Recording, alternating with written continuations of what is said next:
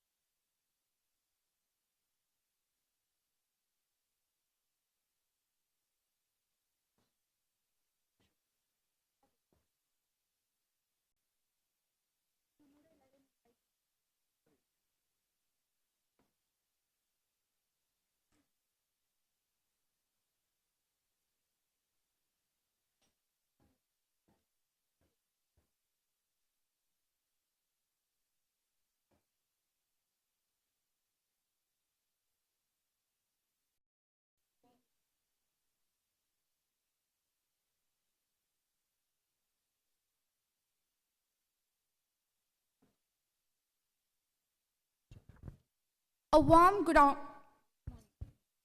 good morning to all present here.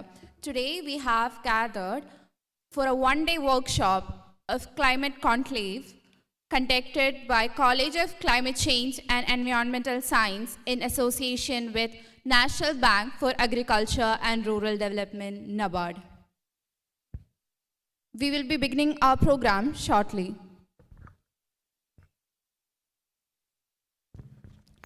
I once again request all to be seated inside the auditorium.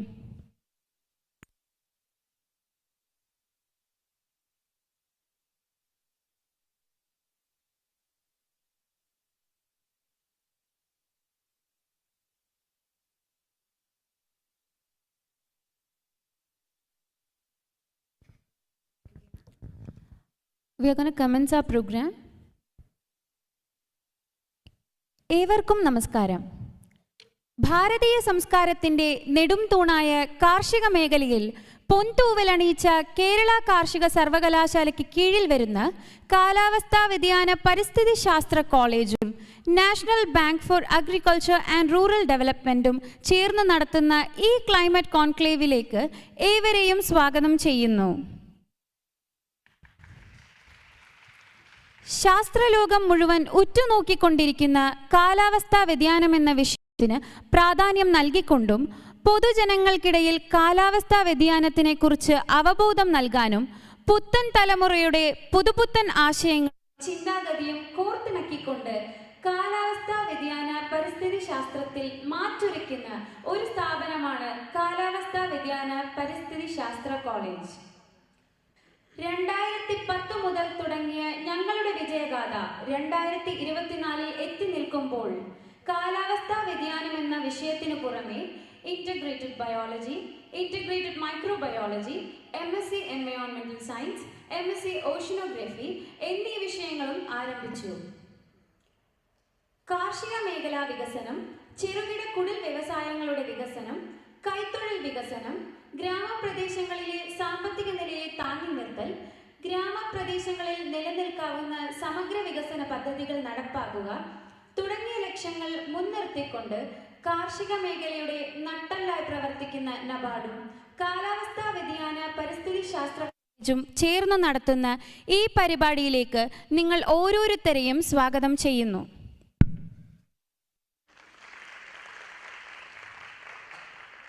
ആമന്ത്രണഗാനത്തോടുകൂടി നമുക്ക് ശുഭമുഹൂർത്തത്തിന് തുടക്കം കുറിക്കാം. ആമന്ത്രണഗാനം ആലപിക്കുന്നതിനായി പ്രിയപ്പെട്ട ഗായകരെ വേദിയിലേക്ക് ക്ഷണിക്കുന്നു.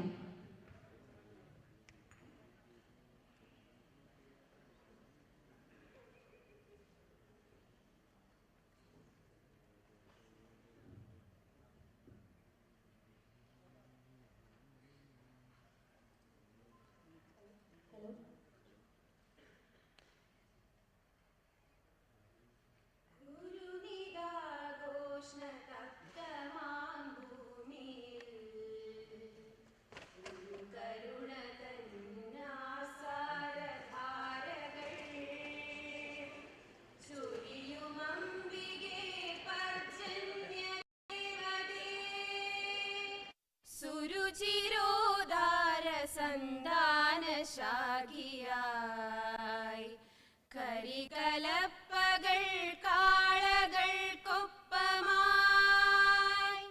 വരി വരിച്ചാലു കീറി നീങ്ങിടവേ ധരണിയുൾ പുല്ല സസ്യഫലാഢ്യയായി ഹരിതരോമാഞ്ച കമ്പളാഭോഗയായി മനുജ വിജ്ഞാന സീമാവികാസത്തിൻ അനുസൃതമായ സൗരഭ്യ സിദ്ധികൾ അവികലം ശാസ്ത്രചക്രവാളങ്ങളിൽ അവിടവീടെ വിതയ്ക്കുന്നു വിത്തുകൾ പുതിയ ദീപം കൊളുത്തുക നാളത്തിൽ പുതിയ ജീവൻ തുടിക്കട്ടെ മേൽക്കുമേൽ അരിയ സൗഭാഗ്യധാരകൾ കക്ഷയ ചരികയാകനീ കർഷക ക്ഷേത്രമേ അരിയ സൗഭാഗ്യധാരകൾ കക്ഷയ ചരികയാകനീ കർഷക ക്ഷേത്രമേ ചരികയാകനീ കർഷക ക്ഷേത്രമേ.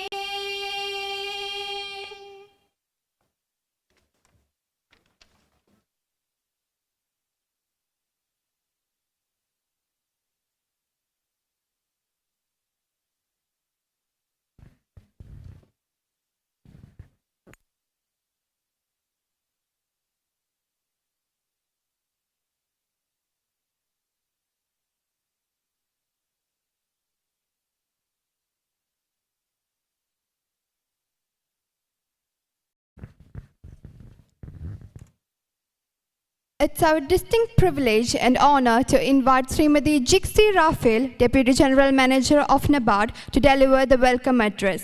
Srimati Jixi Raphael, an alumnus of KAU, joined NABARD in 2009 in Kolkata, served at Trivandrum and Bangalore regional offices, currently at Trivandrum as Deputy General Manager, heading the Department of Refinance, Department of Climate Action and Sustainability, and Corporate Planning Department.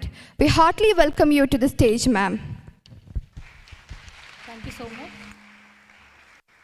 A very good morning to all of you. Respected distinguished guests on the dais and our participants and our partners in various natural resource management programs of the dais.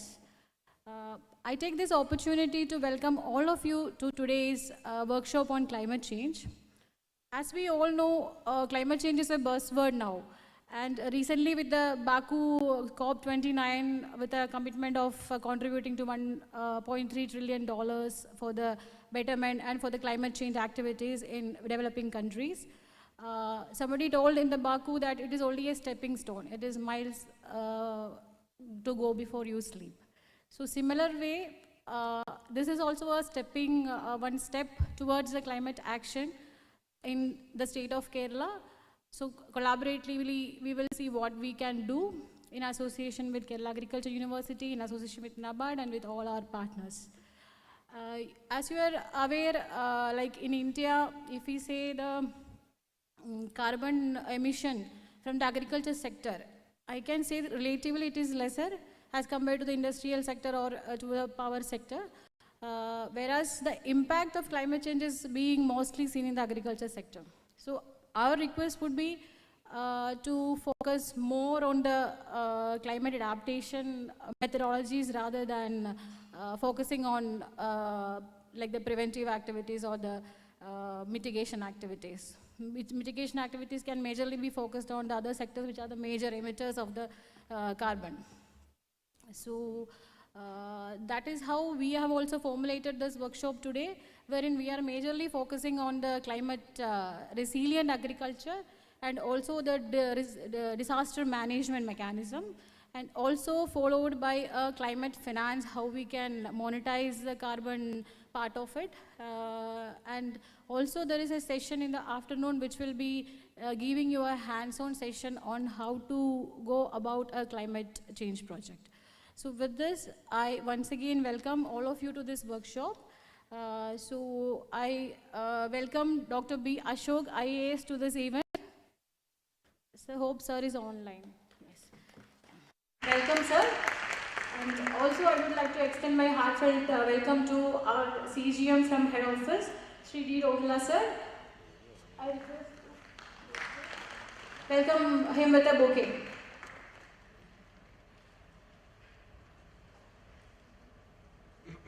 Rohila sir, please.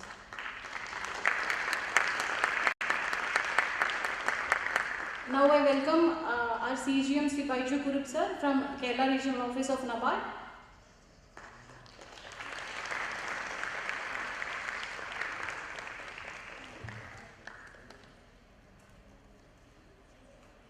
I also welcome Dr. P. O. Nami, who is the Dean of College of Climate Change and Environmental Sciences, KU, to this event.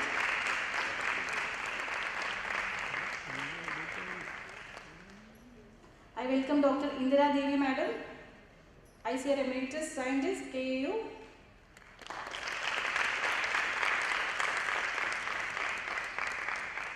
I welcome Dr. A. Bijukumar, Dean Faculty of Science, University of Kerala, to this event.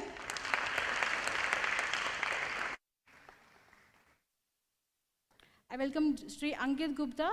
He is a project consultant and GIS expert, who is a part of our technical support unit in NABARD.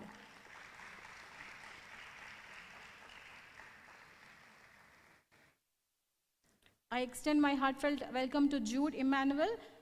He is the environmental scientist in Directorate of Environmental and Climate Change Department. He is not yet arrived. Then I welcome Ms. Chinnu to this event. She is the project consultant in Kera project, which is being implemented by Government of Kerala. Thank you so much. I once again welcome all our participants to this event, and we look forward to have a fruitful discussion, and thank you so much.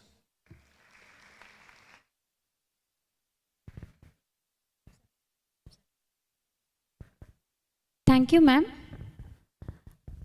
ദീപം തെളിയിച്ച് ഈ ചടങ്ങ് അനശ്വരമാക്കാനായി വേദിയിലിരിക്കുന്ന എല്ലാ വിശിഷ്ട വ്യക്തികളെയും ക്ഷണിക്കുന്നു. I invite all our distinguished delegates to light the lamp and to officially commence our program.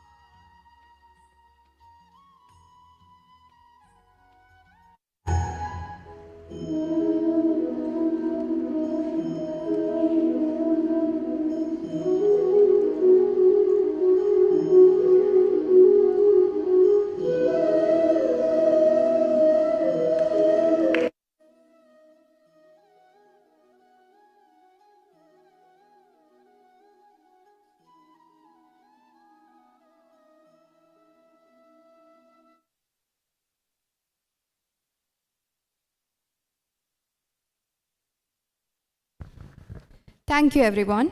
Next, to deliver the inaugural address, I invite Dr. P. Ashok IAS, the Vice Chancellor of Kerala Agriculture University.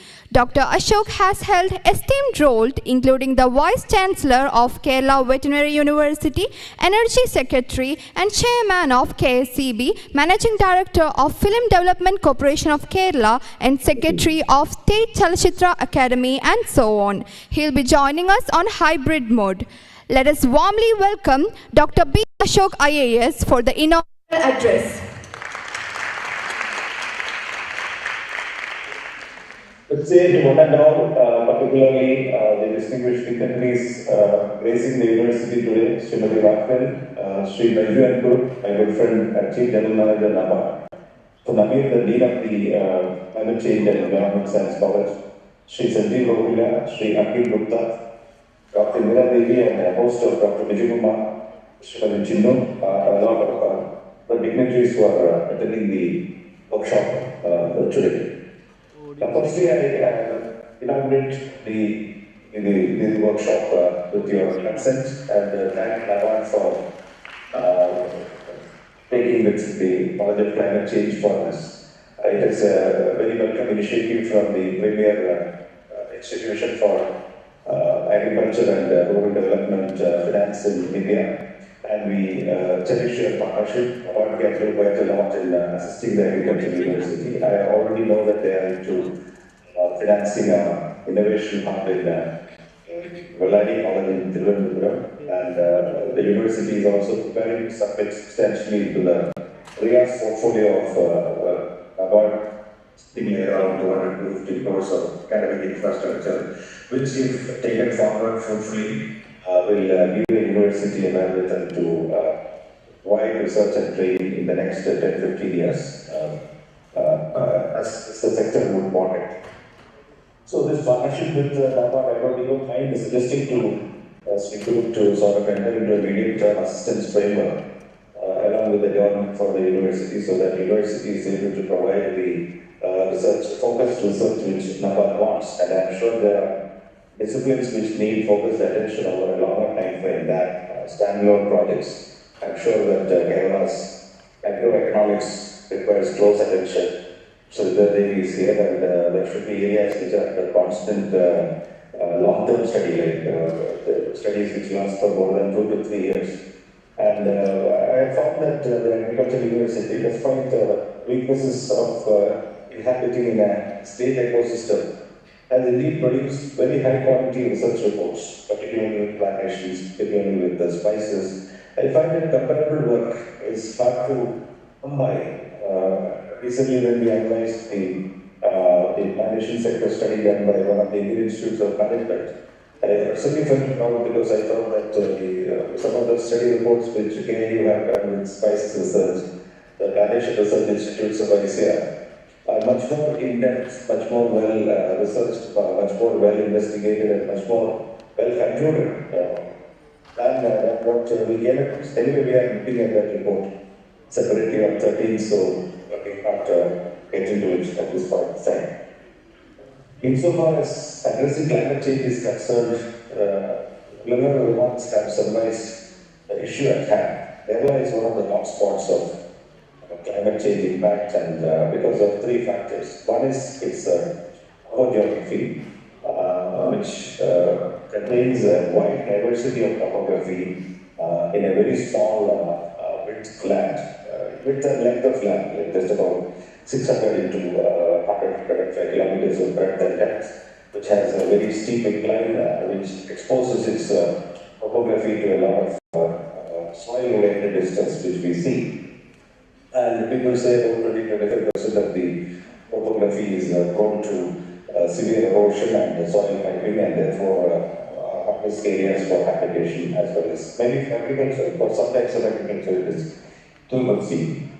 We all know about the ecologically fragile areas being notified, the dispute over that, the Western Ghats, and then you have the valley wetland areas which we preserve for different purposes, and then we have the coastal zone which has stringent regulations which affect the state. So the one of the primary concerns of government after the experience of 2018 floods and the fact of climate change being temperature rises would be that the building code being at this stage we have to fact that heavy.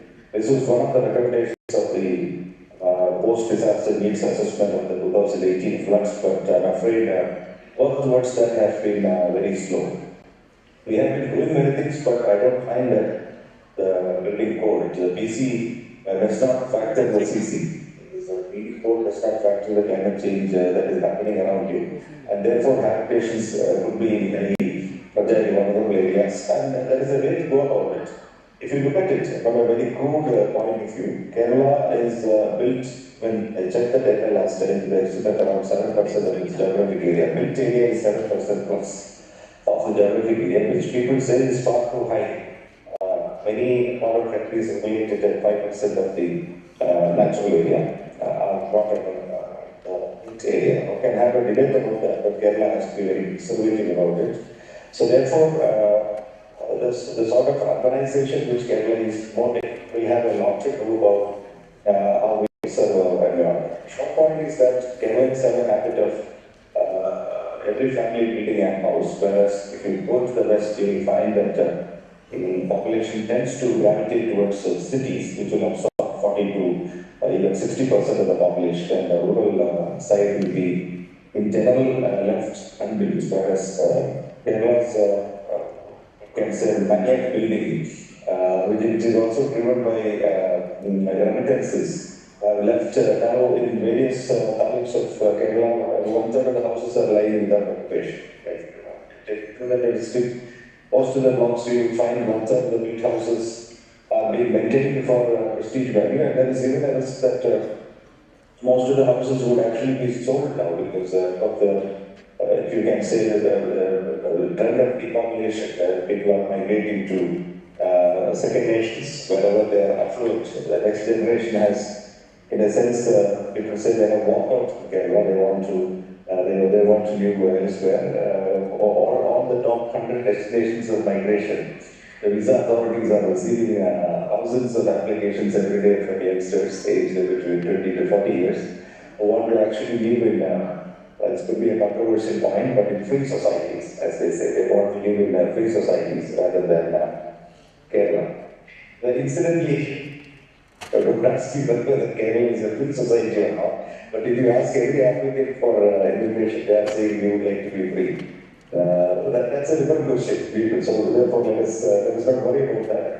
The point there will be that Kerala would need slightly more control on especially standalone residential accommodation. So what do you actually encourage with the building code? Do you take advantage of the floor area ratio and permit more high rises, as many countries do, make it easier to build verticals rather than build standalone villas, and sort of encouraging independent foundations of the house so that they found more and more of it. But these are preferences of people which change over and my point is that the building code needs a thorough review, particularly where we allow them to build or create coastal zone, line, front, etc. But the second element coming to agriculture, my short comment is that I was used when the entities, I think, they mentioned that agriculture is our culture. It's our substantive this incident was said. Obviously, it's completely wrong. But even when we were students, a lot of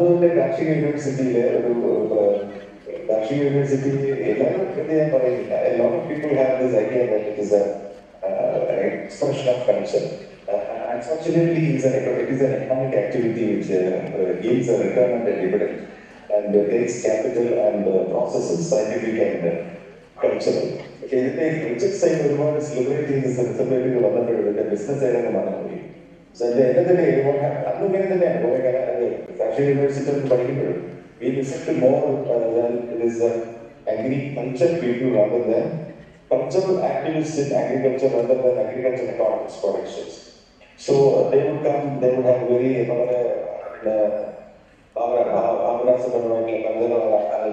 very impressive. വലിയ വലിയ തോട്ടുപാട്ടുകളും ഇതൊക്കെയുള്ള വളരെ ചാർട്ടാവും. അപ്പൊ അവരിതെന്തോ വലിയ സംസ്കാരമാണെന്നുള്ള ധാരണയുണ്ട്. അവരെ പാട്ട് പഠിപ്പിച്ച് കവിതയും പാട്ടും ആകവും കേൾക്കാം.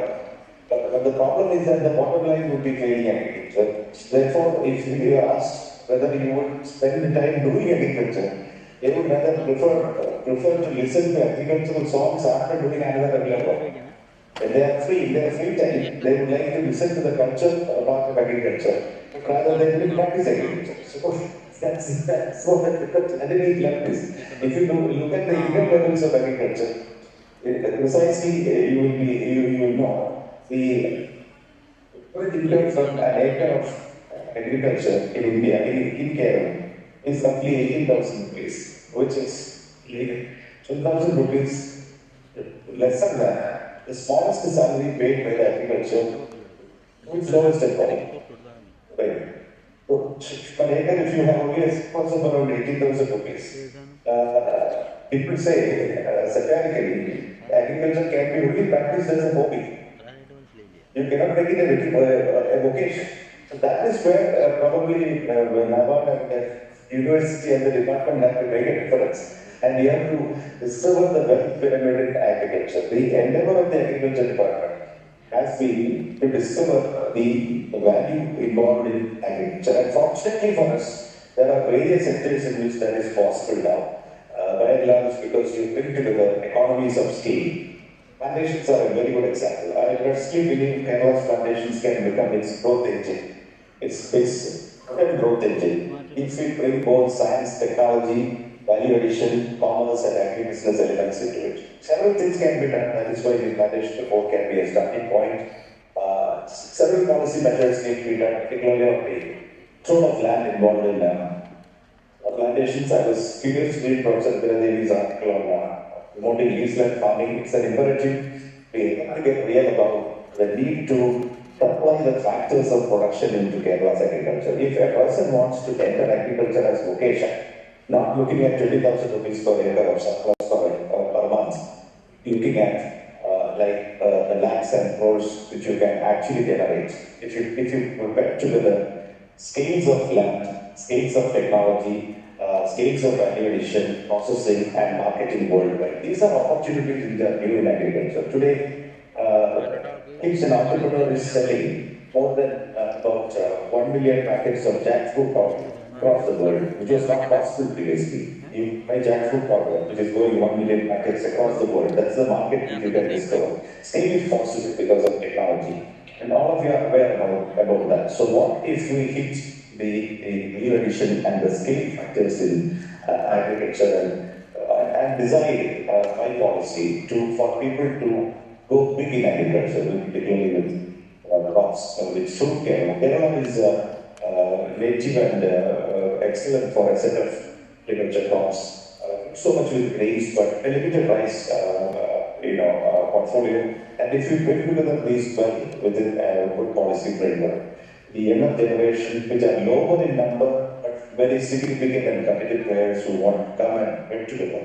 Labor is of course an issue. Labor is costly in Kerala, but now technology is there. There are technologies which the government of labor make it very sensor driven and, for example, mechanical drone driven and device driven, so to say, with modern technologies borrowed from information technology and IoT, which will make farming like any other. Consuming less space but becoming much more efficient for the use of that space. So these are the trends which we want to sort of explore. Farming as in the old, with a large area command, a lot of your newly clad workers singing in the joy of plowing the field and the romantically driven and the culturally oriented farmer along with his oxen across the field are all same. They are all same. That is dead. You have to understand that the production model, which were dead in probably in the 40s and 50s in UK and US, is just going extinct. And you need to replace that with a highly efficient, technology-driven, entrepreneurial, value-linked, value chains linked with the markets across the world. Whether you keep them in the earliest or not is the testing stone whether Kerala will remain largely to agriculture. Agriculture is not a failed story. Agriculture in Kerala is not over. It is only a new beginning for which we have to reorient and bring together. Last point I would make is time that we took gains out of the new climate and the green credits regime, which has been notified by the Ministry of Environment. The present notification does not really suit Kerala because it is prepared by a different set of references. It does not reflect the crops and the agroforestry products and silviculture products which give Kerala credits. Therefore, it is necessary to reorient that policy so that carbon credits become an additional income levy for the farmers. And therefore, they derive a supplementary income above the, which is actually their due because they are fundamentally helping adaptation and they are attenuating the impact of climate risk. They have to be credited for that, particularly the low carbon activities in agriculture. The carbon sinks they are operating for us, both implementations in paddy fields have to be compensated as an additional source of state support. So the policy needs to sort of address the Environment Ministry, the Government of India, to that effect, and also evolve a policy whereby all critical activities in agriculture gain that. And I noted with respect our preference for adaptation. So whereas irrigation is required in the highly polluting sectors, for example, energy, mining, manufacturing functions, where with that. We are comfortable there. Kerala is not a very high manufacturing state, but it is also important that people in agriculture realize that most of the energy purchased by Kerala is actually coal. It's let's say 70-75% from coal plants, which will have a cost factor added to it because of the flue gas chemicals which are to be imported mines as we progress with mitigation strategies in the coal sector. So therefore, Kerala will do very well to evolve an energy policy. What is important in Kerala's response would be the water energy nexus, the water, energy and food nexus, whereby all three fields incorporate certain initiatives which save us carbon credits or make us good on the carbon side. So all three will need definite interventions. And taking out the human habitation from the highly vulnerable areas and providing necessary corrective measures where that is possible would be important. If you ask me honestly, Agriculture University has been doing something, Climate Change Study Center has been there. But if you ask me honestly whether the policy has factored the evolving science properly into practice, whether the science has been robust enough and vigorous enough to support effective policy, you can identify a lot of gaps which need to be filled. So, NABARD's involvement and the KERA project which starts with focus on climate change and resilience, building resilience into the crop system. Of course, developing climate change resilient varieties, short duration varieties would be one of the key activities which we need to promote, and evolving climate smart agricultural practices in our agro-ecological sources is one of the activities which the projects post from, and that necessarily the divisions of agricultural economics, agricultural meteorology, and climate change would receive a lot of assistance from the KERA project, which is scheduled to launch. So my request to the university professionals and students would be to take complete use of the opportunities in the project.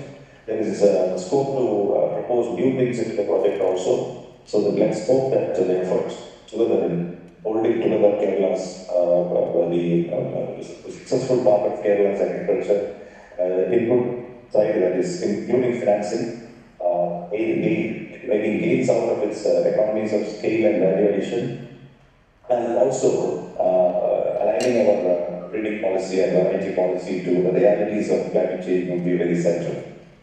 And stop the short address here. Wish this workshop, which should be the beginning of many joint actions with NABARD, all the very best. Congratulate NABARD for having us once again. Since of its chairman and its CGM, our professionals is very, very encouraging to us. Thank you for taking time to visit us in Thrissur. Unfortunately, I cannot be with you today.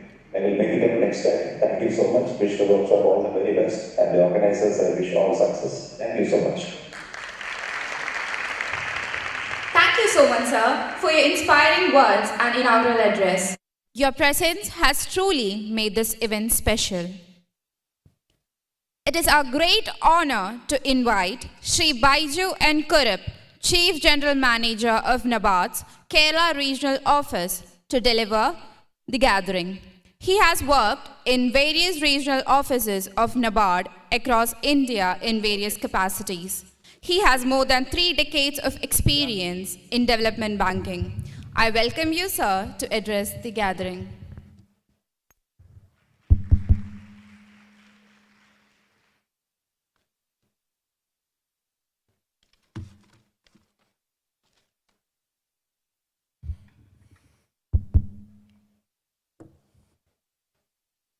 എല്ലാവർക്കും നമസ്കാരം.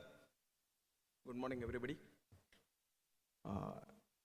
Respected Dr. Ashok sir, dignitaries on the dais, off the dais, members of the university, members of the college, students, participants, a warm welcome again to you from our side. At the outset, let me appreciate the efforts taken by the college for organizing this workshop and converting this into a workshop to a conclave. Really appreciable efforts, and we hope that the association with this college will be further strengthened in future. I also really appreciate my friend and my colleague from our head office, Sanjeev Rohila, and his consultant for joining here, because they are quite busy, and the Department of Climate Action, which have been set up in NABARD, is quite a new department, and he's trying his level best to set up the department with his full vigor and strength. So he's running around the country throughout almost all the time, and so he spared some time to come here. That shows his seriousness, that we really appreciate from our Kerala regional office. We really appreciate the efforts of our colleagues from our head office. We really appreciate other dignitaries who are here, and we appreciate the participants here. Most of the participants who are here are being associated with NABARD for quite a long time, particularly in the natural resource management activities. It's really good that that you are all joined for this program, which will be mutually helpful for all of us. In the inaugural speech itself, our Honorable Agriculture Production Commissioner, VC of this university, has told about the uniqueness of Kerala. We all know the uniqueness of Kerala. Kerala is really a unique state across the country. We are maybe geographically, as you are all aware, when compared to the total geographical area of the country, we are only around 1% or 1.2%. Population-wise also, we may be only 3 or 3.5 crore against the total population of around 150 crores in the country. But the impact of Kerala in all the spheres of the nation, we are playing a significant role. There is no doubt about that, about the Kerala's role in the total national scenes. We are the 10th largest, in spite of our small size, small geographical area, and we are the 10th largest economical state of the country. Our GSDP, we are in the 10th position. The uniqueness of Kerala is reflected in the climate change or climate effects in the climate resilient activities also. We were told very recently by the Kerala Biodiversity Board that of the total biodiversity of the country, 25% biodiversity is there in Kerala. So the effect of the climate changes, if you are telling a per capita or per square meter effect, I feel that Kerala is the most affected due to the climate changes across the globe which is happening. In India, Kerala is really facing a lot of problems. We had started the talks here about the 2018 floods, and what we have seen that till 2024, from 18, every year, climate-related incidents are happening in our state, isn't it? The recent Wayanad 2024, almost 500 people had been really disappeared, is it not? So the way in which the climate-related incidents are happening in our state is of grave importance. And in the future days, how our economy will be really affected due to this climate change is a real big question. And definitely all those people who are sitting here who are all directly or indirectly associated with the various climate resilient activities will have to have a further deeper role in all these activities. While I was coming from Thiruvananthapuram yesterday, I happened to read two articles. One article, in fact, today morning only, today also in the Hindu, in our Hindu, there is a small article about the variations of the climate related incidents in Kerala during the last 100 years. They were just quoted some studies and that. How it is being affected. Really it is being affected. Now it has been come to that level, in the grassroots level itself, the effect of the climate change is being felt. The knowledge about this climate change effects in Kerala's, our life, our regular life is also being felt continuously. I have gone through the state action plan for climate change. In fact, almost all of you who are sitting here would have gone through this SAPCC, and there is a session on SAPCCs also here. About 90,000 crore is the state action plan for climate change is estimating to mitigate or adapt for the climate change requirements. And it has clearly identified the climate vulnerabilities of the state, the number of climate hotspots in the state, the climate variations from the climate vulnerabilities differing from the different geographical pattern of the state. The SAPCC is a good document, at least to understand that. And SAPCC 2, earlier there was an earlier version, now it is the second version. It shows a picture that where it has to be taken up. Hopefully, all our efforts will be there to look into these SAPCC guidelines or SAPCC stipulations or SAPCC's estimations to take these things forward. In fact, we NABARD, NABARD has been formed in 1982. It has been set up specifically for meeting the needs, to improve the rural prosperity of the nation. We have been set up with a separate Act of Parliament. From the day one of setting up of Act of NABARD itself, we were involved in the climate related activities in one form or another form. Natural resource management related activities was our forte. And we were doing in that a lot of activities related with which now in this climate change parlance which has been defined, which I think from the last 40 years we were into that. But now we are given a very specific focus because India needs a very special focus in the climate financial activities, and to set up into that bigger way, we had set up a dedicated department, and my friend Mr. Sanjeev Rohila is representing that department, and he in fact will be telling about the role what NABARD is intending to play in the future or in the coming days on this aspect and on this sector. So the main objective of this workshop from our side is to familiarize the participants here, the role of the whatever the focused areas in which NABARD is planning to be associated with all of you, and to take our climate resilient activities to the next stage. Our two colleagues are here. From there, they will be explaining the full details to them, and I'm sure the participants who are here will be in a position to understand the roadmaps which we are trying to partner with all the entities, including the academia, including the associates, including the people who are at the ground level. I was just mentioning about two articles. One article was about the climate change, present situation about Kerala, some rainfall pattern, rainfall timing, temperature rise, though the Kerala's temperature in the last 100 years has been increased to 1.7 degree. That's what that article is trying to tell. And particularly the seasonality of the rainfall and the way in which the deficiency of rainfall is affecting in few districts versus the rainfall increase in rainfall in few other districts.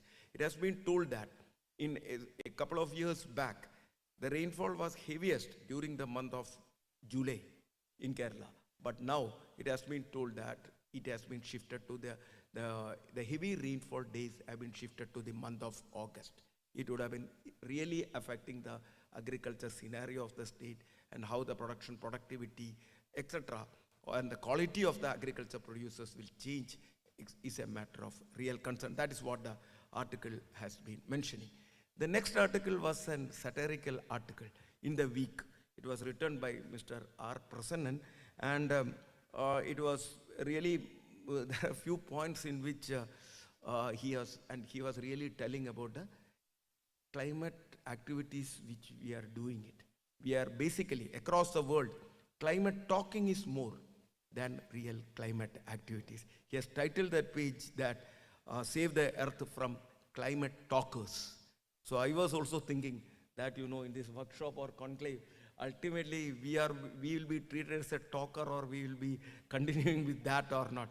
And he was, in fact, that article is quite interesting to read.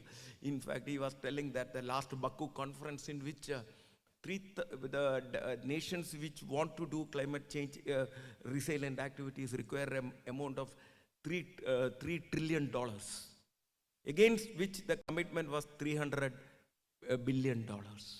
So how the developed nations are seeing all those things. And he even was telling it is COP29, Conference of Parties. That is what who are these parties? Here he is asking. The way in which the developed nations are seeing the requirements of the developing nations. And in 2009, it was told that 100 billion was given as loans to these developing nations, and some of the developing nations have become very poor. They had gone into the debt trap. He was telling that all this climate talking is only leading to much and much of jargonizing the things. COP has come, then something he was calling NDC, that we were also hearing some of the new, every COP meeting is going on, new jargons are being told.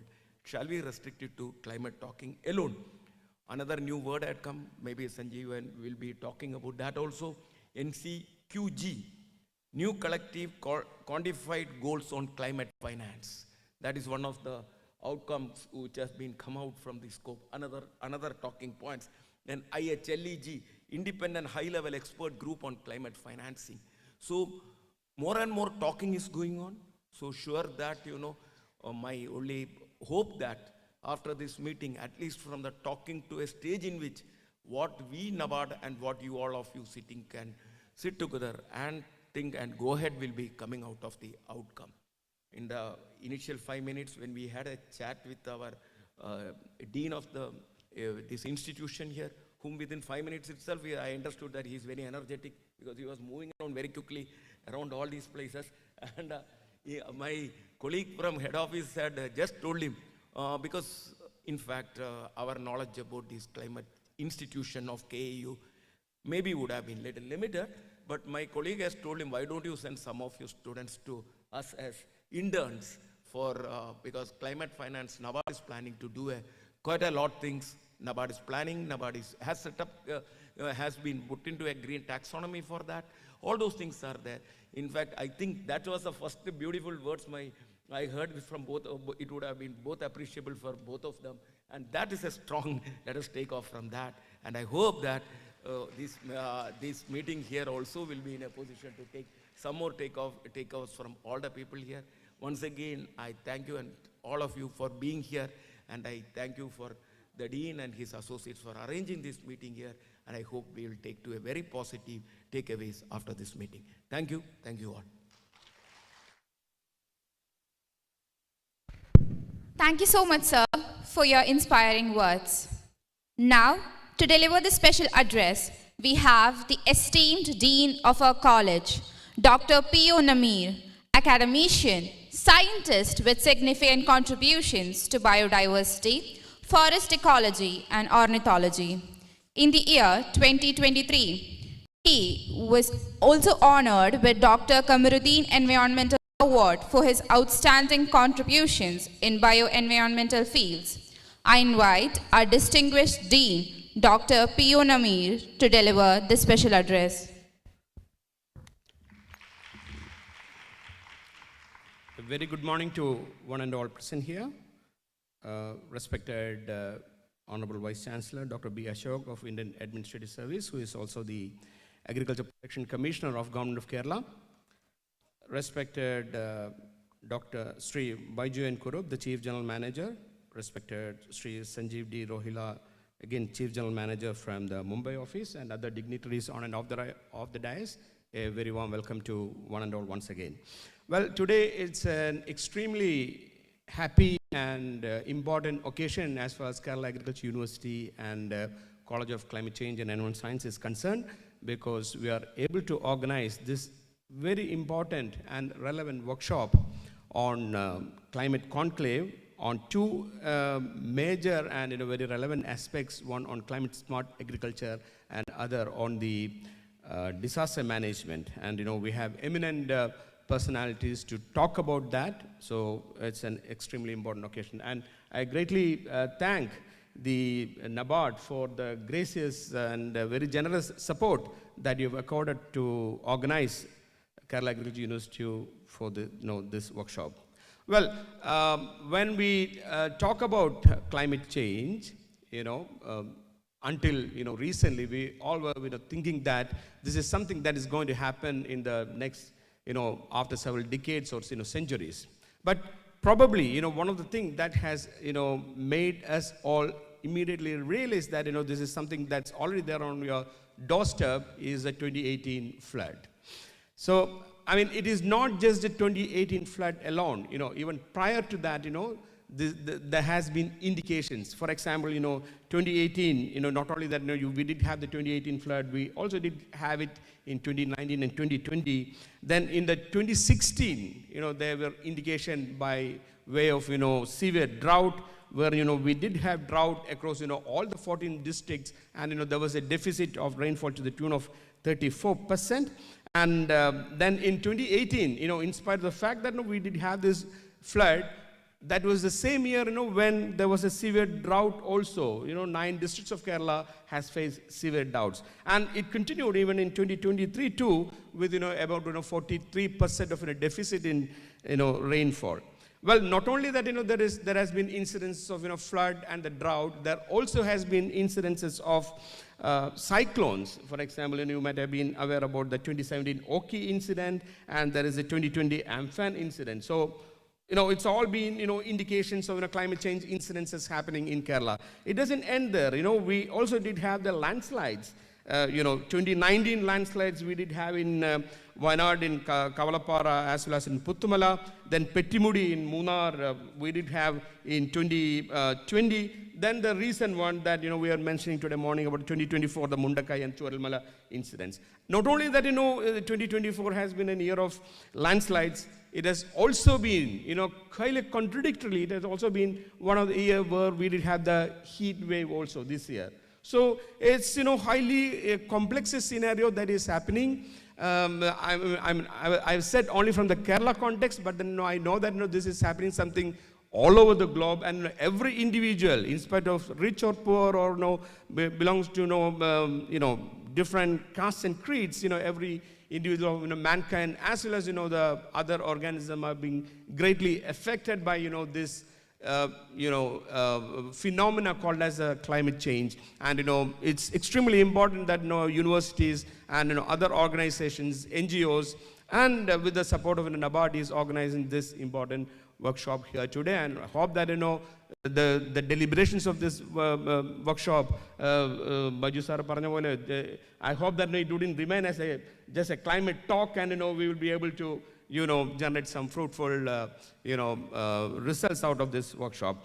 And it is in this context, sir, I was, talking to Sanjeev sir today morning, sir, where KU is standing slightly ahead, where, we did start this Institute of, Climate Change and Environmental Science way back in 2010. So we have a background of, close to 1.5 decades of, climate change related aspects. And, sir, we have trained and produced close to 200 graduates and postgraduates in climate change. So the human resource training element has been one of the important contributions that KU has done until now onto this field. So even well before, we start implementing this various aspects of, climate-related mitigation or resilience strategies. So we have a trained manpower resource to the tune of 200 plus people who are already available. But unfortunately, since they don't find an opportunity in our country, half of them have gone abroad.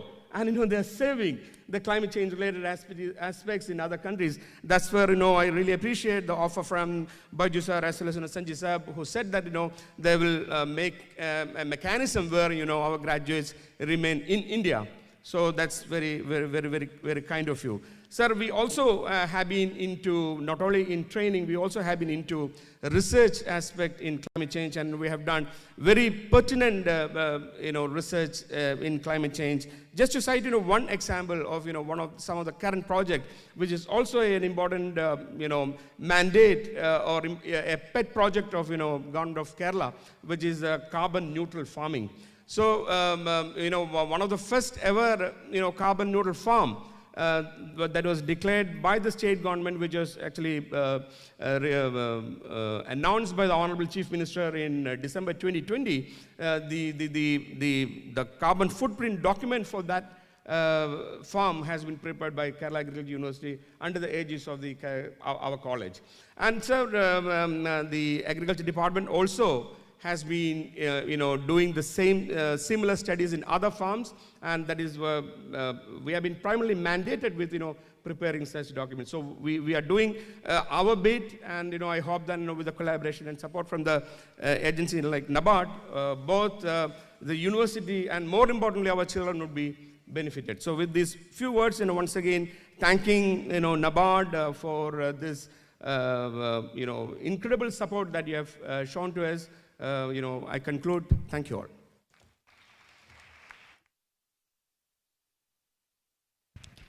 Thank you, sir. Thank you for your valuable words.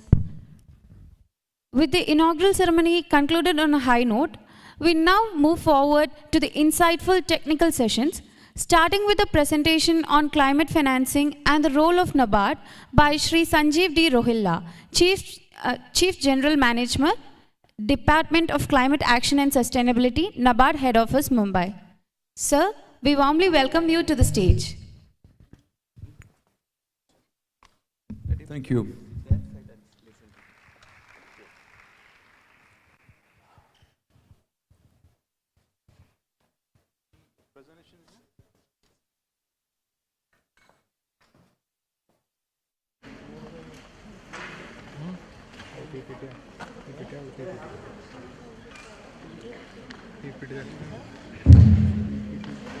Good morning everyone.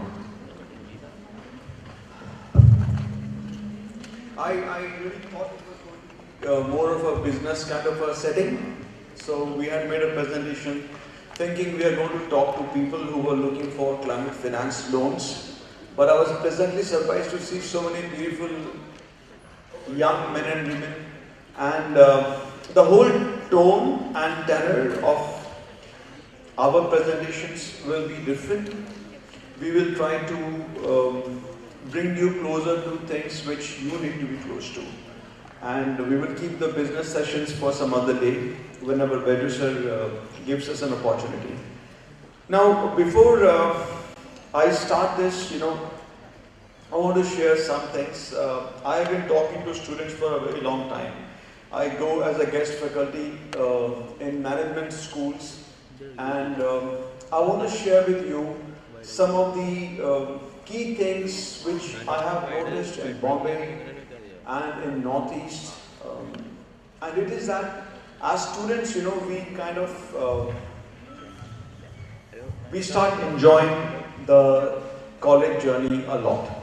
We forget that at the end of 2 years, this beautiful honeymoon is going to get over, and this closed environment in which everything is taken care of, and you have got beautiful teachers and lovely students, friends all around you, that journey comes to an end, and you are out in the job market, and then you realize that the 2 years you spent over here could have been spent better. Okay, it's a fact all over the world, and I don't want to sound like your father or mother, but it's all right to to get aware of that reality and start working towards that now. All right? So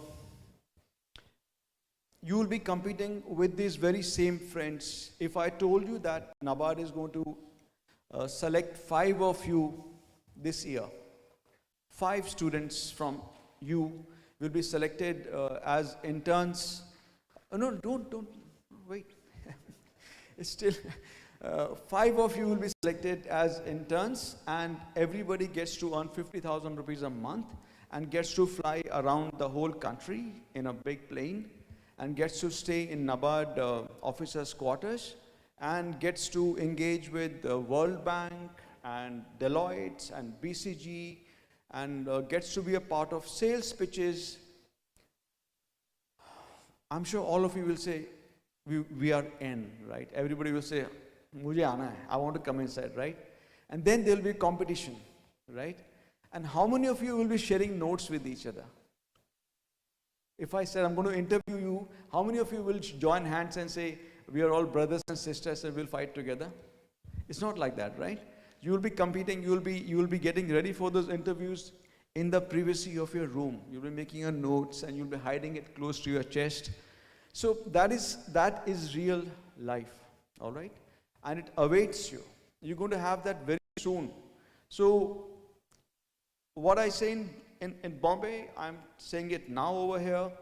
Please, you've got the future is absolutely bright for you. It's a very unique line that you have chosen. It's a booming line.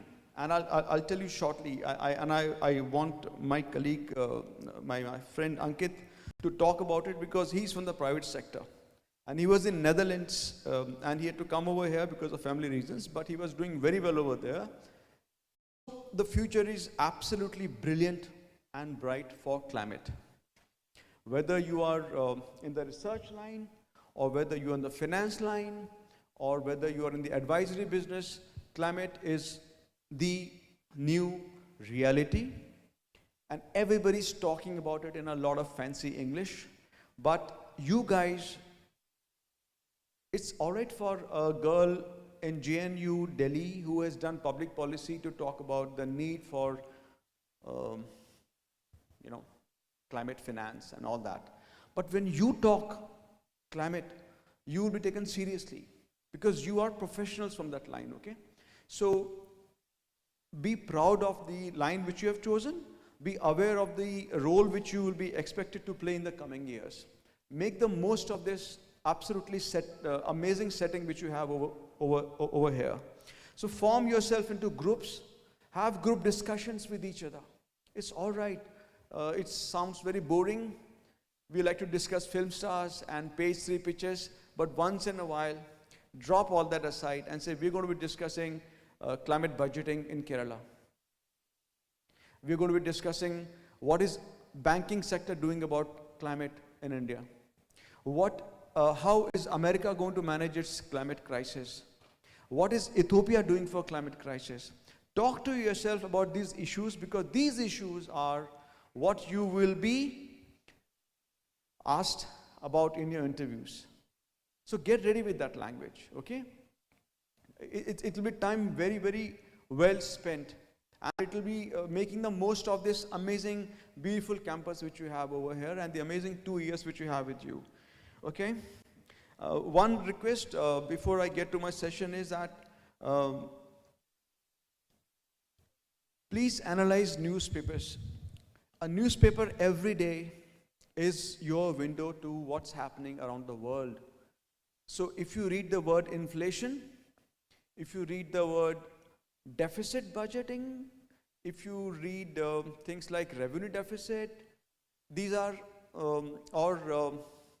green bonds or NTPC coming with a green bond issue, or what is SIDBI doing for MSMEs, for climate, all of these are your key areas. You need to understand each of these news articles because that is where you will be getting employed. So look at the newspaper very seriously, and believe me, you would have crossed a huge distance if you just analyze the newspaper from your window. You are climate professionals. You look at the newspaper from that perspective. Everything boils down to money finally, and that's what we're going to be talking about in a short time. Climate finance is where it all ends, with the English and research and all your intellectual philosophy, it ends, and then comes money. Because the question is, who is going to fund this problem? Who's going to find a solution to this problem? And that solution is always and always boils down to money. Okay, so look at the newspapers from a very, very sharp perspective, and you will learn so much. Talk to your professors, talk to your teachers, talk amongst each other. What should Kerala do? Where will the Kerala government get the money? If you were the Chief Minister of Kerala, how will you handle the climate crisis? Ask yourself. You'll have to raise money. You'll come to the point of taxes. Can the Kerala government get income tax? Can this state government levy income tax? No. Ask yourself, how will they raise the money? Authorize? GST? What is the share of GST which Kerala government is getting? Is it fair? You will get into a huge series of questions and answers. Every news article will make you think of what is lying under the, within the lines, between the lines. And that will be your real education. Because newspaper is the real world, every day. Okay? And I stand by my word. I told Baju sir in the morning. Baju sir is my, I always say I've loved the man for many, many years. He has been a mentor, he has been a guide, he has been teaching us a lot. And I told him in the morning, and I told Smith also, that we would love to have, because this is the only such college of its type. It is easy for me to go to my management and say that we're going to have at least 5 students from here who come to us as interns or research assistants. We can, that is one thing. Second offer which I'm giving you is that we will like to have sponsored research from your side. So we will give you teams so that, it could be a part of your MSc second year dissertation. It could be, you could research on that subject. All right, so I'll go back and I'll try to come up with solutions. I'll discuss with Mr. Baju, and we'll definitely come up with something good for this university. So I think we can switch it off. I think I'll have to start. All right, so this is the presentation. We'll start with this. What we are going to be covering today is a basic of what is climate finance, the micro and macro spread.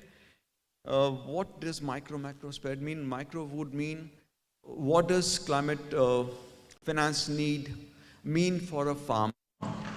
How do you finance the farmers' problems? And macro would mean, how does a state government look at climate finances? As I told you, it all boils down to money. Okay? Should I take that mic? Is it better? Is it better with this or with the mic? Okay. All right. So, and then we'll of course talk about the way ahead. How do we manage this crisis that we have? So, what is climate finance? Well, any finance which leads to reduction in emissions. That's all, right? That is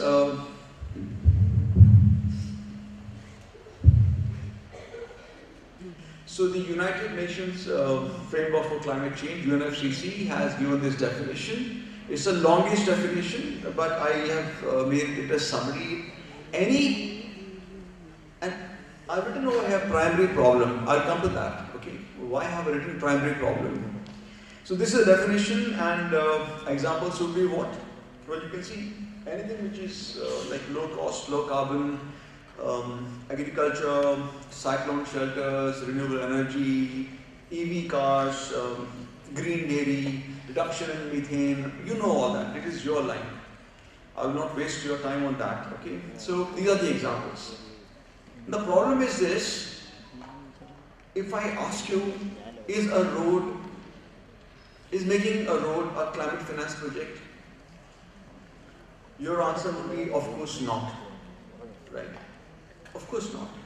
You are burning fuel, you are digging up earth. It's a highly carbon intensive activity which we do, making a road. If I ask you, what about an AC? An AC which works with an automatic thermostat, is it a green product? You will say, of course not. An AC is pure carbon. You know, you're burning carbon over here. This is no way a green project. But we will have some chartered here, and we'll have some lawyers over here who will make you understand that these are green projects. How will that be possible? They will say that if this road was not over here, the efficiency of the vehicles would have been horrible. They would have covered lesser distance, burnt more petrol. So the road has enabled a greener climate. Can you argue with that? Difficult to argue with that. The second guy will say an AC fine, but it consumes less power. So it's a green product. And that is what is happening all over the world today, because there are no set norms for what is green. So just to give you an example, all over the world, if you look at, and these are the statistics coming from some of the top journals of research, where they say that green bonds which an institution issues for taking up green projects are green bonds. All over the world, just about 7 to 8% money which has been taken from the market under green bonds has gone into green projects. Just 7 to 8%. The rest of it is what? Green washing. Okay? So these are all examples of greenwashing. And yes, it's getting away because the sector is emerging. There are no set guidelines, and we are having a kind of a free run for the while. And the poorest countries are the worst affected. The poorest are always the worst affected, whether it's a climate or a non-climate event. That's the reality, okay? Now, what are the primary challenges with green finance? So first is a common sense of urgency. What does that mean? That means that what you, as a research student, I, as a development financial institution, and an SBI, which is a financial institution, and a farmer who is farming at the field level, and your local MLA, and your MP, and your administration at state and central government, all of them believe that climate is an issue. When all of them come together, that's when there'll be a common sense of urgency, right? The last example which you can think of was COVID. COVID was a common sense of urgency. Everybody's life was at stake, whether he was a prime minister or whether he was a beggar on the road, right? So all of them came together. All of them came together. There was a policy level action. There was financial support. We had investment in hospitals. It was a common sense of urgency. Now, climate, do you think climate has a common sense of urgency as of date? No. The farmer is suffering, but he doesn't understand. He still doesn't know how much is he affected and what is his future. He doesn't know that. With COVID, he knew that he could die. With climate, is a very slow poison, right? We are looking at changes which we thought will happen in 100 years. Then they became in 50 years. Then they're coming in 20 years.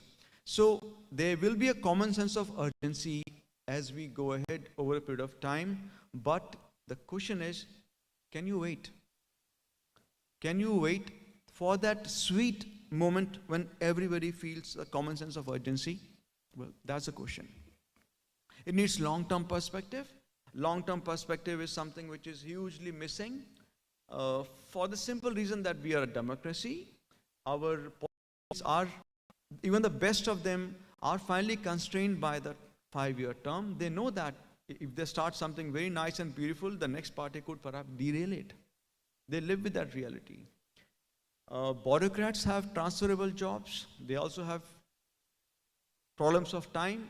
It's not like 1875 when there was a sultan and a nizam and a king, and he could make a Taj Mahal over 25 years of time. It doesn't work like that, right? So climate finance needs a long-term perspective, and that is a challenge because, well, of all these reasons, and since it's a finance issue, you must also understand that banks are happy to give loans for 5 to 7 years. The reason is what? Now, since this is, I'm missing the classroom session because I could have tapped somebody on the shoulder and said, answer, but I can't ask you. It's a single soliloquy. I'm going to go on asking and giving my own answers. Banks cannot give more than 5 to 7 years of loans typically because banks are raising deposits, which are for 5 to 7 years, right? So I am borrowing for 5 years and I'm giving a loan for 6 to 7 years maximum. Climate finance needs long-term debt. Long-term debt, right? We are getting startups to NABARD. This is a reality of climate finance, which is going to be something which the banks will have to live with. It needs patience, needs empathy, needs low coupon. Coupon is interest rate. And it's a policy-driven push. It's something, I don't want to take time on this because policy is a very, very big chapter within itself. Now, this is where we stand on this is the World Bank figures. We have touched $1.5 trillion of financed green projects till 2023. These is World Bank figures. Remember, there is no consolidated data anywhere in the world about green finance. These are all best estimates. And the reason for that is there is no green taxonomy. Green taxonomy is what Ankit will be talking to you about. Green taxonomy would basically mean, in very simple terms, if I am financing this glass of water, how much is it a green product or is it a non-green product? In the second stage, is it how much how carbon intense is it? How much money has gone into making this? These are kind of statistics which you're looking for. These statistics at a world level are not available. So World Bank has done some summary of, looking at balance sheets of major multilateral development banks and funders like Bill Gates Foundation, etc., etc. Wherever you have structured data, they have pulled in the structured data, and as per the World Bank estimates, we have touched $1.5 trillion last year. Compare this with the reality. The reality is that we need around 5 times more. We need to have 7.4 trillion of green finance is required to meet our net zero goals. Okay? 7.5 trillion. Compare $1.5 trillion with $7.5 trillion. And now look at the last figure, which is 100 billion. $100 billion is what the developed countries had promised to give to the developing countries. And this was a part of the Paris Agreement, and many, many years later, I think only 22 for once did we breach the $100 billion figure. Otherwise, in none of these years, these developed countries, which are responsible for the toxicity, the climate heating up, they have never kept their promise. And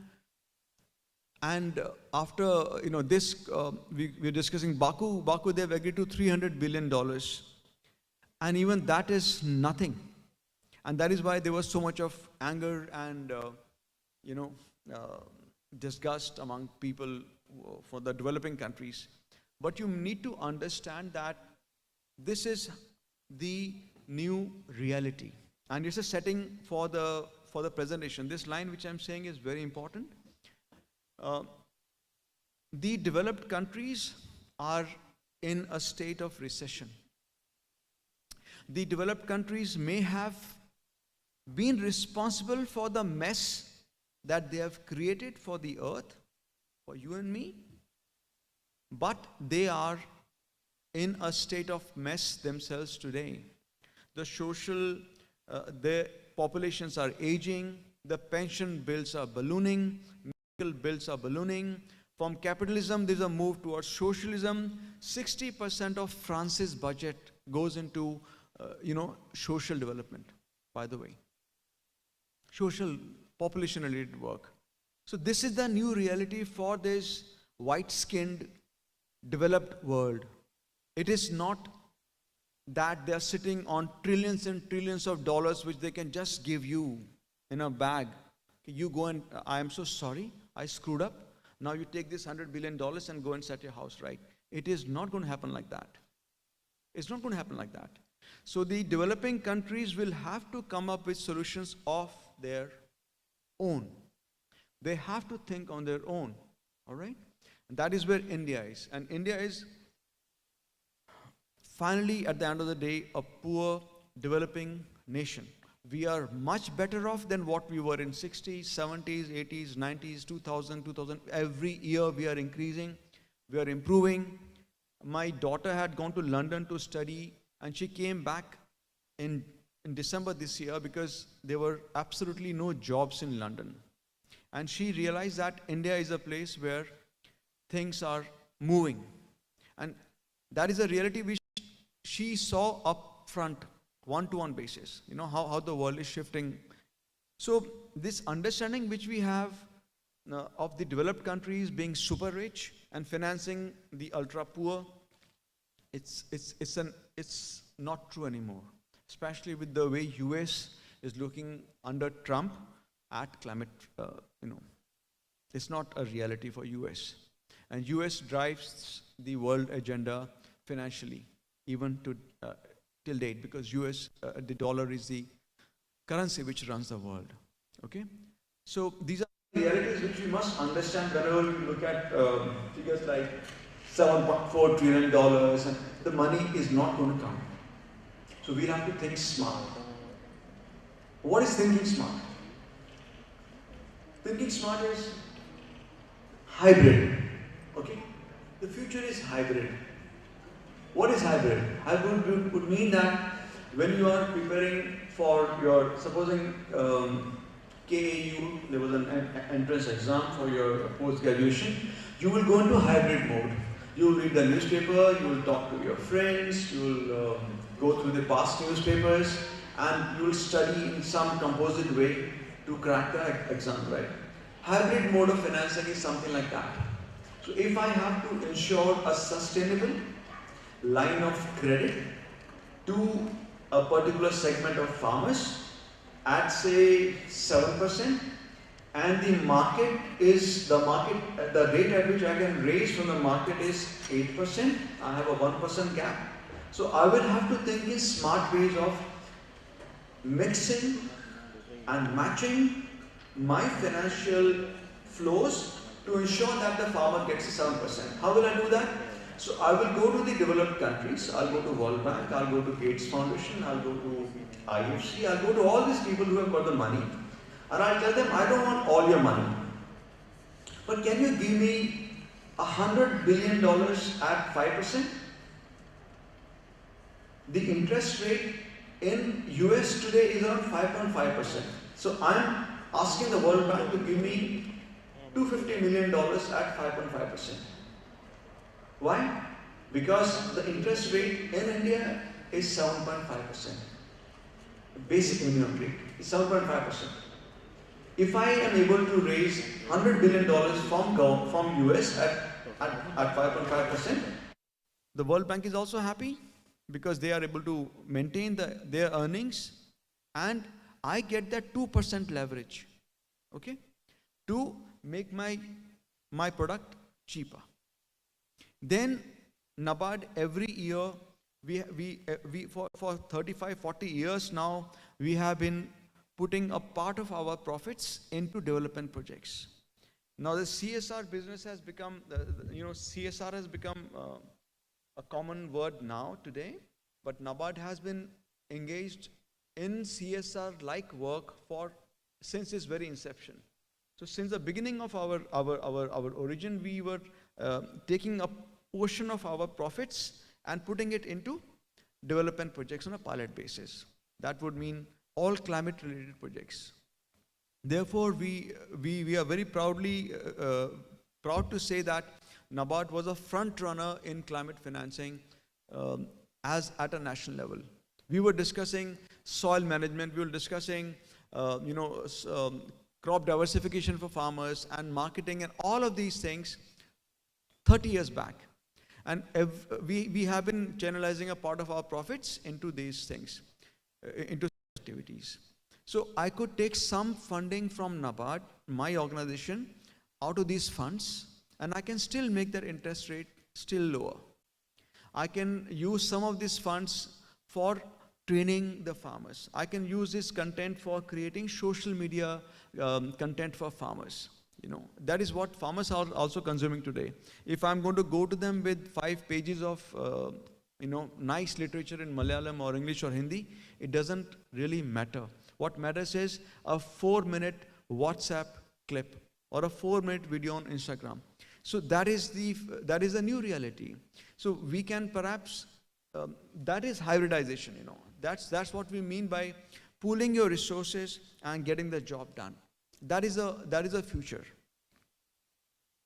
So all of this is fine. We've got equity, you invest in somebody's company, the risk comes along with it, and if the company does well, you get dividend, and your share price goes up, that's equity. If the company goes down, you lose your money. That is equity, okay? It comes with risk. And higher the risk, higher the possibilities of profit. Green bonds, as I told you just now, guarantees are, what is a guarantee? A guarantee is something when somebody stands behind you. Like you go, supposing you get education into some foreign university, your father or your mother or your uncle stands as a guarantor to the bank. Okay, I guarantee that this kid is my daughter, and if she doesn't repay the loan, I will. That's a guarantee. In the climate finance space, you can have a sovereign guarantee. The government of India can give a guarantee to NABARD, or a state government can give a guarantee to NABARD. All right, so these are guarantees. These are a bona fide financial instrument. Then we have concessional loans. We understand that. Grant, of course, grant. Now, these are the core principles of a green bond. Okay. First of all, and you will see how it is all interconnected. Green taxonomy is my ability to show that this project which I am taking up is green. How is it green? There will be some norms in place. If all these conditions are met, then this product is green. So if I am raising green bonds from the market, I am required to show that the money which I am taking for these green bonds is going to go into green projects only. Okay? That's the first thing. And it's not an easy thing, by the way, especially at state government level. Then we need to have project evaluation and selection from the green parameters. And then we have a reporting framework, which is for green bonds. The reporting framework is very stringent. It is all, it's all about green, and you need to showcase, and that's one. These are the areas which you, as KAU postgraduates, will be tackling. Because you will be expected to know green taxonomy. You will be expected to know what is a green project. How do you evaluate a green project? You could be, your job profile could be that. Supposing you get a job in HDFC Bank in the credit department, you will be expected to evaluate green projects. That will be your job profile. So look at this subject very seriously. Green taxonomy, but Ankit's session is going to be all about that. And the whole sector is moving towards green taxonomy. And the sector is desperately looking for professionals who understand what is a green project. How, not every project, there are stranded projects. Stranded projects means you start something on a good note, but then midway you have to drop it because of some reason. These are stranded green projects. And that's again where your role will come into play. How much of it was green when it was stranded? Why was it stranded? These are job profiles for you which are waiting for you 2 years from now. Then of course we have demand side. Demand side norms are you need to prove your project selection, demonstrate user reporting, etc. This is what the company which has taken the green money, it has to do that. It has to comply with all this. Adaptation, mitigation, this is your line, I'm not getting into, we don't have time for this. But from the finance perspective, adaptation is long-term finance. Adaptation, which private sector company will take a loan from NABARD for developing mangroves on the coastline of Kerala? Why would a Tata come and say, let me do that for you?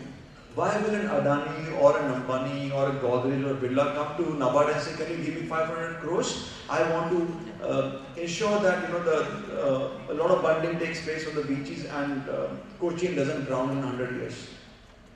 It's not their agenda. A corporate lives and survives to grow. Growth means money, profit. But this is an agenda for the state government. So adaptation is an agenda for the governments. Why? We're looking at things like drought-resistant crops, construction of seawalls, early warning signals, investing in satellite weather-based advisory systems. This is not a job for the private sector. Hence, adaptation is long-term, public funded projects. On the other hand, mitigation is, of course, you see all around, whether it's renewable energy, India is booming. Solar power is booming, everything, we are going so strong. Incidentally, one of our neighboring countries is growing at a breathtaking speed in the field of solar energy. Any ideas which country? Anybody? One of our neighboring countries is running at a breakneck speed on solar power. It will be a surprise for you. It's not Nepal, Bangladesh, it's Pakistan. And you know why? Because Pakistan as an economy has collapsed. It's a completely indebted country which is living on a month-to-month basis from support from IFC. What the people realized over there was that if they have a solar panel on their house, they will be having constant regular energy, which was a huge gap in their lives. They get energy for 3 to 4 hours a day, even in the best of the cities, Karachi. I mean, these are major cities, they are struggling with power. So it was a felt need and people are moving into solar power. That also shows you, when we change, when there's a common sense of urgency. So when there's an urgency, they move towards such solutions. Now, these are our climate goals. I'm sure you've read about them. 500 gigawatts we want to have in renewables. We want to 50% of all our energy has to be renewable by 2030. For the all figures, you can go through them. I'll say the presentation is with you. Reduction of the carbon intensity of the economy by 45%. Carbon intensity is the carbon spent per unit of the GDP. Per unit is per unit of currency. So the carbon emitted in India per rupee of GDP is a carbon intensity. It is currently around 750 rupees per ton, if I'm not wrong, and it's higher than the world average. So we need to work on this. We need to definitely. I may be wrong on this. I may be missing my figures. Okay, you can do the research on this. You can just Google carbon intensity of Indian economy. You'll get to see that figure. So this is how we we decided to get into green finance in NABARD last year. So we have been giving grant support. NABARD has been giving free, cost-free support to NGOs for taking up green projects, like watershed, tribal development projects, spring sheds, etc., soil diversification and all that. Then we realized that the task was too much. The country needed so much more money. So much more effort was required and our grant was not going to be enough. And that's when we decided that we need to raise money and fund these projects under SAP-CC. Every state has got a state action plan, and these are running into thousands and thousands of crores. And all these state governments are largely indebted, for simple reason, we are developing economy. So they need long-term credit. And that's the role which NABARD wants to play. So we have a vision of raising long-term debt at competitive rates and lending it to state governments and helping them meet their net zero goals. We are also looking at funding corporates who have got great ideas and are not getting financial support from banks. Yeah. So these are all our on the demand side. These are all we want to address. Now, how will we do that? I think I just told you. Sustainability bonds are a larger, any activity which leads to socio-economic upliftment is a sustainability bond. A green bond is only for green activities. Then we have social bonds which are only for socio-economic activities. Sustainability is a larger window. It can have green, it can have socio-economic and all that. Then we have sustainability linked bonds. Okay, these are KPI linked bonds. So KPI is key performance indicator.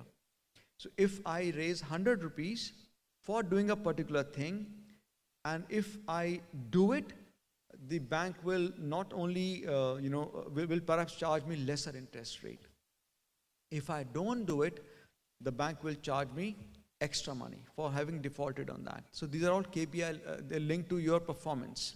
That is what a sustainability linked bond is. Then MDB stands for multilateral development banks.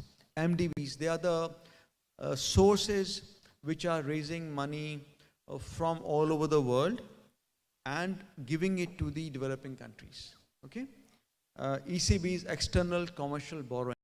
So if NABARD wants to borrow money from US directly at 5.5%, I will have to go to Reserve Bank of India, and then I have to go to Government of India, and once I get a stamp of approval from them, then I can go and borrow money from a US market. You will say, so what's the problem? The interest rates in Japan are 1%, 2%. In Europe is 3%, 4%. America, the rates have hardened last year, so they are 5.5%. Why can't India borrow money? Why can't a NABARD borrow money directly from these countries? So for that, the challenge is hedging. Okay, hedging is like it's a risk management system. Okay, so if I'm borrowing money, if I'm borrowing a line, say $100 billion today, I'm borrowing at 5%. When the currency rate today is say 85 rupees to a dollar, I do not know in 2 months from now whether the dollar hardens up and I'm paying 89 rupees. Right? It's not in our hands. So, guys, you tell me the time frame, huh? Yeah, I thought I was running. You give it at least a 10 minutes head up. Okay, because I need to. So, hedging cost is something which is added to the interest cost. So, if I can raise a loan at 5.5% in the US, when I bring that $100 billion around 10%. Okay, so we can't borrow from these foreign countries without hedging cost. Hedging cost is a major challenge for us. So if you go back to hybrid, the word hybrid, so we are talking to World Bank now and asking them, can you take care of the hedging cost for me? That is the request that we're coming with. So we don't want your free of cost money, but can you take care of 50% of the hedging cost? This is the conversation I'm having with World Bank today. We're asking them, and they are seriously looking at us because they are very comfortable with the fact that here is an organization which is saying we don't want your free cost. We don't want your grant and any arms, but you can give me your interest rates at a reasonable rate. That is our demand. Now, every organization has its own set goals. The World Bank is financing certain types of projects. JICA, the Japan International Corporation, all of these are different, so you could be perhaps applying for a job in JICA, for instance. You could be applying for a job in World Bank, for instance. And you should know that what are their core areas of interest. Okay? And this is just to show you what are the options. This is the market in each of these areas. Okay, this is the climate smart agriculture has got 1.9 lakh crore of business in India. This is all for India. There's a potential market of 12 lakh crore for EVs in this country. These are all the compressed biogas is 1 lakh crore. These are all areas where money is required in the country, and all of these players, whether banks, NABARD, they all have to come together to service this demand. Now, against this background, NABARD has developed a very, very flexible project called NABARD Green Lending Facility. Okay. All banks are coming up with their own products. So SBI would have its own product. They would give it a different name, and we have also done that. So this is a very, very flexible product in the sense that it can,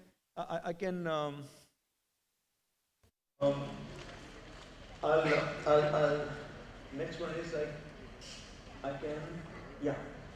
I can finance state governments, I can finance central state corporations, I can finance cooperatives, federations, municipality level bodies.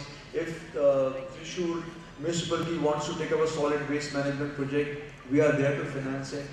If somebody says that we want to develop a chain of EV charging units from Ernakulam to Thrissur, which will be run by FPOs or by groups of women,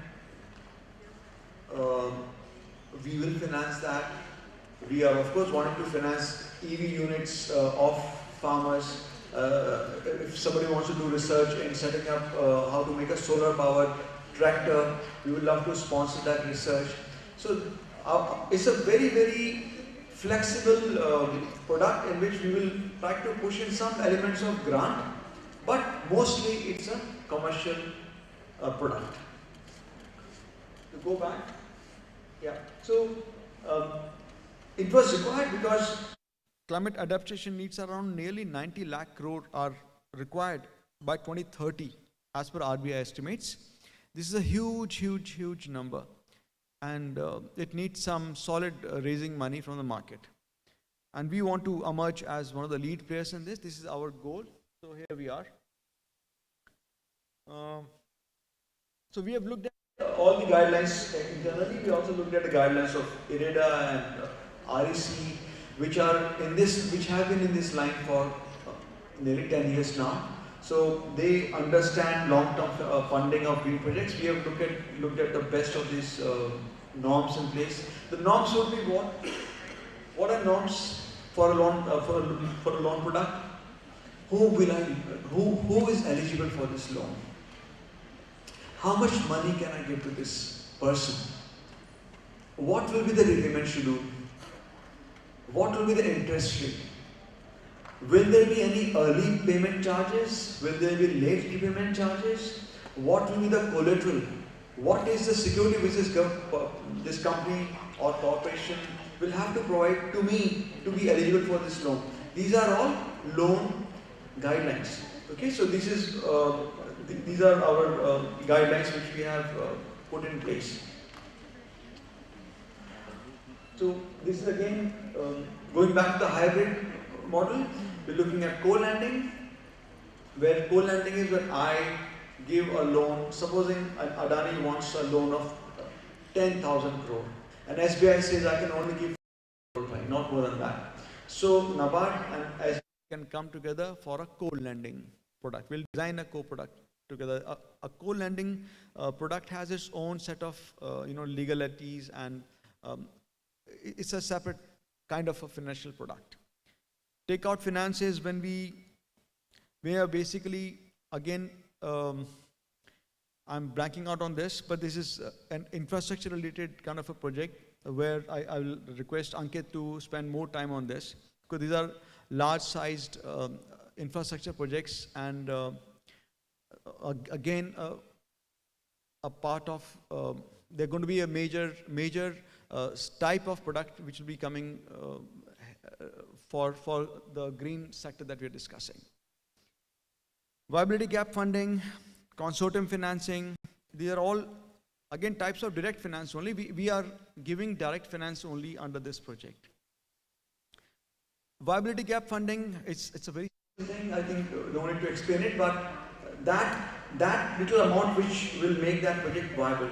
Otherwise, that guy has got his own money, but he needs this much more to make it viable.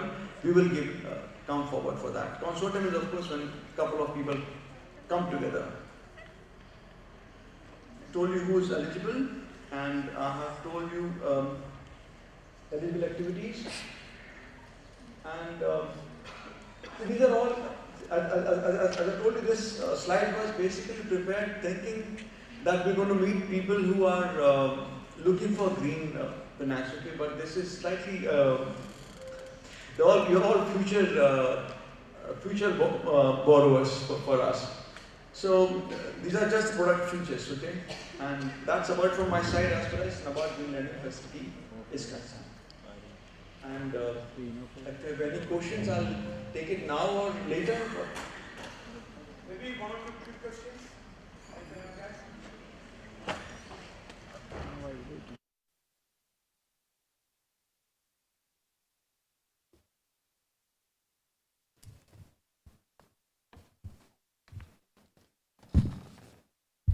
Sir, thanks a lot for the nice session. Just have one quick question. Like, I've seen that the eligible borrowers. Now, is there anything that probably a private limited firm or maybe a startups, because the startups do maximum R&D on the climate change. Now, is there any direct financing for the startups? Yes, it's there. It has. Definitely, startups are very high list. It's a new area, na? So we had to include startups. If I don't include startups, then how do I support green in this country? Okay. So do they have to get registered under the NABARD or maybe something like that? NABARD has to qualify. No. Whatever you have, the guidelines for a startup as per your SIDBI, as per SME, the same works for us also. Less than 10 years, profit and all that, all those guidelines. Okay. Thanks a lot for that. We look forward to, if you're a startup, I'd love to have more of you later. Thanks a lot for this. Thanks. Done. So thank you so much for your patience. You had no other option anyway but to listen. Thank you so much. Thank you so much, Dr. Sanjeev D. Rohila, for your excellent and thought-provoking presentation on climate financing and the role of NABARD. Now, as a token of appreciation, we would like to present a momentum. I kindly invite Dr. P.O. Namir sir to hand over the momentum. Okay.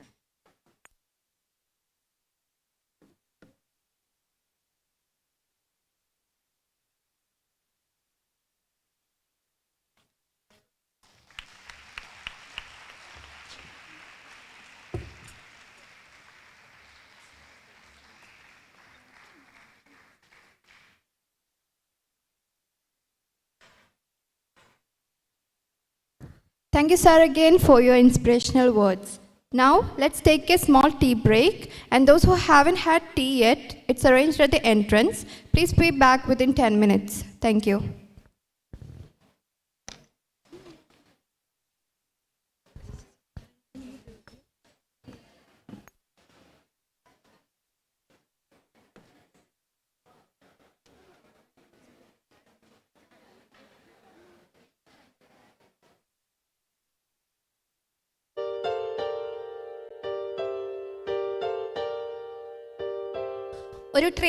ഒരു tea ബ്രേക്കിന് ശേഷം നമുക്ക് പരിപാടികൾ ആരംഭിക്കാൻ ആരംഭിക്കാവുന്നതാണ്. പുറത്ത് ചായ തയ്യാറാക്കിയിട്ടുണ്ട്. 10 മിനിറ്റിനകം തിരിച്ചെത്തേണ്ടതാണ്.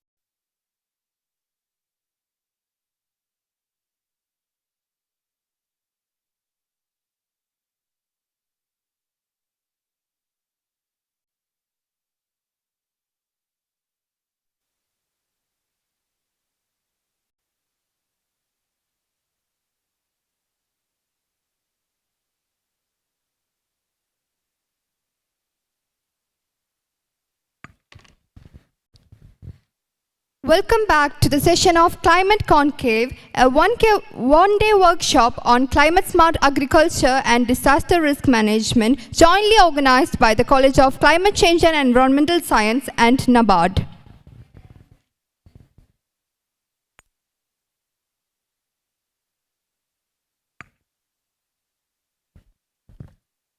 I invite Shri Baiju and Kurip onto the stage. As a token of appreciation, we would like to present memento to our esteemed guest, Shri Baiju and Kurip, Chief General Manager, NABARD. I kindly invite Dr. P.U. Namir to hand over the memento.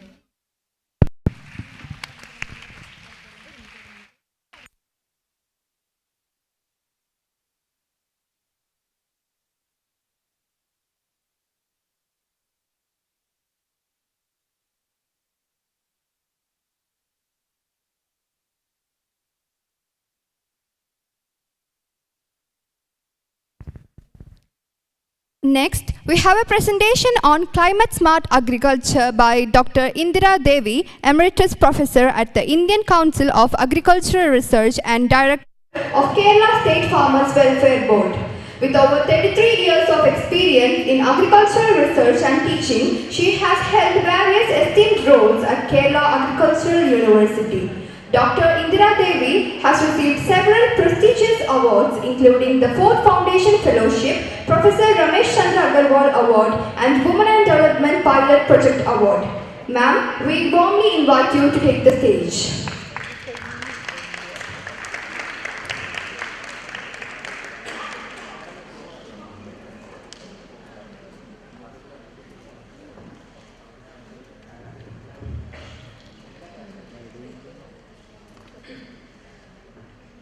Good morning to all of you, and happy to see the old students and our old friends from NABARD and my dear students from the College of Climate Change and other dignitaries. Welcome to Kerala Agriculture University once again. I'll just finish off the talk within 20 minutes or 25 maximum. So we know that from the very morning everyone was talking on climate change, and that is a buzzword. And even if you talk to a very layman, he also talks about climate change. And we had several instances of, while we conduct research, we talk to the farmers, and they also relate everything with the climate change. And then we ask, see, can we do something, or can you do something on this? Then the answer will be, oh madam, it is climate change. Something has to be done by the government. We can't do anything. It is climate change. അത് ഞങ്ങൾക്കൊന്നും ചെയ്യാൻ പറ്റില്ലല്ലോ, അത് വേറെ വലിയൊരു കാര്യമാണ്.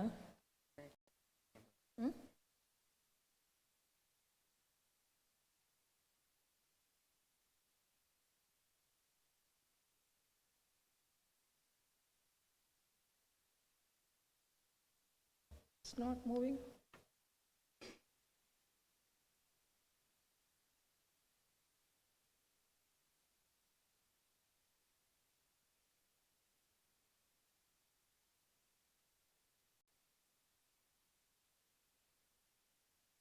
So the thing is that there is a general feeling that I'm asked to speak in a mixed fashion with English and Malayalam, a hybrid mode of language. Maybe I'll follow that pattern. But one thing we have to educate is that on the one side, we are much worried about climate change and its impact on agriculture production, while we are also responsible for adding to the process of climate change. Somehow we conveniently forget that, oh, it is none of my fault. It is something which is caused by somebody sitting away, and I have no role, I have nothing to do. So that ഞാൻ കാരണമല്ല ഇതുണ്ടായത്, അതുകൊണ്ട് എനിക്കൊന്നും ചെയ്യാനില്ല, ഇത് വേറെ ആരോ കാരണമുണ്ടായി. The government should step in. There is a feeling among the farmers at least, because those are the group I usually interact with. And we have a lot of studies assessing the impact of climate change on the primary sector, especially in agriculture, fisheries, animal husbandry and related aspects, which I am not further elaborating. We, in Agriculture University also, we are taking up a lot of studies quantifying the impact of climate change on various aspects and see how we can adapt to the situation. And I'm not explaining this thing for want of time. And we have also experienced, I don't want to again elaborate on this. So the impacts can be like very short term and long term. It can be acute and chronic. It can be direct and indirect. It can be quantitative and qualitative. So starting with the impact on, say, for instance, soil quality, soil health, it's going to be a very long-term impact. While if the silt is deposited in your field, you can just remove the silt and then you start cultivating after investing much for the restoration of the soil fertility, which happened in Kutanad area after the 2018 floods. So, again, if you look at, I always want you to remember this slide, because we know we are worried about the impacts, but to what extent we are contributing to the process of climate change. And this is the latest data from the Niti Aayog. I'm just confining to agriculture. So the Niti Aayog data says that the contribution of agriculture to the greenhouse gas emission is something around 13.44%. That's, let us take it 14% or 15%. And this is the data for Kerala. As for the, the state government, Department of Environment and Climate Change, they have released the latest SAPCC2 report and corresponding document also. The emission is 21.86 million tons. And the net emission after accounting for the removal is something around 11.60 million tons. So as per the report, we have to worry about this 11.60.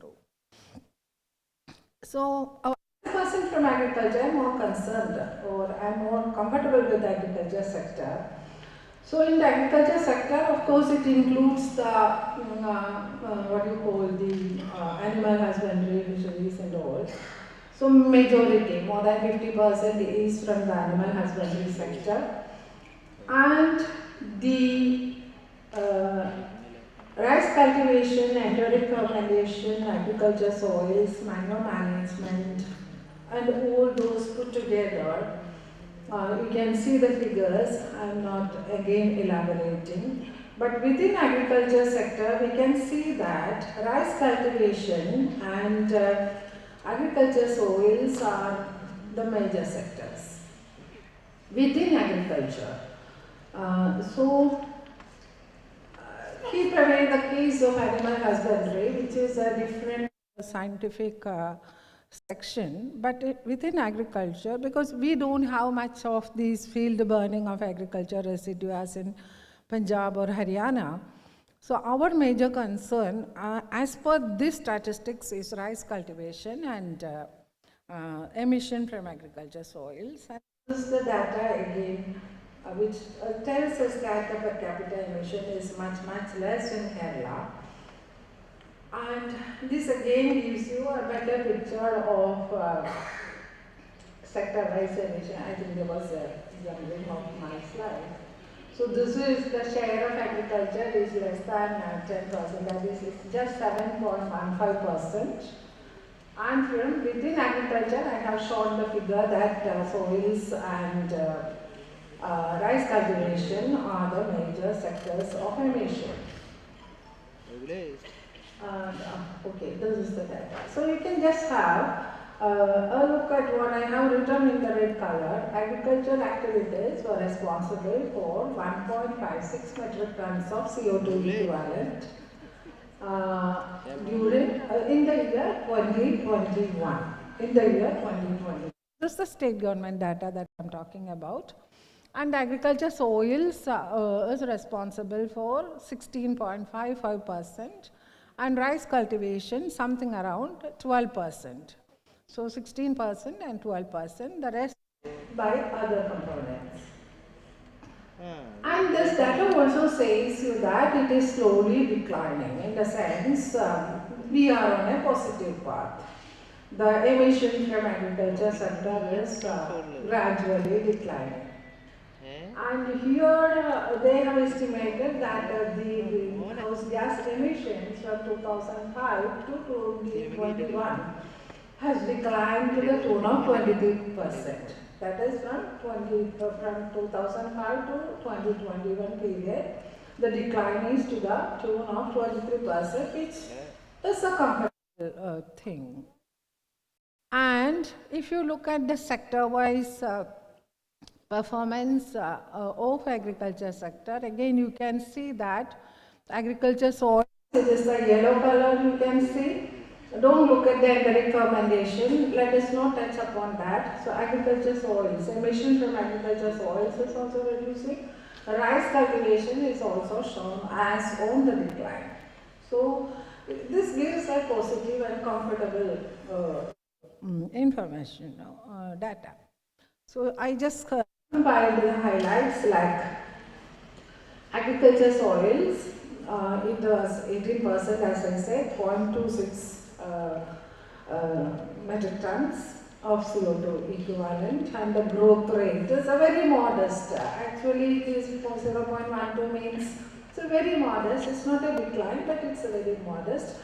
But from rice cultivation is a 2% decline and amount in 2020 0.19 metric tons. Yes, so this data I compiled from another source, another paper by Chowdhury et al. I took the per hectare emission of methane. We know that methane emission is the major thing in rice cultivation. So in that paper it says it is 59.65 and multiplied with the area under rice. So here the issue is that, see, we are applying, I think the SAPCC report also estimates, you take a coefficient or you estimate the per hectare emission of whether it is the methane or whether it is the nitrous oxide emission, which is shown in this figure. This figure 1.84 kg per hectare of nitrous oxide into area under rice. That is what is done in our estimate also. So we know that over the years, rice paddies are on the decline. കേരളത്തിലെ നെൽകൃഷി കുറഞ്ഞു വരികയാണെന്നുള്ളത് നമുക്ക് എല്ലാവർക്കും അറിയാം. അപ്പോൾ അത് ഈ emission കുറയുന്നത് ആണോ, നെൽകൃഷി കുറഞ്ഞതുകൊണ്ട് എമിഷൻ കുറയുന്നതാണോ? അപ്പോൾ നെൽകൃഷി കുറഞ്ഞതുകൊണ്ട് എമിഷൻ കുറയുന്നു എന്ന് പറയുമ്പോൾ is it a good not? We know the ecological significance of paddy fields. We know the food security issues. അപ്പോൾ ഇത് നമുക്ക് ഒരു പോസിറ്റീവ് നോട്ടായിട്ട് എടുക്കാൻ പറ്റുമോ? Because the estimation is based on the area under rice. ഒരു കാര്യം. രണ്ടാമത്തെ പ്രശ്നം എന്താണെന്ന് വെച്ചാൽ, we know that, another question ഞാൻ അവിടെ കൊടുത്തിട്ടുണ്ട്. The decline as shown in the report is mainly due to the decline in area under rice.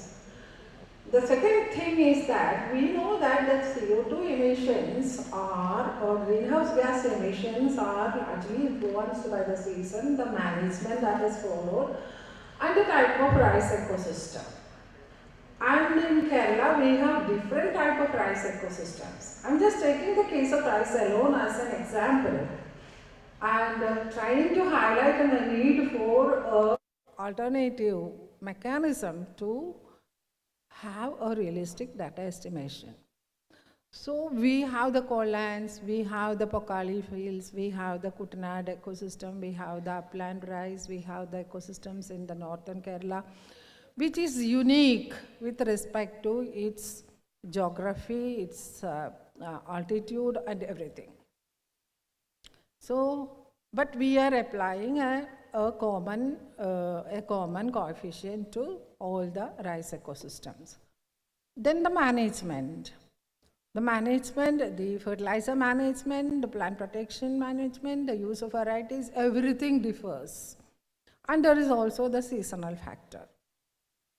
So, when we look, when it is coming down, we have to be very critical about these aspects. Like the estimation itself is based on just multiplying with the area, and whether this coefficient or the release data is representative of whole of Kerala. Okay.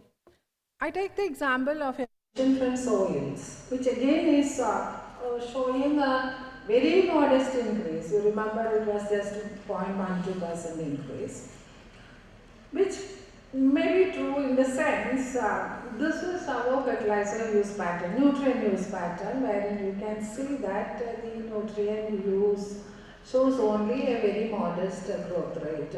Especially nitrogen, you can see it is 0.88%, and the total is 0.74%. So this emission, if you look at the performance of fertilizer consumption, it may be true,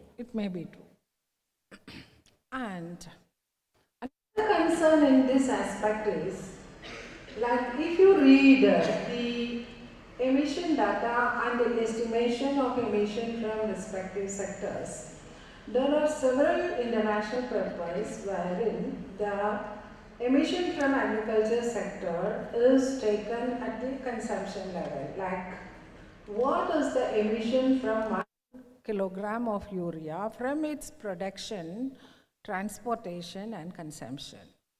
And what you call as a life cycle analysis sort of. But here, even though we are looking at the release of nitrous oxide from agriculture soils, which include the natural emission plus due to the addition of nitrogenous fertilizers, but we are very silent about the emissions from other fertilizer materials due to the production and transportation process, because we are the consumers. Agriculture sector is the consumer. So even though at the field level, maybe the potassic fertilizer or the the K fertilizers may not be directly releasing the greenhouse gas, but it creates emission. That applies to many of the insecticides, fungicides and herbicides that we use in agriculture. So during the process of its production and transportation, emission is there. I'm just giving the values like you can see the different insecticides. What is the per kg emission per kg of active ingredient? How much is the CO2 equivalent? And if you multiply it with, so these are the data for the respective chemicals which we use in agriculture in Kerala, you can see that we have multiplied it with the quantity of fungicides that we have used, and you can see the figures.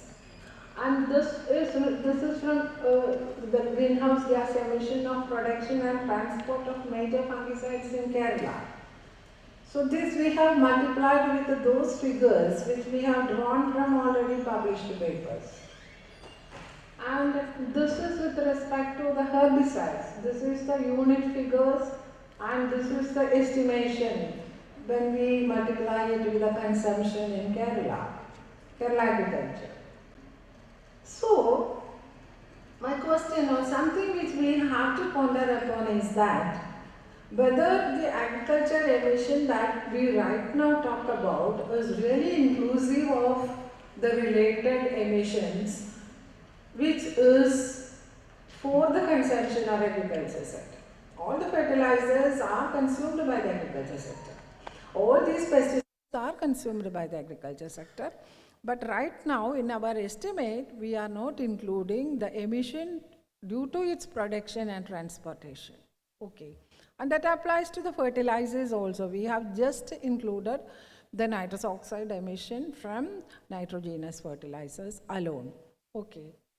So here, there is data inadequacy. As I said, we don't have agriculture ecosystem specific data. We don't have season specific data. We don't have, even I highlight the case of rice alone. If you look at the home gardens, if you look at the other plantation sector, and if you put together very realistic data, I have a very strong hypothesis that maybe the emission, net emission from agriculture sector in Kerala can even be negative. I'm not sure, but it's a hypothesis. If we really go for a very realistic, ground level, research-based estimation of greenhouse gas emission under different ecosystems, under different management protocols, under different seasons. So now this picture I just want to highlight or communicate that നമ്മളെ കൃഷി ഭയങ്കരമായിട്ട് നമ്മളെ ബാധിക്കുന്നു. Climate change, കാലാവസ്ഥാ വ്യതിയാനം വലിയ പ്രശ്നമാണ് കാർഷിക രംഗത്തും അനുബന്ധ മേഖലകളിലും. കേരളത്തിനെ ഏറ്റവും കൂടുതൽ ഫ്രജൈലായിട്ടുള്ളൊരു എക്കോസിസ്റ്റമാണ്, ഏറ്റവും കൂടുതൽ നമ്മളാണ് ബാധിക്കുക എന്നൊക്കെ പറയുമ്പോഴും നമ്മളും ഇതിന് കാരണക്കാരാവുന്നുണ്ട്. അപ്പോൾ ഇതൊരു ഒരു മല്ലയുദ്ധമാണ്. അപ്പോൾ എങ്ങനെയാണ് ഇതിനൊരു ബാലൻസ് കൊണ്ടുവരാൻ പറ്റുക? ഞങ്ങൾ അങ്ങോട്ടും ഇങ്ങോട്ടും, we are not harming the environment, so the environment is not also harming our activities. That is the thing which I am going to communicate, and that is where the climate smart agriculture, the concept come into picture. So this climate smart agriculture, I think most of our students have by hearted the definition. So it basically 4 things are there. 1, how to mitigate the emission. How to mitigate. Then 2, how can we sequestrate? So these are, we are trying to reduce our harm to the environment. And if at all some harm is done, we are trying to sequestrate and reduce the impact. And at the very same time, what are the impacts due to the climate change? We are on the receiving end. And how best we can adapt to the situation. So these 2 components are there. On the one side, we are trying to manage the damages caused to the ecosystem by the agriculture sector through the release of greenhouse gases. On the other side, we are trying to accommodate and adjust with the already damaged ecosystem. So that is the concept of climate smart agriculture. So if you look at, see, I'm just trying to highlight some potential areas wherein we can intervene to mitigation alone.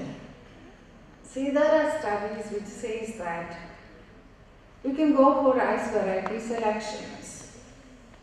See, with the high harvest index, both the CH4 and N2O is reduced. You can go for alternate wetting and drying situation, like the water management. Alternate wetting and drying always reduces the methane emission, but some studies says that it increases the nitrous oxide emission. So here I just want to highlight one more point.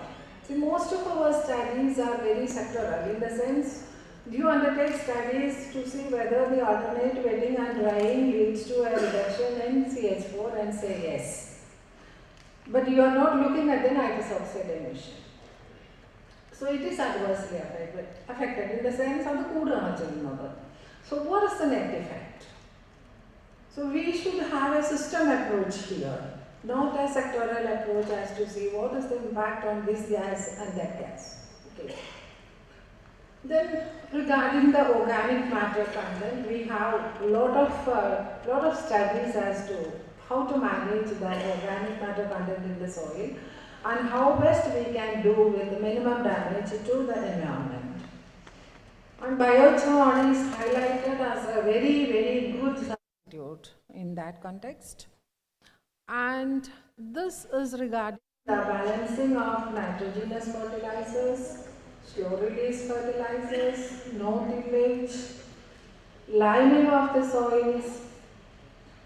And here I am just again concentrating on the paddy cultivation and fertilizer management to highlight some prospects for Kerala wherein we can go for a climate smart agriculture system.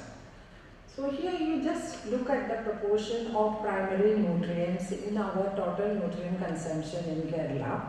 You can see that something around the 43 to even 49%, latest is 44%, is nitrogenous fertilizer, that is nitrogen supplements. And the remaining is K2O is 37% and B2O5 is phosphorus is 19%. So we always, not only in Kerala, across India, it is the same thing. Always people go for nitrogenous fertilizers. So this is a study we did in the coallands of Kerala. And here we could see that, starting with pH. So here the red color, the orange color is the farmer practice and the violet color is the recommended level based on soil test. So what we did was we collected the address of farmers who got the soil test done, and we compared the result and the recommendation for that season in that field, and then we collected data as to how exactly the fertilizer management was done, the fertility management. So you can see that all these, whether it is small farmer or large farmer or on an average, you can see that the actual application was much below the recommended levels. Recommended level based on their own soil test data. So I am not elaborating the potential impacts of low pH. All agriculture students know that. Organic manure. Here also the recommendation is very high. So the application was much below the recommendation. But let me take the specific case of nitrogenous fertilizer. You can see the application level was much higher, on an average, look at the last chart, but application 110 ആണെങ്കിൽ recommendation 73 ആണ്. Soil test data പറഞ്ഞിരിക്കുന്നത് 73 kilo ഇട്ടാൽ മതി എന്നാണ് ഒരു ഹെക്ടറിന്, പക്ഷേ farmers ഇട്ടിരിക്കുന്നത് 110 ആണ്. And this is the plotted diagram where most of the farmers, ആ റെഡ് കളറിലുള്ളത് ആപ്ലിക്കേഷൻ ലെവലാണ് ഓരോ ഫാർമറിൻ്റെ, ഗ്രീൻ കളറിലുള്ളത് recommended ലെവലാണ്.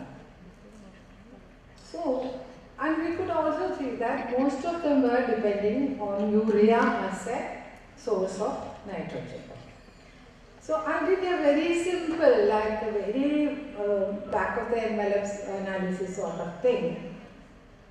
And if we can have a program to see that all the farmers stick on to the recommended level of nitrogen application,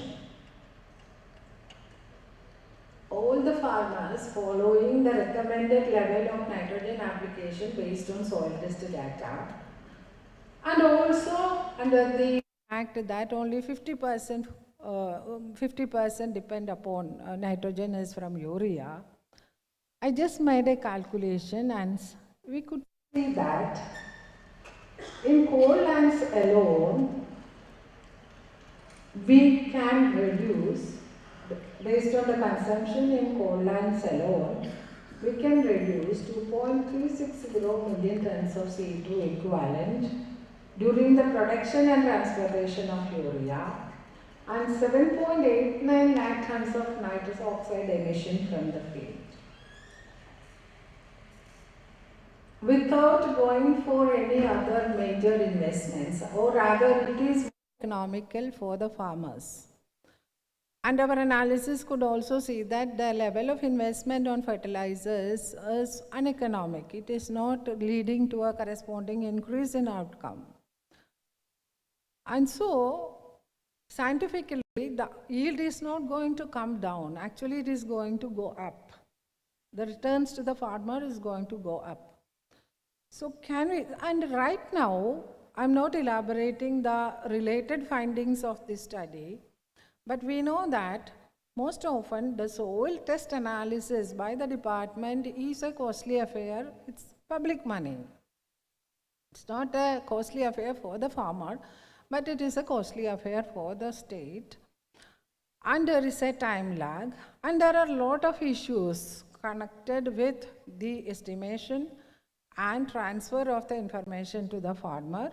And even if the farmer gets the information, he is not following. So instead, the application of modern technology, the remote sensing and sensors and AI, if we can come up with a project wherein the soil test is done on a real-time basis, we don't require to have every day, critical crop growth periods, region KU perhaps can help. And then the information is passed on to the agriculture officer as well as the trader and the farmer. But trader ke idu vachittullade matre vilkan sadikku, adinulla subsidy kodukku ennullathu varumbo. These all ഇത് നമ്മുടെ ഇപ്പോഴത്തെ technology വെച്ചിട്ട് നമ്മുടെ സ്റ്റാർട്ടപ്പുകൾക്കൊക്കെ വളരെ easy ആയിട്ട് develop ചെയ്യാവുന്ന ഒരു പ്രോഗ്രാമായിരിക്കും. So easy to develop.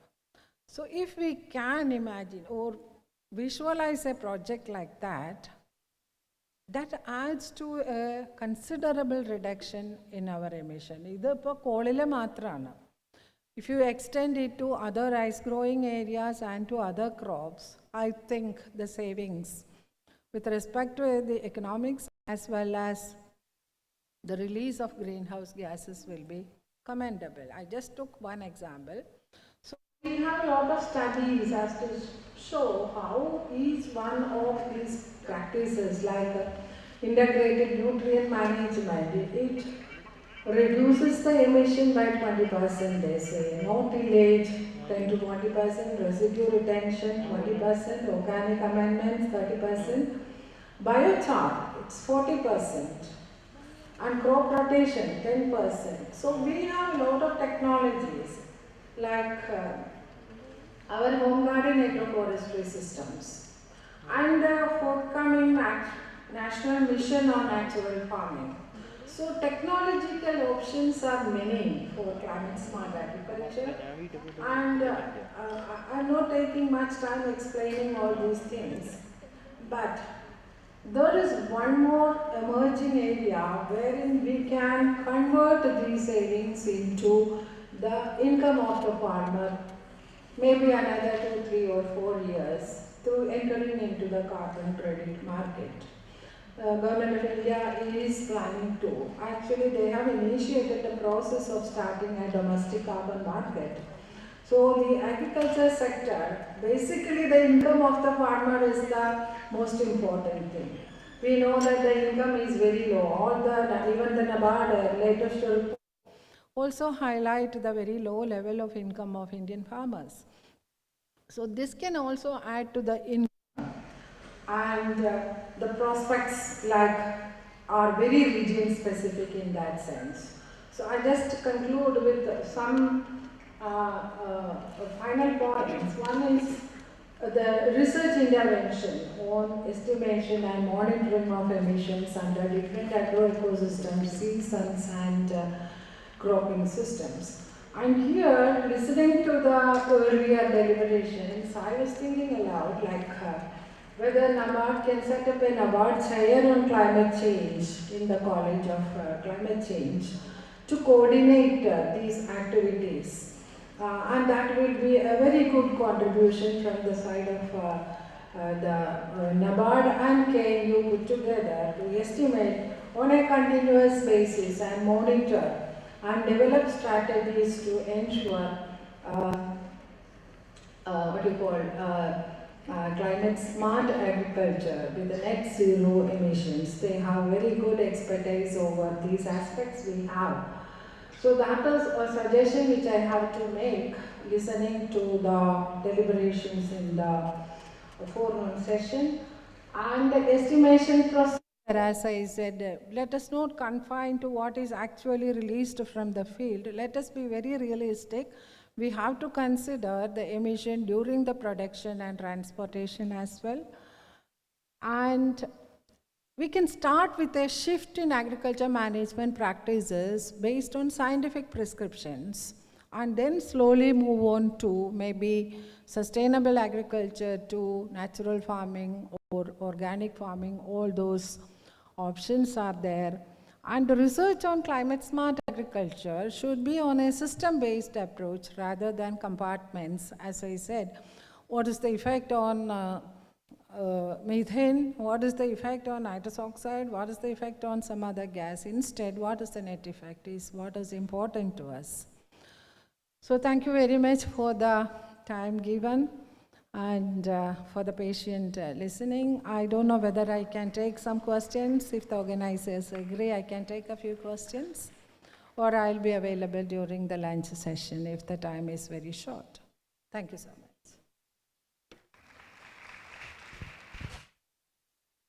It was a fascinating presentation, ma'am. On behalf of everyone here, I would like to extend our sincere gratitude for your remarkable presentation with a token of love. I invite our Dean, Dr. P.O. Namir, to hand over the memento. Any questions? Your questions? Very good. ചോദ്യങ്ങളൊന്നുമില്ല, എനിക്കൊന്ന് എല്ലാവരും വിശന്നിരിക്കുകയാണ്.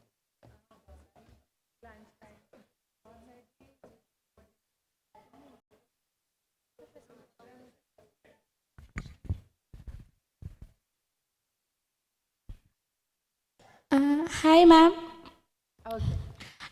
Ma'am, actually emissions കുറഞ്ഞു എന്ന് പറഞ്ഞായിരുന്നു, and agriculture പ്രൊഡക്ഷൻ്റെ cultivation comparatively കുറവാണ്, അതുകൊണ്ടാണോ ഇപ്പോൾ emission കുറയുന്നതെന്ന് ചോദിച്ചു. ഇപ്പോൾ നമ്മൾ CSEയിൽ പറയുകയാണെങ്കിൽ SRI, system of rice identification, അങ്ങനെയുള്ള ടെക്നിക്സ് ഒക്കെ ഉണ്ട്. സോ അത് അപ്രോച്ച് ചെയ്ത് ഫാമേഴ്സ് ചെയ്യുമ്പോഴും എമിഷൻസ് നമുക്ക് കുറയില്ലേ? അപ്പോൾ അത് വെച്ചിട്ട് നമ്മുടെ പാഡി കൾട്ടിവേഷൻ കുറച്ചുകൂടി മീൻസ് ഏരിയാസ് കൂട്ടി ചെയ്യാൻ പറ്റുന്ന ഒരു മെത്തേഡല്ലേ? അപ്പോൾ തീർച്ചയായിട്ടും നമുക്ക് നമ്മുടെ ഇടയിൽ ഒരുപാട് ടെക്നോളജീസ് ഉണ്ട്. അപ്പോൾ I was like highlighting the flaws in the estimation procedure. നമ്മൾ കുറഞ്ഞു എന്ന് പറയുന്നത് ഒരു ഹെക്ടറിൽ നിന്ന് X യൂണിറ്റ്സ് ആണ് എമിഷന് തീരുമാനിച്ചു based on some studies into the area under rice cultivation. അങ്ങനെയാണ് ചെയ്തിരിക്കുന്നത്. അപ്പോൾ എന്ത് പറ്റും? ഏരിയ കുറഞ്ഞു വരികയാണ് നമ്മുടെ നാട്ടിൽ. അപ്പോൾ എമിഷൻ കുറയണമെന്നുള്ളതല്ലേ ഫൈനൽ റിസൾട്ട് വരിക.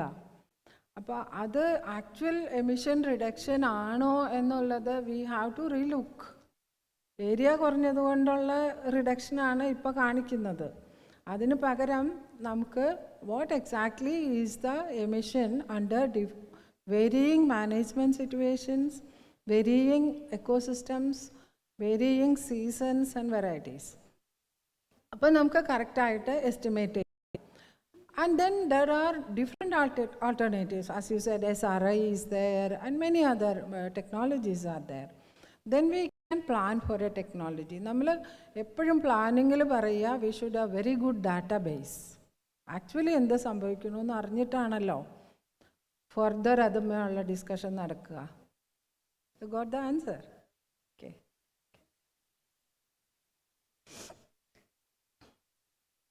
I think all are very hungry. Okay. Thank you so much.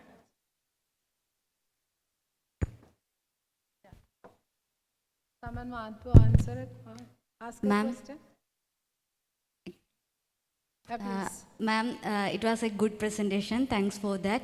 I have one question that what is the possibilities of our sensors in climate smart agriculture? What are the possibilities of? Sensors in climate smart agriculture, especially in soil quality analysis. That's ഞാൻ പറഞ്ഞ sensors I have come across some. Thank you. I'll respond to that. I have come across 2-3 instances wherein some startups were showing the possibility of using these sensors for estimation of major nutrients, but at that point of time they were unable to come up with the sensors for micronutrients. They said they don't have that, but they were having some sensors for major nutrients, NPK. And I know that some of the companies are also now manufacturing such sensors.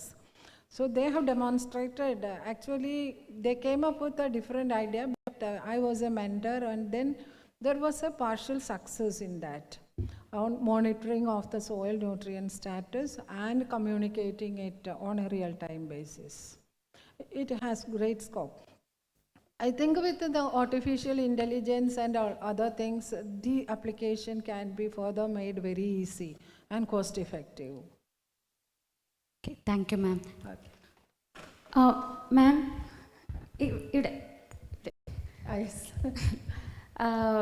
First of all ആദ്യം തന്നെ മാമിൻ്റെ session കുറേ നാൾക്ക് ശേഷം ഞങ്ങൾ കേട്ടതിൽ ഞങ്ങൾ വീണ്ടും ഹാപ്പിയാണ്, ഞങ്ങൾ കുറച്ച് ബാച്ച് സ്റ്റുഡൻസ്. Thank you. അപ്പോൾ മാം എൻ്റെ ഡൗട്ട്, മാം മിറ്റിഗേഷൻ മെഷറിൽ പറഞ്ഞിട്ടുണ്ടായിരുന്നു liming, we can use liming as one of the method. നമ്മൾ ലൈമിങ് യൂസ് ചെയ്യുമ്പം won't it increase the pH, at the same time drying out of soil ലൈമിങ്ങിൻ്റെ ഒരു disadvantage ആണ്. So അങ്ങനെ ആകുമ്പം നമ്മൾ കൂടുതൽ വെറ്റിങ്ങിന് വേണ്ടിയിട്ട് വാട്ടർ നമ്മൾ പ്രൊവൈഡ് ചെയ്യേണ്ടി വരും, കൂടുതൽ എമിഷൻസ് വരാനുള്ള പോസിബിലിറ്റി ഇല്ലേ? അതാണ്, it's a very pertinent question that she was pausing.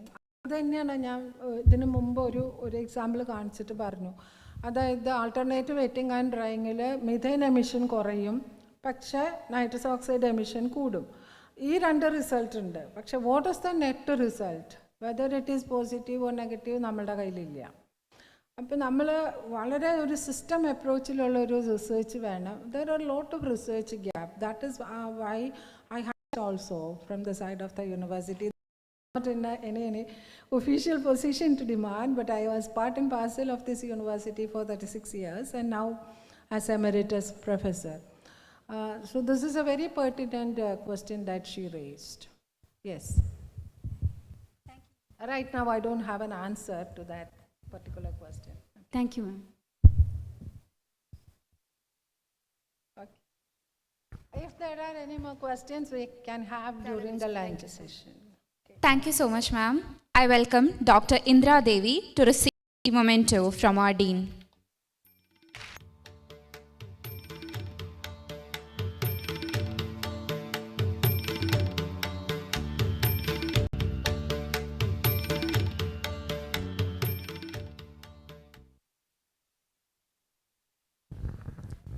Next, we have a presentation on disaster risk management. I invite Dr. A. Bijikumar, who is currently the Dean, Faculty of Science and the Senior Professor and Head of Department of Aquatic Biology and Fisheries at the University of Kerala. With an illustrious career, he previously held key roles such as Director of Research at the University of Kerala, Scientific Officer at the State Committee on Science, Technology and Environment, and Principal Scientific Officer and Member Secretary at Kerala State Biodiversity Board. I invite you onto the stage, sir.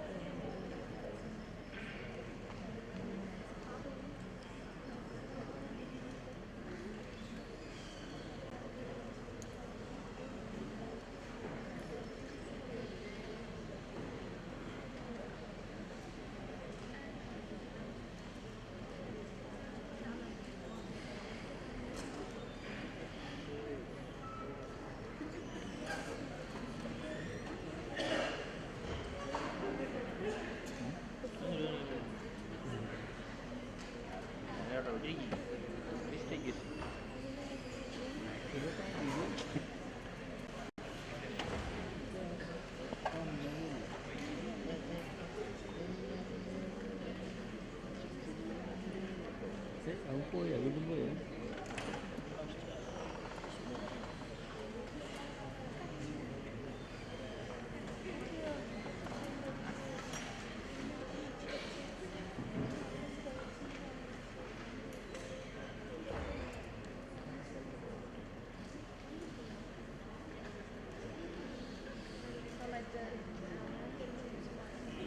afternoon. The topic which is given to me is disaster management and climate change, especially in the context of Kerala and also in the context of agriculture. The topic which I am going to discuss today in the next 20-25 minutes is, sorry, because I am the barrier in between, your lunch.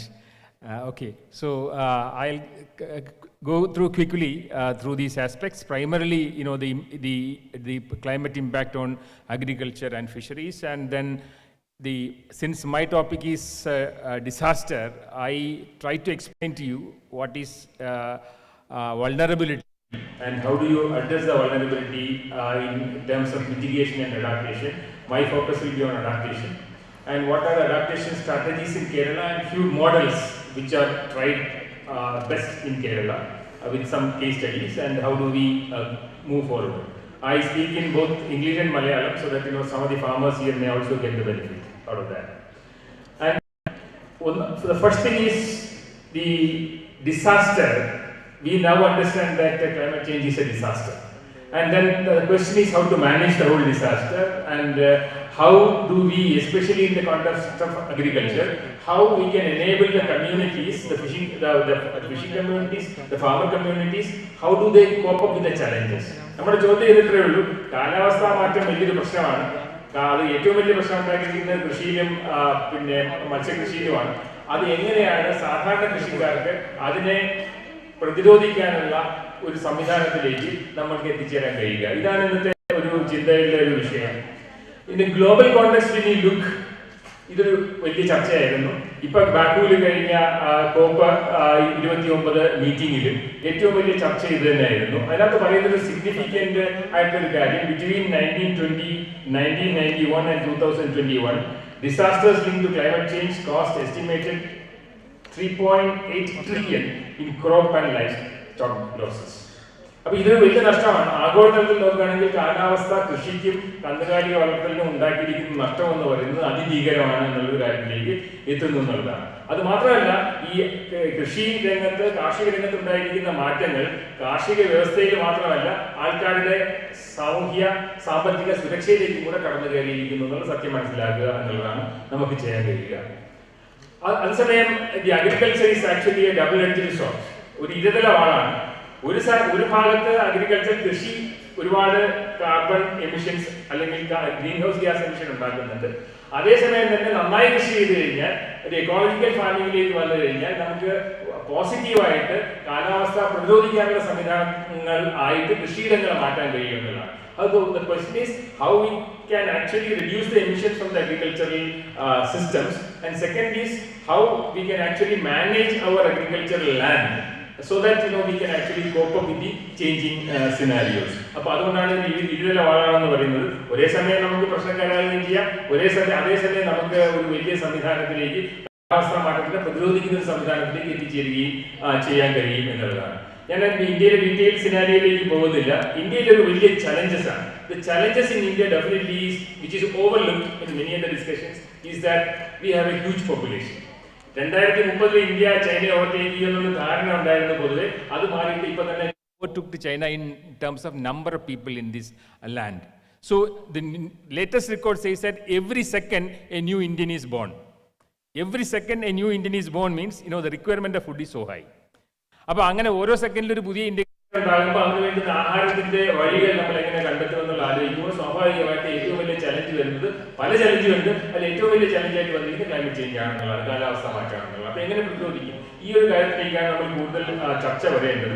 അതുപോലെ തന്നെ രണ്ടാമത്തെ കാര്യം എന്ന് പറയുന്നത് C the agricultural income in the country is not uniformly distributed. So when you discuss about the socialism in this sector, we cannot say that the income for the laborers is not uniform in India, and that is the reason why not only climate change but also the economic disparities drive the people in the country, and that lead to lot of kind of migration. These are the climate refugees are in increase in India.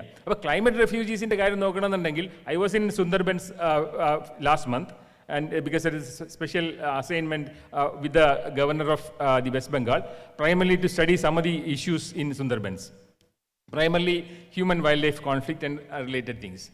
Main problem in Sundarbans climate change it actually impacted the normal life of the people, and then there is actually tiger on one side which we protect. Okay, മറുവശത്ത് ഇതേ ടൈഗറിൻ്റെ അതേ ഹാബിറ്റാറ്റിൽ നിന്നിട്ട് കൃഷി ചെയ്യുന്ന ആൾക്കാർ, അവിടെ പോയി മീൻ പിടിക്കുന്ന ആൾക്കാർ, when they get more income, especially through the trade of the mud crab, they enter into the forested areas, especially the protected areas, and many of them are caught by the tiger. Okay, അപ്പോൾ ഏറ്റവും ഒരു 250 രൂപ ഉണ്ടായിരുന്ന 1 kilo ഉണ്ടായിരുന്ന ക്രാബിൻ്റെ കായൽ ഞണ്ടിൻ്റെ വില ഇപ്പോൾ 2500 രൂപയാണ്, 10-fold increase. And they venture into the tiger areas, and then they capture the thing. And there are some villages where the only widows are there. Only widows are there. And that doesn't mean that all the males were killed by the tiger, but all of them migrated to south. ഇപ്പോൾ നമ്മൾ കേരളത്തിൽ കാണുന്ന ബംഗാളികൾ എന്ന് പറയുന്ന ആൾക്കാരെല്ലാം കൃഷിയിൽ വരുമാനം കുറഞ്ഞതുകൊണ്ട് economic disparity കൊണ്ട് മൈഗ്രേറ്റ് ചെയ്യുന്ന ആൾക്കാരാണ്. In a way they are also climate refugees. In a way, they are also climate refugees. Oh, this is again another scenario, very complex scenario in India. So, climate change ഉണ്ടാക്കുന്ന പ്രശ്നങ്ങൾ കൃഷിയിൽ മാത്രം ഒതുങ്ങി നിൽക്കുന്നതല്ല, അത് അവരുടെ സാമ്പത്തിക സാമൂഹിക രംഗങ്ങളിൽ ഉണ്ടാക്കുന്ന മാറ്റങ്ങളും കൂടിയാണ് എന്നുള്ളത് നമ്മൾ തിരിച്ചറിയണം. ആ ഒരു പെർസ്പെക്റ്റീവിൽ വേണം നമ്മളിതിനെ കാണാൻ. So, we have to see the climate change in a larger perspective, which is linked with the climate, which is linked with the income, which is linked with the social, cultural settings of India also. Okay, then look at the economic survey, 2024 report. The economic survey, Indian government economic survey says that erratic monsoon, climate change, crop diseases will double food inflation in 3 years' time. It's a government report. അപ്പോൾ ഇതൊരു വലിയ scenario ആണ്. അപ്പോൾ ഈ climate change ഉണ്ടാക്കുന്ന സാമ്പത്തിക പ്രശ്നങ്ങളിലേക്കും കൂടി നമ്മളൊന്ന് പിന്നെ കടന്നു ചെല്ലണമെന്നുള്ളതാണ്. ഞാൻ സ്റ്റാറ്റിസ്റ്റിക്സിലേക്ക് പോകുന്നില്ല. Statistics tells us lot of horrifying stories about climate change and its impact on the agriculture and fisheries in India. So then the question is that how do we overcome that? കേരളത്തിൽ again a very different kind of a scenario. നമുക്ക് കൃഷിയില്ല എന്ന് government പറയുന്നു, കൃഷി ഇടങ്ങൾ കുറയുന്നു എന്ന് പറയുന്നു. നെൽകൃഷിയുടെ ഇടം വളരെ കാര്യമായിട്ട് കഴിഞ്ഞ കുറേ കാലങ്ങളിൽ കുറയുന്നുണ്ട്. But Kerala is actually a victim of climate change in multiple manner, even though our agricultural land, especially for the rice farming, is less. So Kerala has an entirely different perspective when you look at the other Indian states, because we have a lesser amount of agricultural area in terms of paddy farming. At the same time, നമ്മുടെ കൃഷി എന്ന് പറയുന്നത് is all homestead based farming. So that means we should have an entirely different perspective and planning when we actually go for adaptation measures in Kerala. അതാണ് കേരളത്തിലെ scenario. Then Kerala is again entirely different from other states because we have the Western Ghats on one side, and then we have a very high Western Ghats, and then the elevation is very, and it is actually slanting. In some cases, it is 45-degree, slanting position, and then we have the monsoon driven by the ocean. And the distance between ocean and the Western Ghats in some of the areas is 55 kilometers. That means we have a very complex ecosystem, and the microclimatic scenarios in Kerala is also entirely different. So that means we should not have a global plan for adaptation measures in Kerala, but we have local understanding and local plans in many of these scenarios. Okay, that is another thing. And then what are the sectors which are hard hit? ഈ climate ചേഞ്ചിൻ്റെ സ്വാഭാവികമായിട്ടുള്ള ഈ പ്രശ്നങ്ങൾ നേരിടുന്ന 3 സെക്ടേഴ്സാണ്, 3 economic സെക്ടേഴ്സാണ് in ഇന്ത്യയിൽ. ഒന്ന് കൃഷിയാണ്, രണ്ടാമത്തത് ഫിഷറീസാണ്, മൂന്നാമത്തെ ഫോറസ്ട്രിയാണ്. ഇത് 3ഉം സാധാരണ കൃഷിക്കാർ ഇൻവോൾവ് ചെയ്യുന്നതാണ്, സാധാരണക്കാർ ഇൻവോൾവ് ചെയ്യുന്നതാണ്. നമ്മുടെ എക്കണോമി എന്ന് പറയുന്നത് 3ഉമായിട്ടും ബന്ധപ്പെട്ട് കിടക്കുന്നു എന്നുള്ളതും കൂടി നമ്മൾ മനസ്സിലാക്കണം. ഈ 3 സ്ഥലങ്ങളിലും ഈ കാലാവസ്ഥാ മാറ്റത്തിൻ്റെ പ്രശ്നങ്ങളുണ്ട്. ഒന്ന്, നമുക്ക് കൂടുതൽ ഫെർട്ടിലൈസേഴ്സ് ഉപയോഗിക്കേണ്ടി വരുന്നുണ്ട്, മഴ വളരെ കൂടുന്നുണ്ട്. ഈ ഫെർട്ടിലൈസേഴ്സ് മുഴുവൻ ഇതെല്ലാം ഇന്റർ കണക്റ്റഡ് ആണ്. Ecosystem changes are Inter connected. When there is more rain, when you apply more fertilizers, all the fertilizers will ultimately reach the aquatic ecosystem and the oceans in our coast. So these are all interconnected. And then അങ്ങനത്തെ പ്രശ്നങ്ങളുണ്ട്. നമ്മൾ ഫിഷിലേക്ക് വന്നു കഴിഞ്ഞാൽ fish breeding, migration pattern, harvest pattern എല്ലാം മാറിയിട്ടുണ്ട്. കേരളത്തിൽ ഏറ്റവും കൂടുതൽ കിട്ടിക്കൊണ്ടിരുന്ന മത്തിയുടെ ലഭ്യത, oil sardine availability declined almost for 35% now, because the oil sardine is migrating to somewhere else from Kerala waters. Milk പ്രൊഡക്ഷനെ ബാധിച്ചിട്ടുണ്ട്. നിങ്ങൾക്ക് അറിയാം, ഈ കന്നുകാലി വളർത്തുന്നവർക്കെല്ലാം മിൽക്ക് പ്രൊഡക്ഷനെ കാര്യമായിട്ട് ബാധിച്ചിട്ടുണ്ട്. So that means all these economic sectors related with agriculture are impacted as a result of climate change. അത് മാത്രമല്ല, climate change has a very strong binding with biodiversity and poverty. I am not discussing that because it's a larger topic to discuss. Projections and all the projections in the Indian context says that climate change is going to be a serious threat in the years to come, especially when you look at a larger, a longer climatic scenario. And another thing which probably should be discussed in connection with agriculture is that കേരളത്തിലെ പല സ്ഥലങ്ങളിലും പിന്നെ പ്രത്യേകിച്ച് ആലപ്പുഴയിലെ regions in Alapi is below mean sea level. അങ്ങനെ നോക്കുകയാണെങ്കിൽ look at the sea level.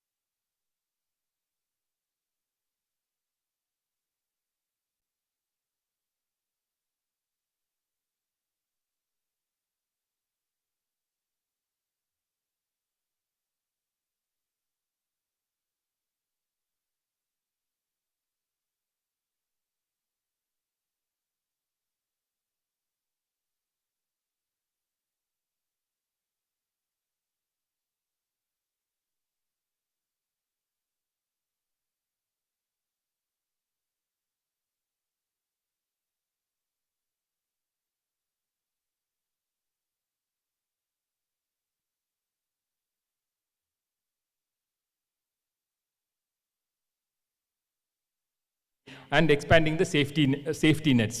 Okay, ഇതെല്ലാം ഇതിൻ്റെ കൂടെ ചെയ്യേണ്ടതാണ്. Then I will come to some these case studies and stop. And one other thing is to ഈ തൊഴിലുറപ്പുകാരെ വെറുതെ road സൈഡിൽ കളവറിക്കാൻ നിർത്തുന്നതിനപ്പുറം എങ്ങനെ അഗ്രികൾച്ചറൽ സിനാരിയോയിലേക്ക് കൊണ്ടുവരാൻ കഴിയും എന്നുള്ള ചിന്തയാണ് നമുക്ക് വരേണ്ടത്. അപ്പോൾ അങ്ങനെ വരുമ്പോൾ അത് many other states have proven that using their power into agriculture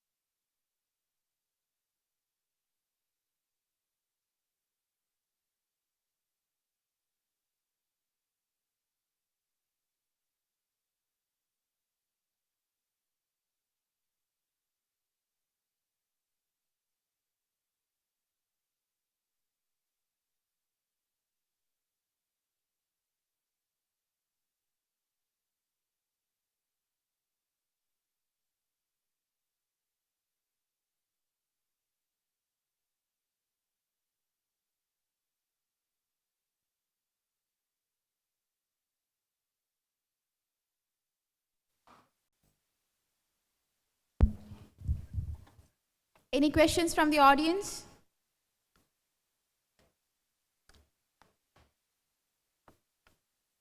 Sorry, I trespassed into your lunchtime also, so I'm available here. You can ask questions. Thank you so much, sir, for sharing your valuable points with us. It's been a pleasure to have you with us, and your contribution has been valuable. And as gesture of thanks, we would like to present you with this memento. To commemorate this occasion, I invite our Dean to present the memento.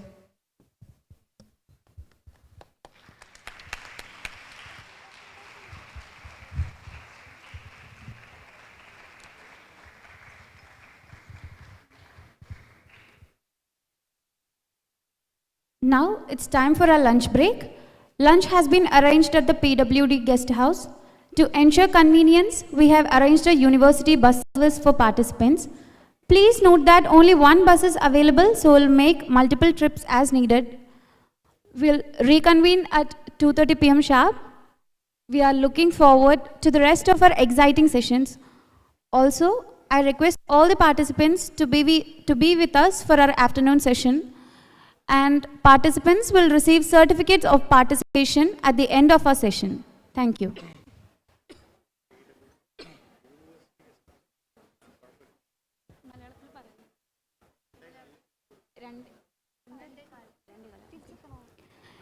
ഇപ്പോൾ ഒരു lunch break ആണ്.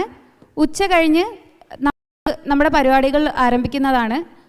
Food നമ്മൾ university guest ഹൗസിൽ arrange ചെയ്തിട്ടുണ്ട്. അവിടേക്ക് നിങ്ങൾക്ക് പോകാനുള്ള bus service നമ്മളുടെ ഓഡിറ്റോറിയത്തിൻ്റെ ഫ്രണ്ടിലും ലഭ്യമാകുന്നതാണ്. പിന്നെ പങ്കെടുത്ത എല്ലാവർക്കും ഇന്നത്തെ സെഷൻ്റെ അവസാനം നമ്മൾ പാർട്ടിസിപ്പേഷൻ സർട്ടിഫിക്കറ്റും വിതരണം ചെയ്യുന്നതാണ്.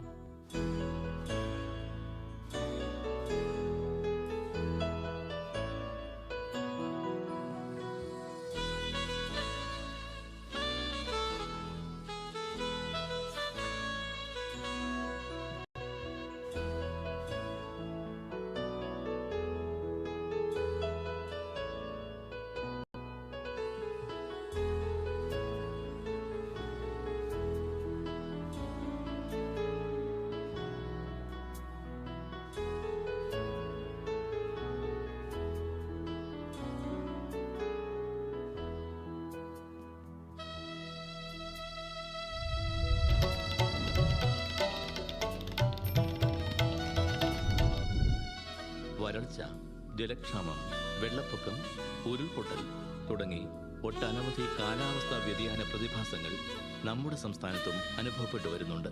ഈ സാഹചര്യത്തിൽ മാറുന്ന കാലാവസ്ഥയെ മുന്നിൽ കണ്ടുകൊണ്ട് കേരള കാർഷിക സർവകലാശാല 2010 തുടങ്ങിയ സ്ഥാപനമാണ് academy of climate change education and research. കാലാവസ്ഥാ വ്യതിയാന വിഷയങ്ങളിൽ അധ്യയനത്തോടൊപ്പം ഗവേഷണവും എന്ന രൂപേണ കേരള കാർഷിക സർവകലാശാല രൂപകൽപ്പന ചെയ്ത ഒരു പഞ്ചവത്സര ബിരുദാനന്തര ബിരുദ കോഴ്സാണ് BSc MSc integrated climate change adaptation. സർവകലാശാലയുടെ ആസ്ഥാനമായ വെള്ളാനിക്കര ക്യാമ്പസിലാണ് ഈ കോളേജ് പ്രവർത്തിച്ചു വരുന്നത്. കാലാവസ്ഥാ വ്യതിയാനം, സമുദ്രവിജ്ഞാനീയ ശാസ്ത്രം, ദുരന്ത നിവാരണം, കൃഷി അനുബന്ധ വിഷയങ്ങൾ, പ്രകൃതി വിഭവങ്ങളെയും ജൈവ വൈവിധ്യത്തെയും കുറിച്ചുള്ള പഠനങ്ങൾ, റിമോട്ട് സെൻസിംഗ്, GIS തുടങ്ങി സമകാലിക പ്രസക്തിയുള്ള നിരവധി കോഴ്സുകൾ പാഠ്യപദ്ധതിയിൽ ഉൾക്കൊള്ളിച്ചിരിക്കുന്നു. 8ാമത്തെ സെമസ്റ്ററിൽ agriculture, forestry, veterinary, agricultural engineering, fisheries തുടങ്ങിയ ഐച്ഛിക വിഷയങ്ങളിൽ വിദ്യാർത്ഥികൾ പഠനം നടത്തുന്നു. കൂടാതെ 9ാമത്തെ സെമസ്റ്ററിൽ ഗവേഷണം നടത്താനുള്ള അവസരവും കുട്ടികൾക്ക് ലഭ്യമാണ്. 2020 മുതൽ ICARന്റെ മാർഗനിർദ്ദേശമനുസരിച്ച് BSc MSc integrated climate change adaptation എന്ന പ്രോഗ്രാം പുനർവിഭാവനം ചെയ്ത് BSc honours climate change and environmental science എന്ന് പുനർനാമകരണം ചെയ്യുകയുണ്ടായി. ഈ സ്ഥാപനം അക്കാദമി പദവിയിൽ നിന്നും കോളേജ് പദവിയിലേക്ക് ഉയർത്തപ്പെടുകയും സ്ഥാപനത്തിന്റെ പേര് college of climate change and environmental science എന്ന് പുനർനാമകരണം ചെയ്യുകയുമുണ്ടായി. Automatic weather station Nedumpan panchayat, surface meteorological observatory, 24 മണിക്കൂർ ഇന്റർനെറ്റ് ഫെസിലിറ്റിയോട് കൂടിയ കമ്പ്യൂട്ടർ ലാബ്, വിശാലമായ ലൈബ്രറി സൗകര്യം, സ്റ്റുഡൻസ് കൗൺസിലിംഗ് സെന്റർ തുടങ്ങിയവ ഈ സ്ഥാപനത്തിൽ ലഭ്യമാണ്. ഇവിടെ നിന്നും പഠിച്ചിറങ്ങിയ നിരവധി വിദ്യാർത്ഥികൾ ഇന്ത്യയിലും വിദേശത്തുമായി വിവിധ ഗവേഷണങ്ങൾ നടത്തിവരുന്നു. College of climate change and environmental science കാലാവസ്ഥാ വ്യതിയാനം സംബന്ധിച്ച പഠന ഗവേഷണ മേഖലകളിൽ യുവ ഗവേഷകരെ വാർത്തെടുക്കുക എന്ന പ്രഥമ ലക്ഷ്യത്തോടുകൂടെ മുന്നേറുന്നു. ഒപ്പം സംസ്ഥാനത്തിന്റെ കാലാവസ്ഥാ വ്യതിയാന സാഹചര്യങ്ങളിൽ സർക്കാരിന് ആവശ്യമായ നയരൂപീകരണ പ്രക്രിയകളിൽ സജീവ പങ്കാളിത്തവും ലക്ഷ്യമിടുന്നു.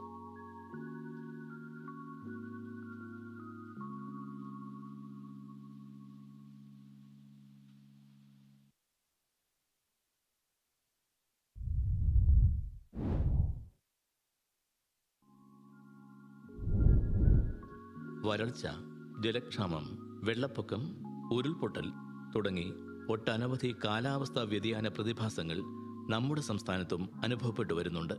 ഈ സാഹചര്യത്തിൽ മാറുന്ന കാലാവസ്ഥയെ മുന്നിൽ കണ്ടുകൊണ്ട് കേരള കാർഷിക സർവകലാശാല 2010 തുടങ്ങിയ സ്ഥാപനമാണ് academy of climate change education and research.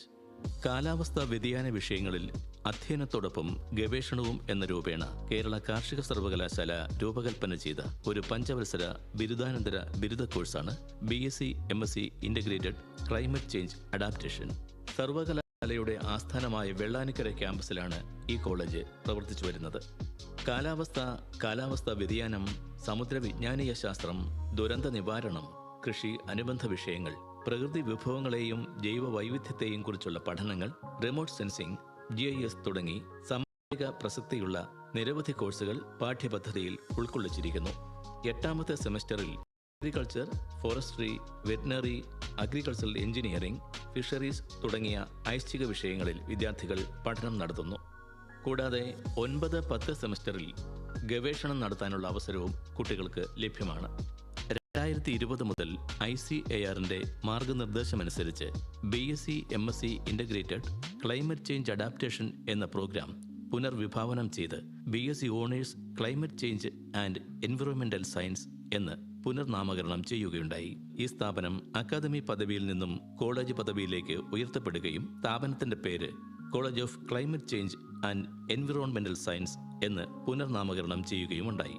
Automatic weather station Nedumpana panchayat, surface meteorological observatory, 24 മണിക്കൂർ ഇന്റർനെറ്റ് ഫെസിലിറ്റിയോട് കൂടിയ കമ്പ്യൂട്ടർ ലാബ്, വിശാലമായ ലൈബ്രറി സൗകര്യം, സ്റ്റുഡൻസ് കൗൺസിലിംഗ് സെന്റർ തുടങ്ങിയവ ഈ സ്ഥാപനത്തിൽ ലഭ്യമാണ്. ഇവിടെ നിന്നും പഠിച്ചിറങ്ങിയ നിരവധി വിദ്യാർത്ഥികൾ ഇന്ത്യയിലും വിദേശത്തുമായി വിവിധ ഗവേഷണങ്ങൾ നടത്തിവരുന്നു. College of climate change and environmental science കാലാവസ്ഥാ വ്യതിയാനം സംബന്ധിച്ച പഠന ഗവേഷണ മേഖലകളിൽ യുവ ഗവേഷകരെ വാർത്തെടുക്കുക എന്ന പ്രഥമ ലക്ഷ്യത്തോടുകൂടെ മുന്നേറുന്നു. ഒപ്പം സംസ്ഥാനത്തിന്റെ കാലാവസ്ഥാ വ്യതിയാന സാഹചര്യങ്ങളിൽ സർക്കാരിന് ആവശ്യമായ നയരൂപീകരണ പ്രക്രിയകളിൽ സജീവ പങ്കാളിത്തവും ലക്ഷ്യമിടുന്നു.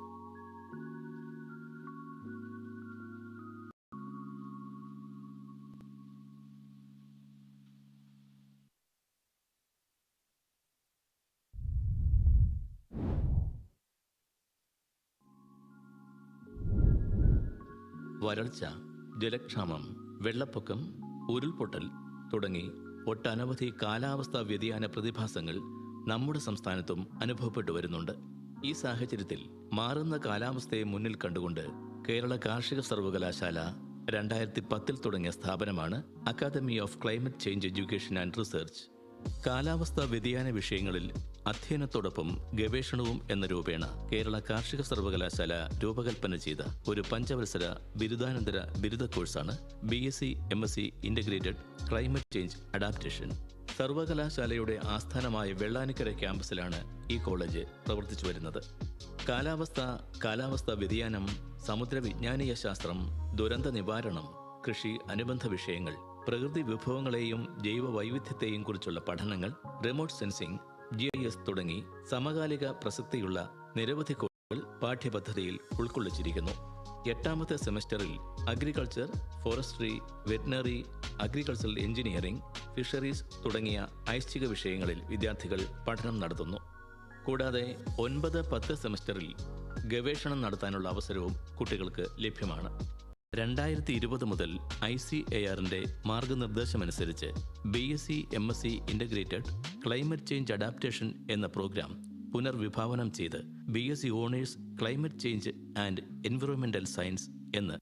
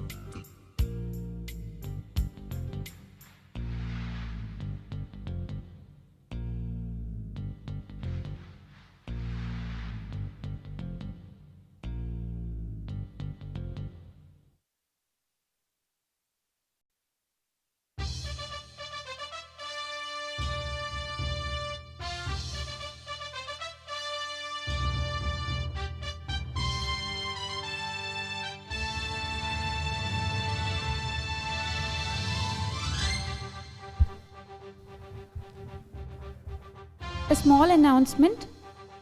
People who are waiting outside, I kindly request you to be seated inside the auditorium. We shall begin our session shortly.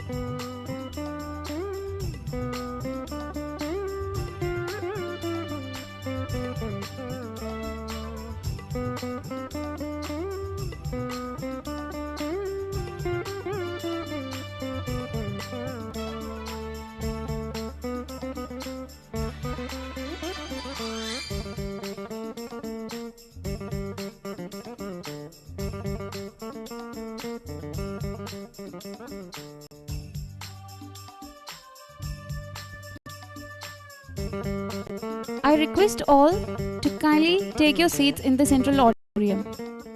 I also kindly request you to occupy the front row.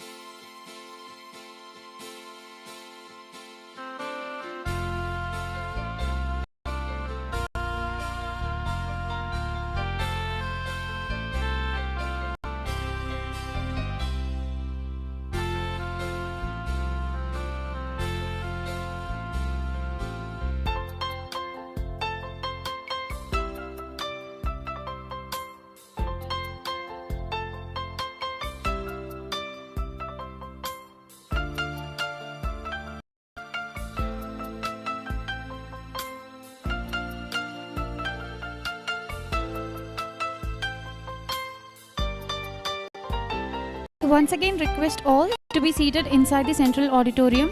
I also request you to occupy the front seats, as we'll be beginning our program shortly.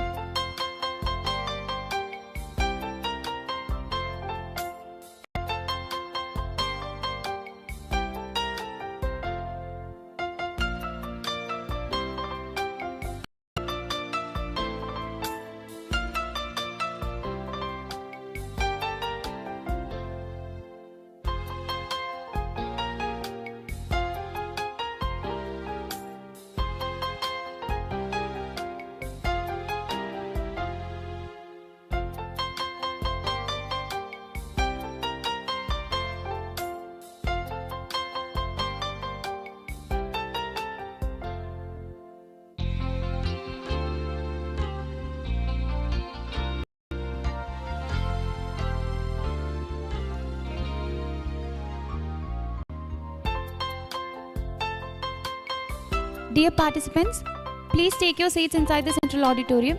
We'll be beginning our program shortly. Welcome back, everyone. Now that we are all fueled up, let's get back to action. We have got an amazing lineup of sessions ahead and excited to see the insights and ideas that will emerge. So, let's dive back in and make the most of our time together.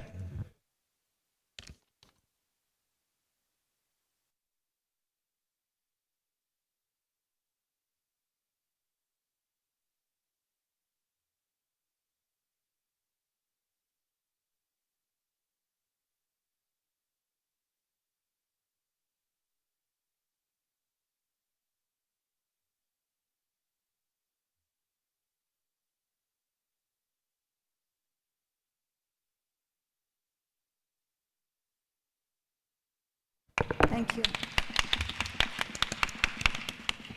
I hope you all enjoyed the food, and hopefully we are not hungry anymore. So I would like to thank first for having me here as a spokesperson from KERA project. I want to introduce myself. I am Chino Joseph, alumni of this college and university, and working now as a subject matter specialist in KERA World Bank funded project, so which is going to implement from next year onwards.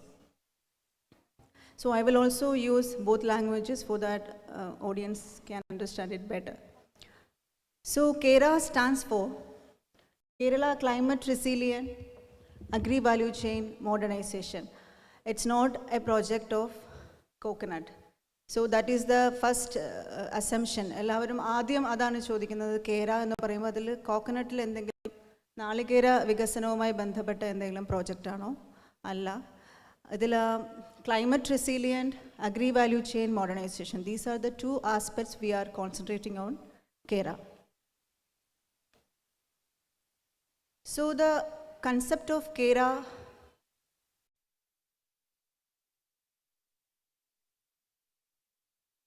So climate resilience, rather than climate smart agriculture, I would like to call it as climate resilient agriculture.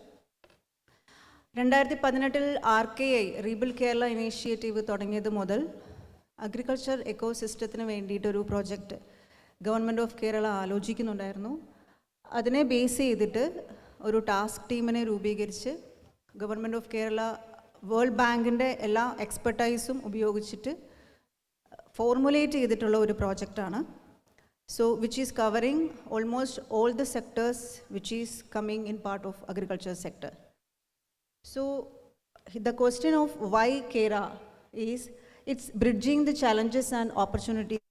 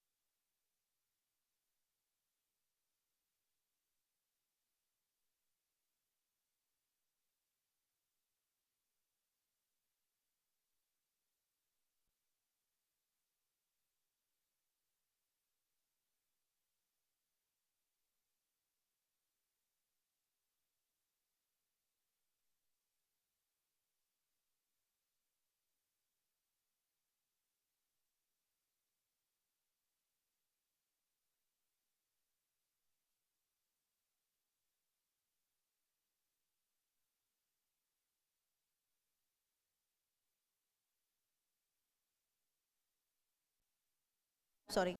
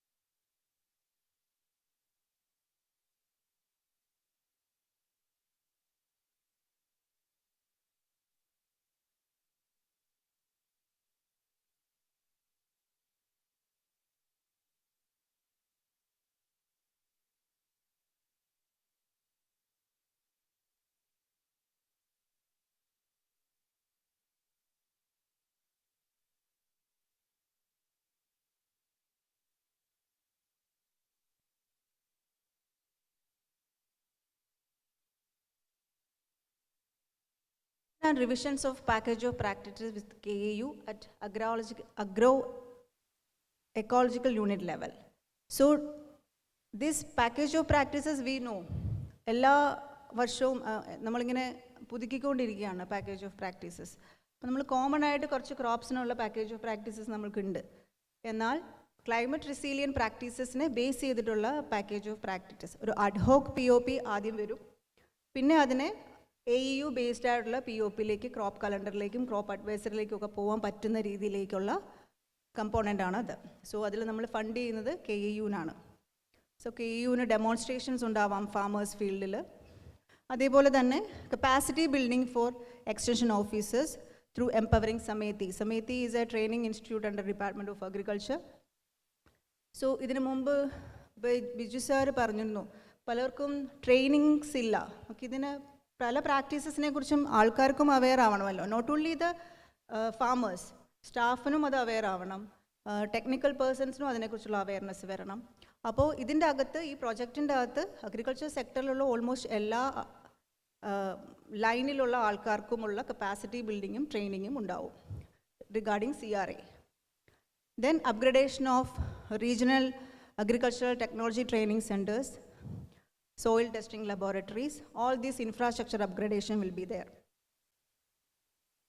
Coming to the next subcomponent is augment the role of ICT in the delivery of extension. So നമ്മളുടെ ഇപ്പോഴത്തെ കൃഷിഭവനുകളും മറ്റ് extension services കൊടുക്കുന്ന ഓഫീസുകൾ നമുക്ക് നോക്കുകയാണെങ്കിൽ പല സ്ഥലങ്ങളിലും നമുക്ക് ICTയുടെ ഒരു ചെറിയ അഭാവം നമുക്ക് കാണാൻ സാധിക്കും. അപ്പോൾ അങ്ങനെ അഭാവം ഉള്ളിടത്ത് അതിനെ ഒന്ന് അപ്ഗ്രേഡ് ചെയ്യാനുള്ള കമ്പോണൻ്റ് ആണത്. Which will be the support will be in the form of development and scaling up of digital applications, upgradation of selected Krishi Bhavans and the ICT infrastructure in all Krishi Bhavans, then electrification, solar energy lekkulla conversion, selected offices ne adilekku green energy lekku kondu povanulla oru udyamam kude idinte agathu undavum. The next subcomponent in this CRA component is strengthen the underlying system of agromet. നമ്മൾക്കറിയാം നമ്മളുടെ ക്ലൈമറ്റിനെ നമ്മൾ measure ചെയ്യാൻ വേണ്ടി നമുക്ക് ഒത്തിരി അഗ്രോമെറ്റ് services ഇപ്പോൾ ഉണ്ട്. IMD തൊട്ട് പല ആൾക്കാരും അതിനു വേണ്ടി വർക്ക് ചെയ്യുന്നുണ്ട്. Even KAU has got a weather forecasting system. അവർ 2 ആഴ്ച കൂടുമ്പോഴാണെന്നാണ് എനിക്ക് തോന്നുന്നത് നമ്മൾക്ക് കലണ്ടർ ഓഫ് ഓപ്പറേഷൻസിനെ ബേസ് ചെയ്തിട്ട് ഇന്നത് സംഭവിക്കാൻ സാധ്യതയുണ്ട്, ഇന്നതുപോലെ വരാൻ സാധ്യതയുണ്ട്, ഇന്ന ക്രോപ്പുകളിൽ പെസ്റ്റ് ആൻഡ് ഡിസീസസ് വരാനുള്ള സാധ്യതയുണ്ട്, അങ്ങനെയാണെങ്കിൽ ഈ റെക്കമെൻഡേഷൻസ് കൊടുക്കണം എന്നുള്ള രീതിയിൽ ഒരു ബ്ലോക്ക് ലെവൽ വരെ അവർക്ക് ക്രോപ്പ് അഡ്വൈസറി എത്തിക്കാൻ പറ്റുന്നുണ്ട്. But up to the grass root level it's not possible. So improve the quality and availability of climate and weather data. So many data are there. So we don't have to build a new system for assessing the data. Already climate data alladine namukku purchase cheyanulla oru component aanidhu. Then improve the functioning of existing agricultural insurance. ഇപ്പോൾ central ഗവൺമെൻറ്റിൽ നിന്നൊക്കെ നമ്മൾ climate based ആയിട്ടുള്ള insurance ഇപ്പോൾ വരുന്നുണ്ട്. So അതുപോലെയുള്ള ഒരു insurance system, അതായത് ഫാമറിന് ബെനഫിറ്റഡ് ആയിട്ടുള്ളൊരു ഇൻഷുറൻസ് സിസ്റ്റത്തിലേക്ക് ക്ലൈമറ്റിനെ കൂടെ കണക്ട് ചെയ്ത് കൊണ്ടുപോകാനുള്ള ഒരു കമ്പോണൻ്റാണിത്. Then provide automated crop based weather advisories to farmers with the help of KEU. Then the main second subcomponent is supporting low carbon paddy production. So one of my friends from the student side have asked regarding SRI, system of rice intensification, which can used as a mitigation technique. So here what we are suggesting here is AWD. Madam has already suggested that technique, that is alternate wetting and drying.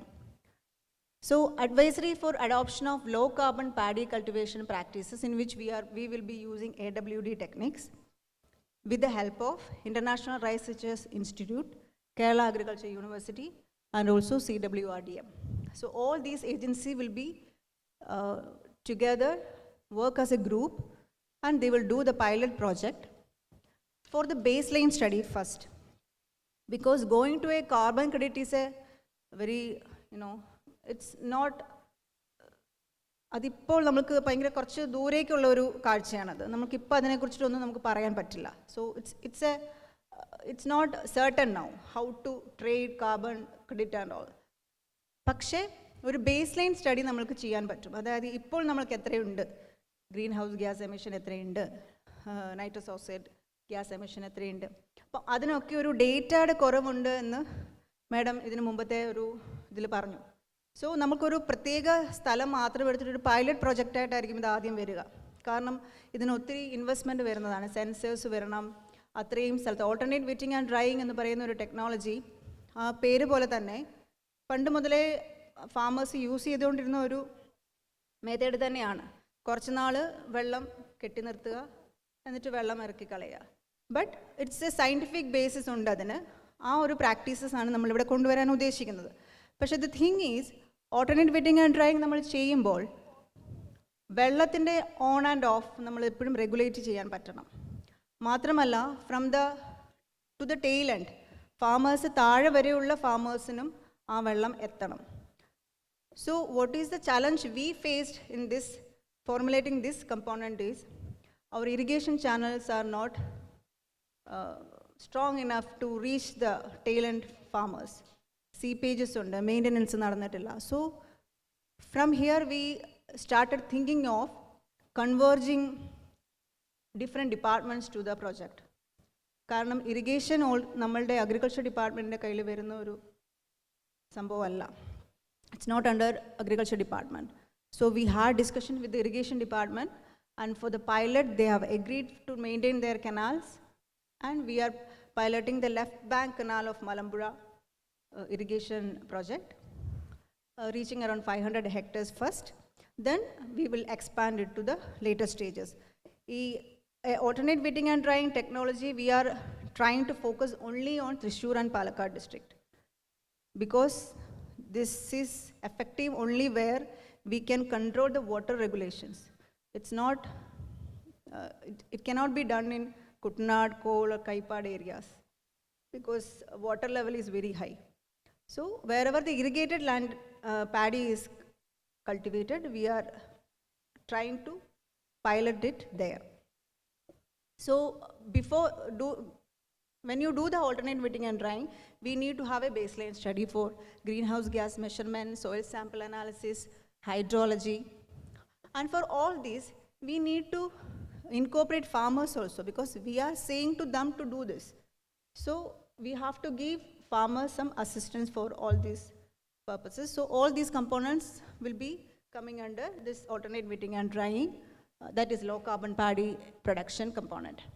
So assistance for lateral land leveling for ensuring AWD practices and proper water drainage, assistance provided to farmers for conducting field trials, and also exposure visits and training.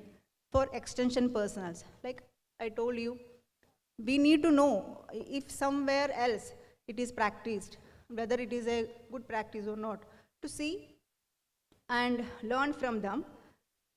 The external extension personals and also the farmers can be taken to the for different kind of exposure visits along with the other stakeholders. So after that, what after AWD? So after AWD, the questions of carbon credit comes. So I don't want to speak much about carbon credit here because we don't have much to speak about now. So when the carbon credit, that voluntary carbon trading comes, this farmer can sell their carbon credits to them.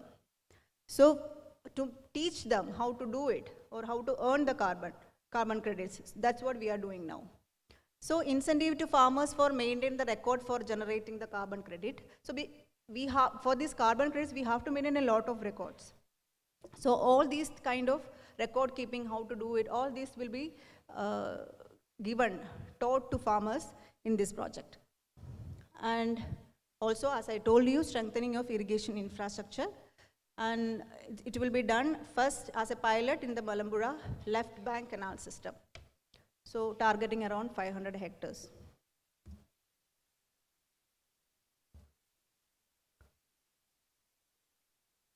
So expected outcomes. The first component, that is climate resilient agriculture practices.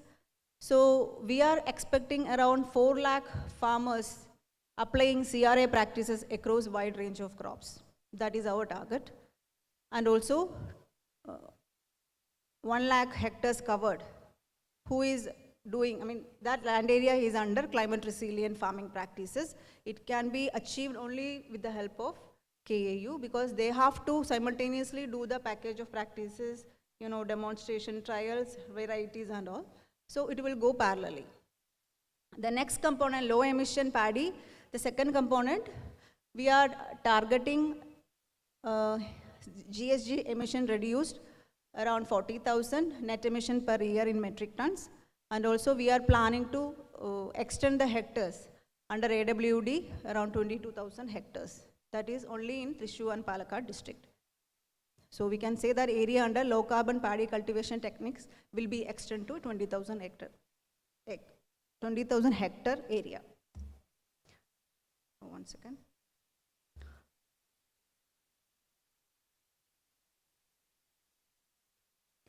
So these are the allotted amount for the two components. Once the first component will be given around 439 crore rupees and the second component will be allocated 336.38 crore rupees.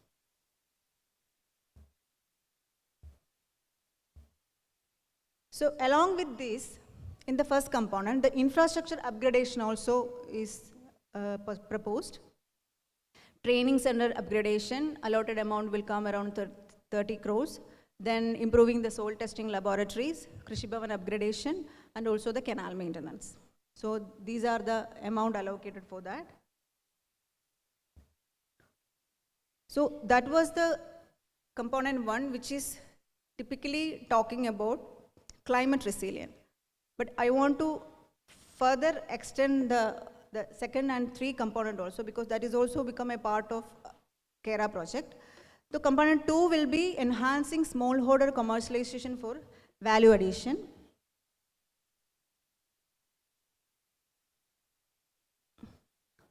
In this, the first component is productive alliances. I think some of them will having any that this എവിടെയെങ്കിലും കേട്ടിട്ടുണ്ടാവും productive alliances എന്താണെന്നുള്ളത്. Like it's an alliance between 2 parties.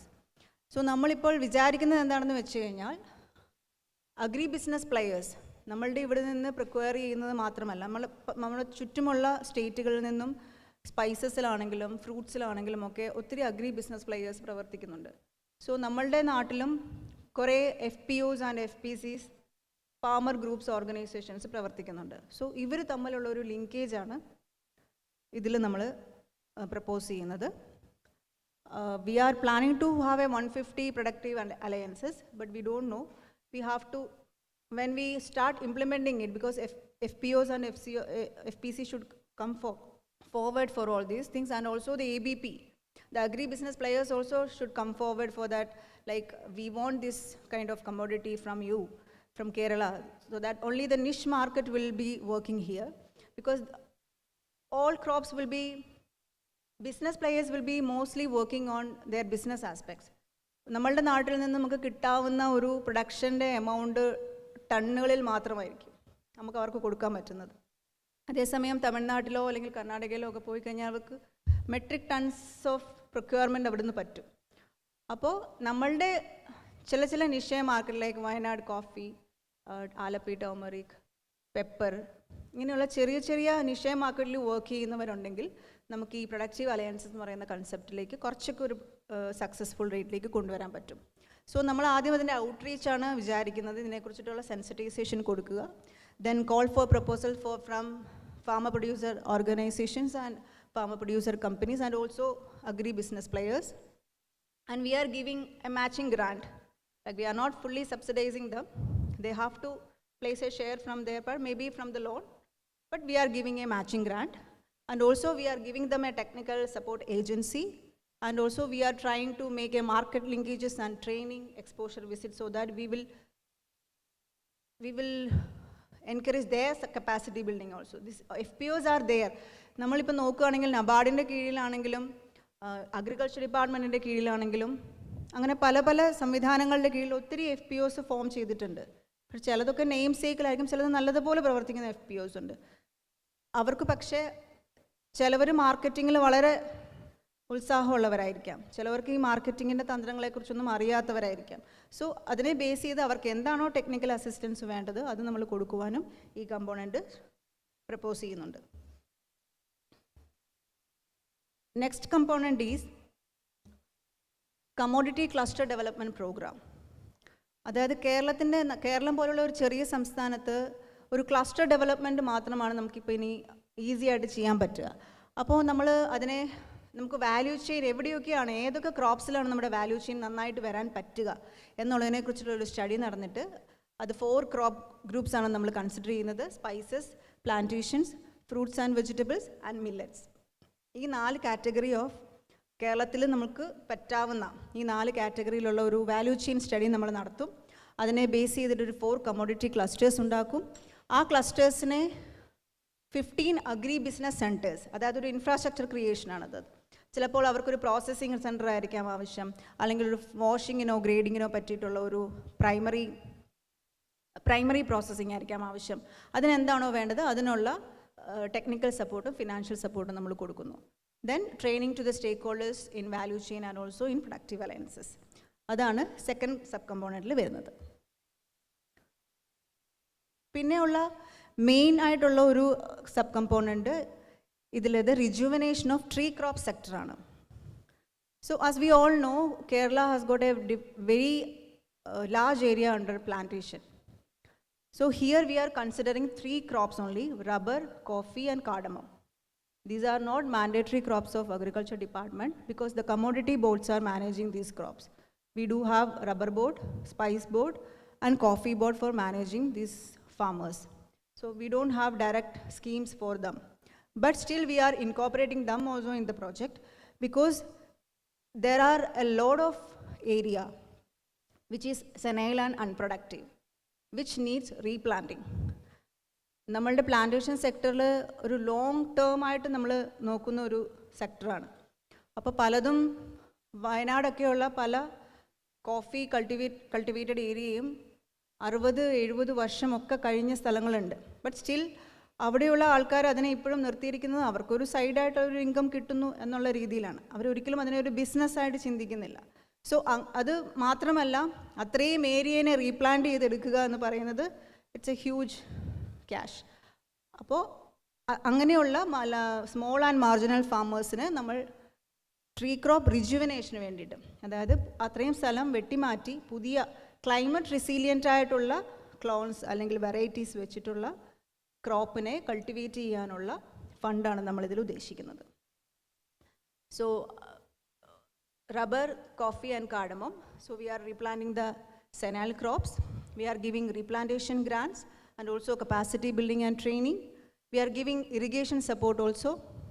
Then we are giving organic or GAP certification so that they will get a good market price. Then GI tag promotion, especially in coffee and all. Then one most important component here is the partial credit guarantee corpus fund. So this is where a lot of discussions were going on with the financial institution from World Bank, because banks are not giving crop loans for long-term crop loans. It's very hesitant. People are also not taking because it's 6-7 years crop loan. So bank is also having some problem with giving them loans. Farmers are also not getting income from the preliminary 5 or 6 years. So the repayment is difficult. So to encourage the banks and also the farmers to take the long-term crop loan, we are giving some corpus fund to NAM Sangrakshan, that is a NABARD wing, so that this fund will be utilized for giving TA and direct financing for the financial institutions, so that this fund will, whenever there is a repayment issue with the farmers, this fund will be utilized. So of a commercial financing will, it will boost a commercial financing. Then the directorate level app development portal, then also the nursery upgradation, because we are talking about the climate resilient clones of coffee and cardamom and all, but where we are getting it. So the nursery should be upgraded with the climate resilient seedlings and clones. So the nursery upgradation also, for the sales of certified seedlings, we are having some fund. The third subcomponent in the this commercialization aspect is land policy reforms. As we all know, Kerala land policy for leasing is a bit problematic issue. Like we are not having any policy for leasing out lands. So, but there are so much of land, barren land, fallow lands, which is underutilized. So the government of Kerala is taking an initiative to do some policy reforms, so that what can be done with this land. So there will be a study. In this project, we are going to have a study on that. Some consultants will be placed and they will be studying how we can use of this land and how the policy reformulation can be done. There is no direct funding to farmers or beneficiary in this.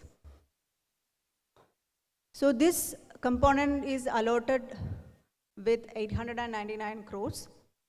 So all the subcomponents I have written there: productive alliances, commodity cluster development, tree crop sector rejuvenation, partial credit guarantee, and also land policy reforms. Coming to the key outcomes, what we are expecting from this. So value of sales by FPCs and agribusiness players will increase by a 30% increase. These are our targets, World Bank targets, so that after this project, we should reach it here. That is our target. So we are having an assumption of percentage increase of 30%. FPCs linked with agribusiness players, we are targeting a 150 numbers. Then commercial finance mobilized around 75 crores. Area replanted with the tree crops, all 3 tree crops together, 35,000 hectares. Mostly it will be on coffee, then rubber, then cardamom. So these all are decided based on the direct and continuous interaction with the commodity boards also. We have taken the area from them and we have piloting this project up to 35,000 hectares.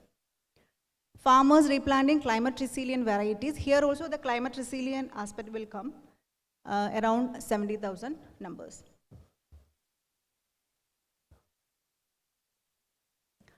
Coming to the third component, strengthening agribusiness and the food system.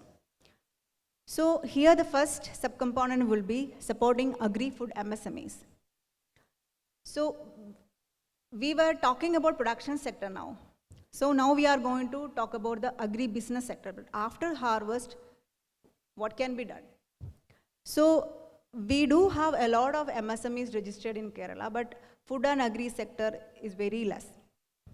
And mostly this pickle making, jam making, like micro enterprises are more. But when we think about the The next two things like small and medium is very less, around 3 to 4% only. Small and medium enterprises will come.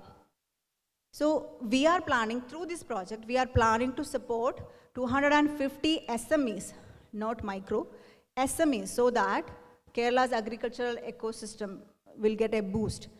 And we are trying to enhance the competitiveness and growth of agri-food MSMEs in Kerala. And also we are having some other components like capacity building, training, access to finance for all the MSMEs in Kerala, those who are in food and agri sector. Different kind of components are there. I'm not going detailed to this because it is not relevant here in climate resilient aspect. So, but I just wanted to project here, these are the components, third component also in project, KERA project. The second one is supporting agri startups. So the last presentation, sir was talking about startups. Like there are technologies everywhere. We are using artificial intelligence, data science. But when we come to agriculture sector, using these technologies, it's very limited. Like it is not reaching the farmers. Maybe the large farmers, planters are using maybe some kind of apps and all. But there are ideas, but it is not coming, targeting the farmers. So what we are trying to do in KERA project is, we are trying to have a problem scouting across state, that what are the solutions we need from startups. Like sometimes they may say like, we need a handy soil moisture apparatus, or maybe a tapping machine in rubber, or a NERA tapping machine which is fully closed so that no fermentation can be done. So that kind of, in different technologies can come based on the problems which is faced by the farmers in the field. So we are having a problem scouting. We will having a 10 to 15 challenges which are facing by Kerala agriculture system. And we are inviting proposal from startups across the globe. We don't have any physical barriers here. Like the startup should be from Kerala, it should be from India, not like that. It is like anybody, those who have the solution for this problem can come. Maybe in Thailand or Vietnam, they are facing the same kind of problem and they have solution for that, but maybe the adaptation of that technology may be different in Kerala. So we can just adopt it and adapt it here. How we can refine the technology. So for that, the existing 150 startup we are planning to fund around 25 lakhs per startup based on their need. Maybe some needs a protocol development, somebody needs a scale up, some need, incubation or mentorship. So whatever they need, according to their need, we are going to fund. But this component will be implemented by Kerala Startup Mission. So that is also a beauty of this project. Like we are not implementing everything. Agriculture department is not going to implement all the components. The department is implementing only the agriculture component. All other components will be done by the experts.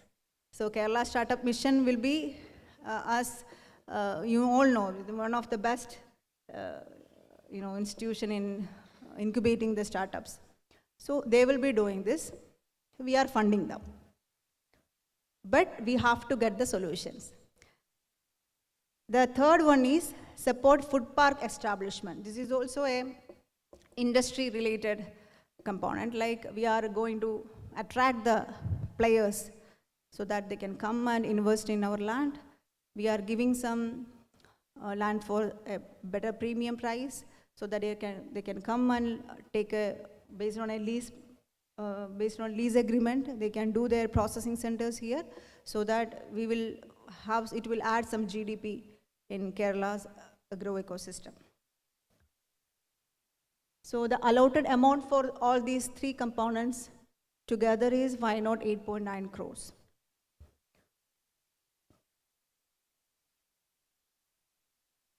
So third component we are targeting, new jobs created in agribusiness around 1,000 and also increase in revenue of MSMEs by 30%. New technologies, startups incubated 150. AgriPass established, what we are proposing now is 5, including large and mini, whatever is necessary according to the players. Then MSMEs supported 250. So these are the targets what we are proposing in the KERA project. So these are the project activities completed till now. Like we have strategies finalized by the last year. All the project strategies and interventions were defined, and we were detailing all these years, like what all are the subcomponents should come under each component. Then the cabinet approval received from Kerala State Cabinet. Then funding arrangements for the project were confirmed. Successful negotiation with the Department of Economic Affairs, because it's an external fund, so it has to come through DEA. So negotiation concluded successfully on August 2024, and it has got approved in World Bank board on October 31st, 2024.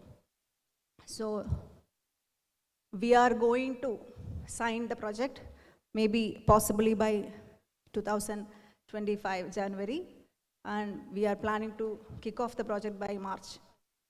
So these are the key departments. I told you different departments are going to go hand in hand, then only this project will work.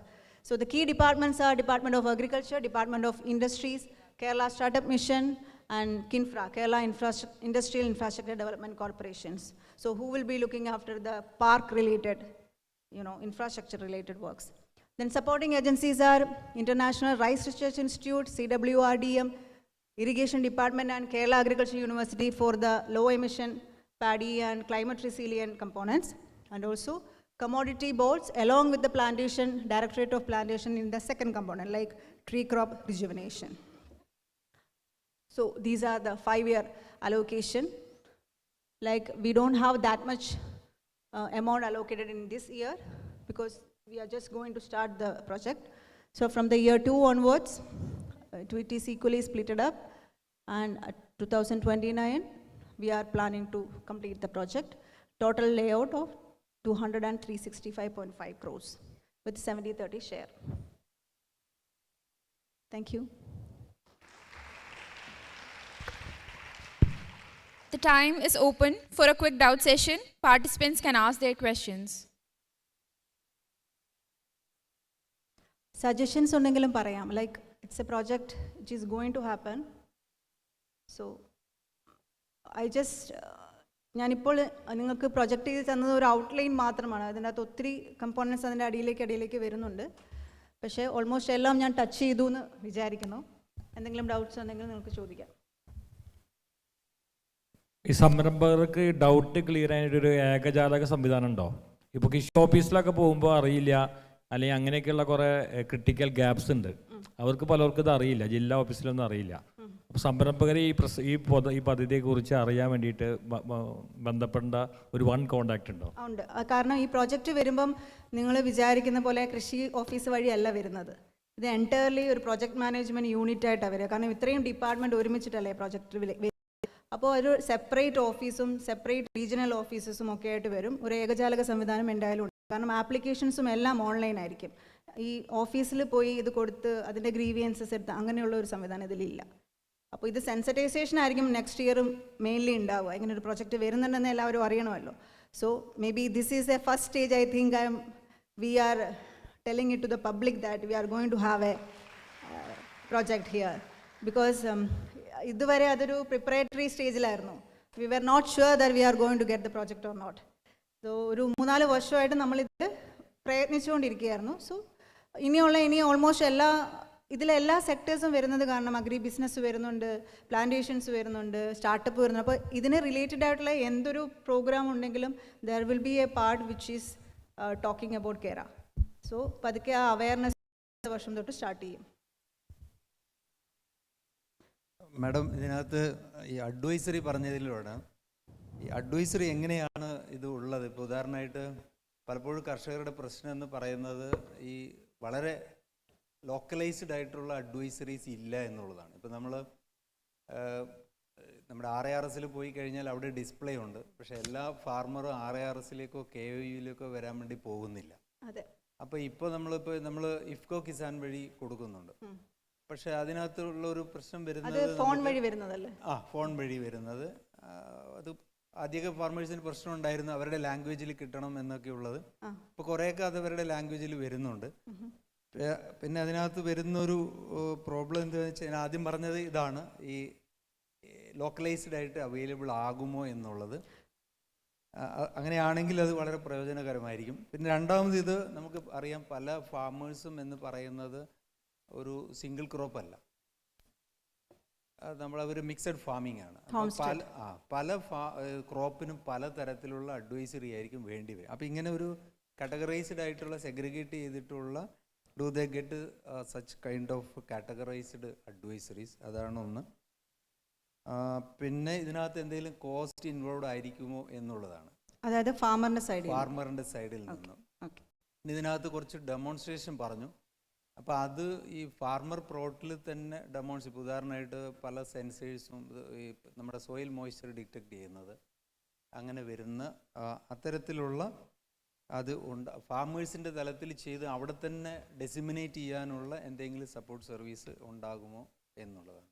Thank you. Okay, so sir പറഞ്ഞ ആദ്യത്തെ ഇതെന്ന് വെച്ച് കഴിഞ്ഞാൽ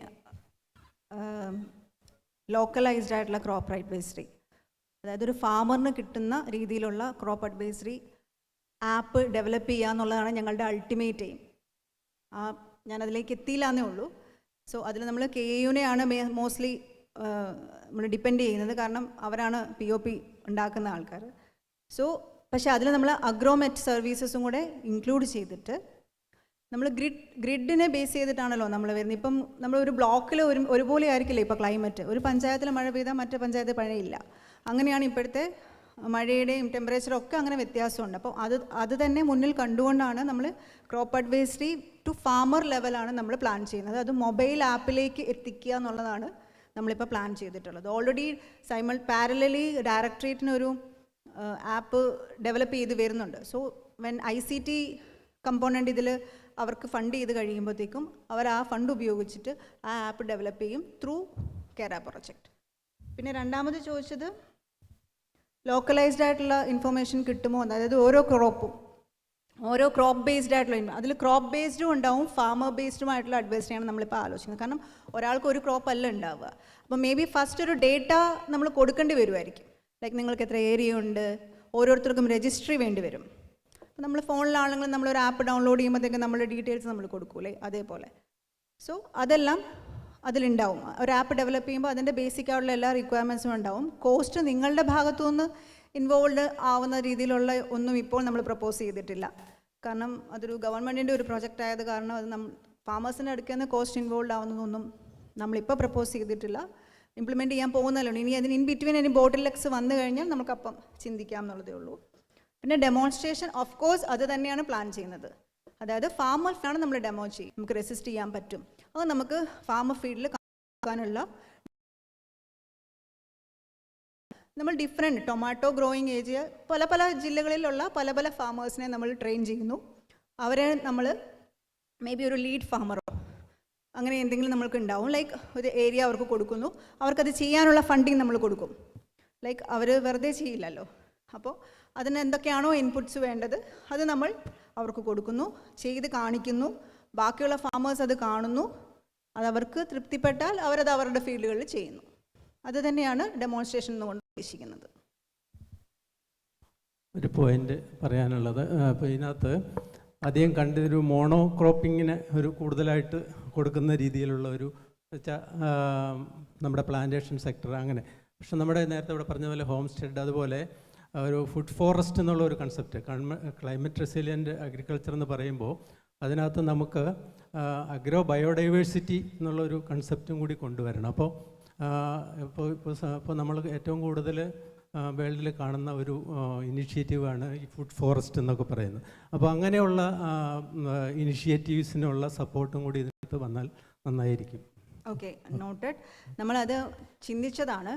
പക്ഷേ ഞാൻ പറഞ്ഞില്ലേ, പല കമ്പോണൻസിലേക്ക് നമുക്ക് ടോട്ടൽ പ്രൊജക്റ്റ് ഔട്ട്ലൈനെ നമ്മൾ കൊടുക്കുമ്പോൾ നമുക്ക് ചിലപ്പോൾ ഒന്നിനും തികയാതെ പോകും. ലൈക്ക് ഒന്നിനും തികയാതെ പോകും. So we will consider your suggestion and we will, if it is possible, we will accommodate in the project.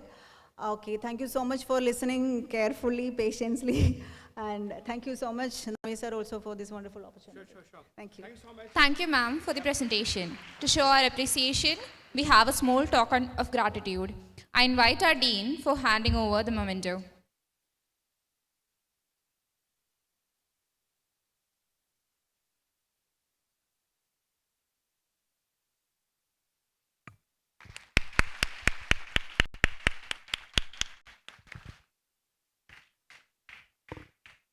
Due to the time constraints, I kindly request the respected resource person to concise the presentation to 20 minutes, followed by a 5-minute discussion.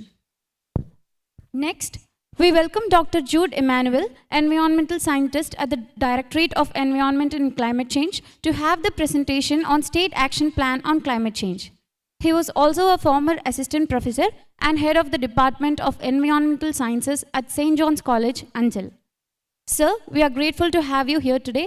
Warm welcome to the stage, sir.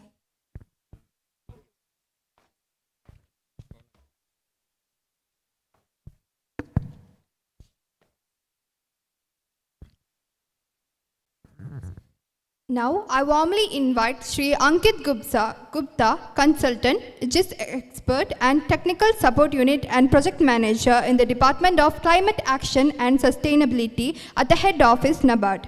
We are honored to have you with us and eagerly looking forward to your presentation on green taxonomy of NABARD. We welcome you, sir, onto the stage.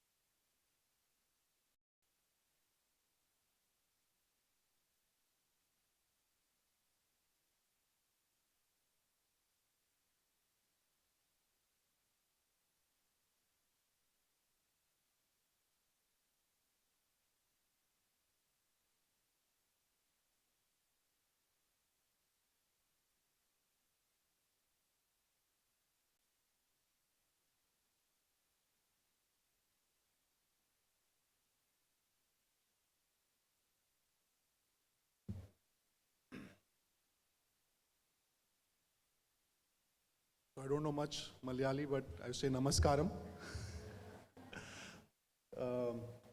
Basically, I represent an organization called IntelliCap. It came from a word intellectual capital. So it combined, it's called IntelliCap. We provide intellectual capital services to organizations including DFIs, government, foundations, everyone and anyone from that perspective. Some of our marquee projects, for example, we're working with government of UP to solve water management and water stress situation in UP. We worked with World Bank when they wanted to have a South-South knowledge sharing session, taking knowledge from India, the solar parks that we've developed in India, how they can be replicated to Nigeria. We worked with government of Nagaland, Uttarakhand, Odisha on the forest, with the forest department, trying to help them create solutions from the forest conservation perspective, livelihood restoration perspectives, infrastructure development, and all those areas. So we work with these stakeholders to help them create strategies that can help the environment.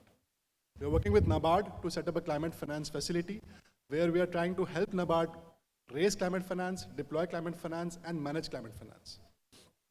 So from that perspective, we are working with stakeholders to create these ecosystems, help them prosper, which helps the environment, the SDG goals, the NDC goals, and all those from that perspective. I'm not that old, so a lot of people who have spoken before, as sir was mentioning in the morning, I've passed out from IIT Kanpur, and after that I joined IntelliCap because I wanted to work with impact consulting. So one of the paths for you guys, if you want to say impact consulting, where you work with different stakeholders, create strategies for them, and work forward from that perspective. What I'm trying to focus today here is, we heard about climate finance, we heard about different projects, we heard about government projects and everything. But at the end, if we have to classify something green, we say that, okay, I want to invest in this project, I want a concessional capital from that perspective, I want to raise capital from outside of India, as sir was mentioning in the morning. I need to classify that project as a green. So what is my framework? How will I classify it as green, right? You say that, okay, I like to invest in solar pumps. Is solar pumps completely green? Maybe not, because solar component is green, but the pumps is not green, right? If you are installing something, let's say you are having a program under which you're providing a lot of capacity building support, and which leads to creation of, let's say okay, I take another example. Let's say we are talking about electric vehicles, and the project which needs to be funded, having electric vehicle component and also an IT management system to be developed with that, a software management system to be accompanied with that EV. The EV will maybe green, but the IT management system will not be green. So if you're investing 2 lakh rupees, 1 lakh of IT system and 1 lakh for EV, that 1 lakh will not be considered as green. So like that, we need to ensure to understand what is green, what is not green, and going forward, a lot of the RFIs, all the RFIs, all the institutions need to start thinking that, am I investing in green resources? Am I contributing to my environment by investing in green resources? And NGOs, private sector, even the future generation, when you are going to take loan from institutions or capital from institutions, you have to think that, am I taking loan from green projects? Am I doing something which is environment friendly? Am I asking loan for environment friendly initiatives? Because you will also need to think about your future generations, right? So what am I doing? Am I really thinking about environment? Am I really asking for loan from a green initiatives perspective? Am I actually giving loan from a green initiatives perspective? So we all need to talk in the common language. We all need to think from that perspective. And that's where green taxonomy is important. To understand what is green, to understand what is applicable or can be certified as green, and to understand how can I design my projects in a way that I support more and more green infrastructure, green, which is less environmental harmful, more environmental friendly, so that I'm impacting the environment in a negative manner less and less. So I think I just explain what is green. Basically, we need to define what is green. Green taxonomy helps you define what is green, that is aligned to reduce greenhouse gas emissions, biodiversity, resource efficiency from that perspective. We are not impacting the environment in a negative manner, right? Why it is needed? Because we all can speak the common language, we all can have, it will be facilitated by regulation. Sooner or later, regulation will come that we can only invest in green assets, right?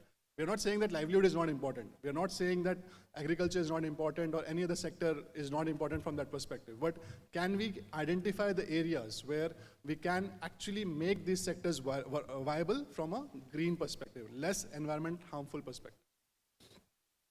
We need to impact, everybody need to start reporting their impact on how they are supporting the environment from that perspective, and we need to have enhanced risk assessments from that perspective.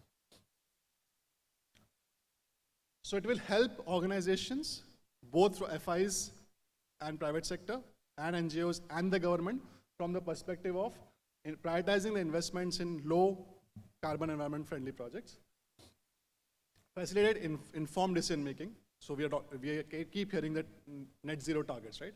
What is net zero? I'm not emitting the carbon in the environment, right? And I'm not, my contribution is balancing. So if I'm negative, emitting something, I'm also avoiding to the same extent to ensure that my net zero contribution to the environment in terms of carbon is zero. So India has taken a target of net zero by 2070. India has taken a target of net zero by 2070. It is percolating down to all the sectors, all the stakeholders, all the players. So everybody needs to think about, how am I going to be net zero? How NABARD is going to be net zero, how MFIs need to be net zero, how RRB is going to be net zero, how private sector needs to be net zero. So it contributes to that. But to think about climate, we will mobilize climate finance. As sir was saying in the morning, right? We need to take, if we need to get capital from outside, they will also start asking questions. Where are you going to invest? Is it going to be invested in climate friendly projects? how and where and why. So we need to answer all of these questions, and the green tagging, the green taxonomy will help you from that perspective. So how we develop a green taxonomy? We need to understand there are global standards, global practices. We all need to understand from that perspective that what are these practices currently outlined in the market? What are they prescribing? What are they saying in terms of green and non-green? We need to have tailored those taxonomies from your own perspective. So am I a financial institution? The taxonomy needs to have a different goal for myself as compared to a private sector, as compared to an NGO. So we need to tailor and customize those green taxonomy from that perspective.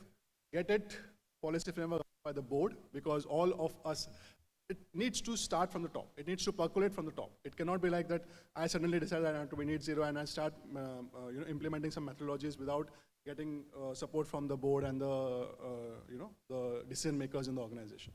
So we need to have that. We need to realize this policy and support the institutions through capacity building. We need to do capacity building of stakeholders to actually start implementing the green taxonomy in its true sense.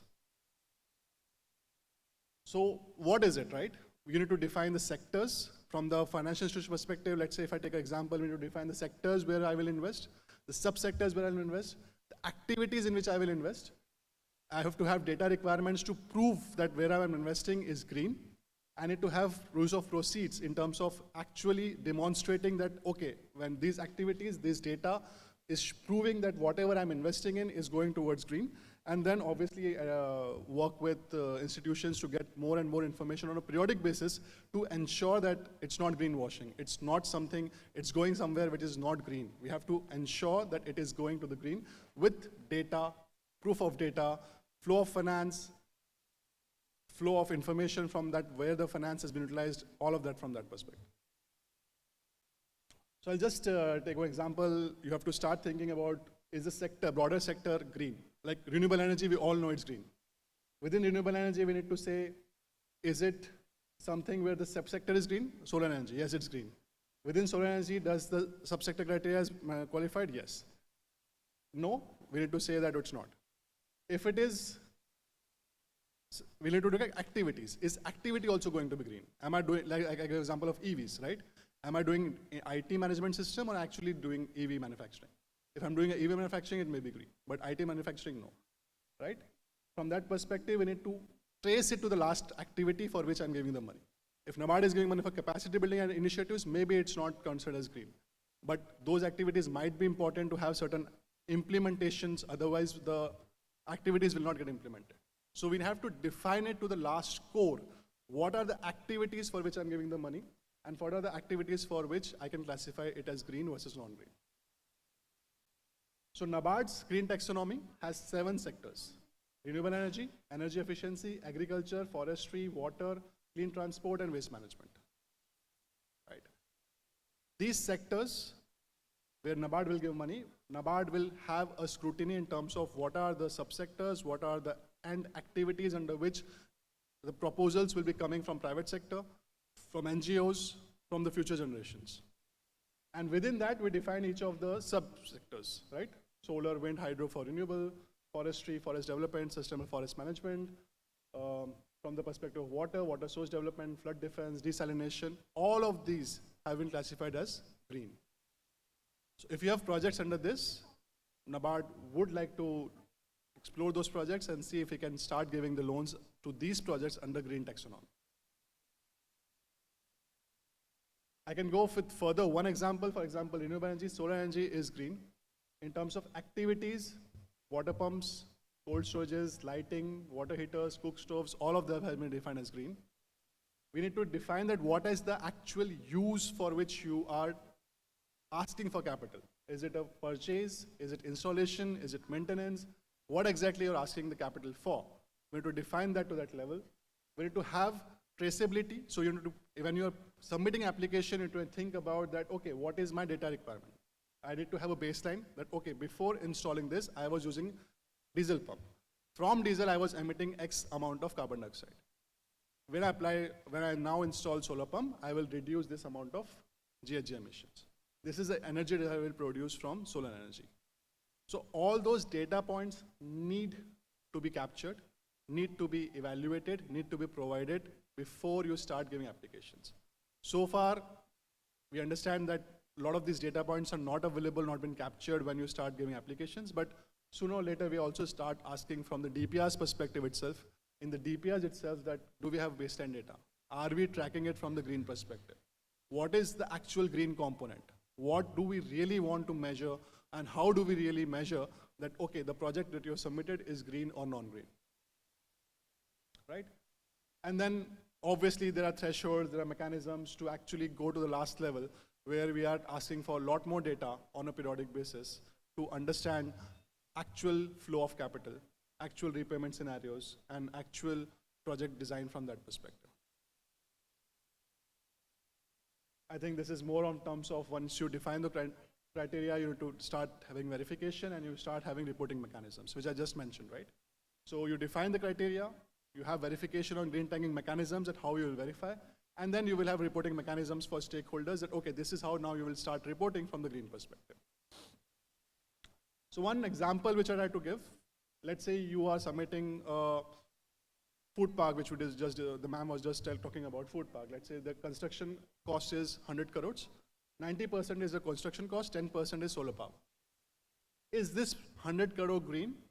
If you are submitting an application to NABARD to say that I want to take 100 crore, NABARD will say only 10% is green, because then you're using cement, steel, tiles, wood, all of that may not become under the green consideration. But if you're only submitting application for solar power, then NABARD might say that 100% of the project is green. So this way, we need to classify what is the ask, what is the loan amount, where are we actually asking from that perspective, where the actual loan or actual capital is going to flow, and how you're going to measure it. Then NABARD will not consider about 90% of the cost of the project. NABARD is only considered about a 10% cost, and then you have to report all the data respective to that 10% cost of the project. So when we talk about energy generation for solar power, we only talk about the energy generation, GHG emissions, installation verification from that perspective.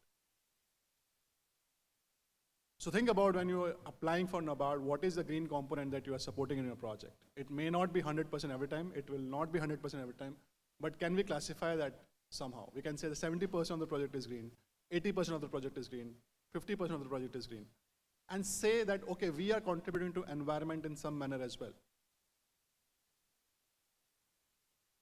So I think this is what most of you wanted to know, what exactly the things which we need to include in the project proposal when we are reaching out to organizations like NABARD for loan. Definitely the objective, we need to clearly state how the project contributes to environmental sustainability, mitigation, adaptation, what exactly are we going to do with the project, what it is contributing to, how, and when and where. Right. Description of green components. So please highlight what is the specific activity, infrastructure, process, what exactly is green in that project, and how that project is green from your perspective. We need to think, we need to hear that, we need to read that, okay, this is how the project is green. We need to have a baseline assessment. Okay, earlier there was no solar power, now there is solar energy, so baseline is 0. But in some cases, there might be some baseline. We were working with 5,000 farmers who were doing X earlier.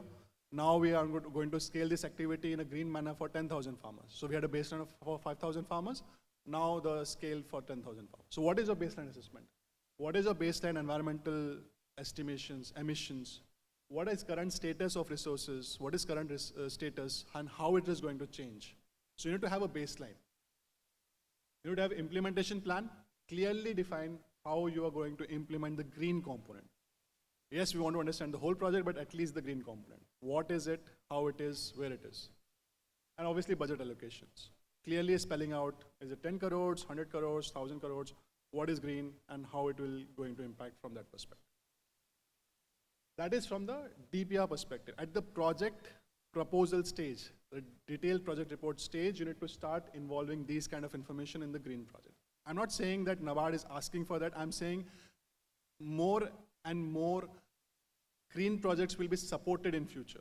So if you start thinking from that perspective, it will help you in terms of, okay, this is how I define green, this is how the organizations define green, this is how I need to start thinking from the green perspective to contribute to the environment. to contribute to the goals that the government has, the organizations have, I myself have for myself, to support the environment. And then on a regular basis, NABARD will ask you to obviously report the progress. Okay, you said that you will install the plant in 1 year, what happens there. So on a regular basis, we need to start understanding that. We need to have environmental impact matrices. There are methodologies, there are industry standards, there are benchmarks. So expect to start reporting on that aspects. Key performance indicators, not just from the environmental perspective, but at the start of every project, we start some KPIs. So how are you focusing on that from the mitigation perspective, risks perspectives, from the underperforming areas perspective, what is happening, how we are mitigating, what is our strategy from that perspective, and obviously financial tracking. How much budget is allocated in the green component, how much is left, how we are going to plan to utilize that, and all those areas.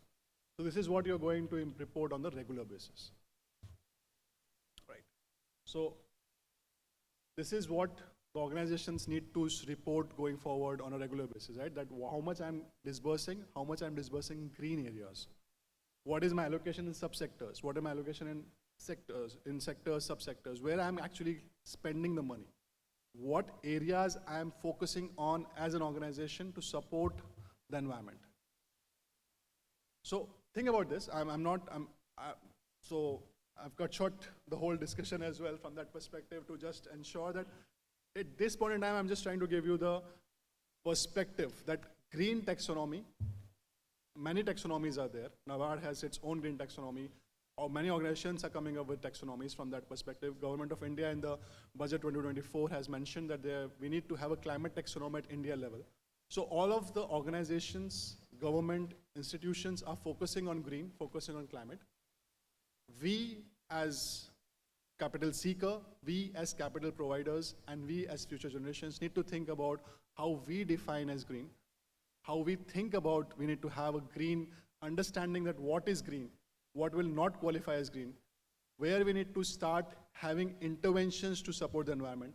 We go to the market seeking capital, we should think about, is my project green or not? Understand the components from that perspective and start designing the projects from that perspective. So that will help all of us and will help our future generation to see a better future and better environment from that perspective. I think I was the fastest.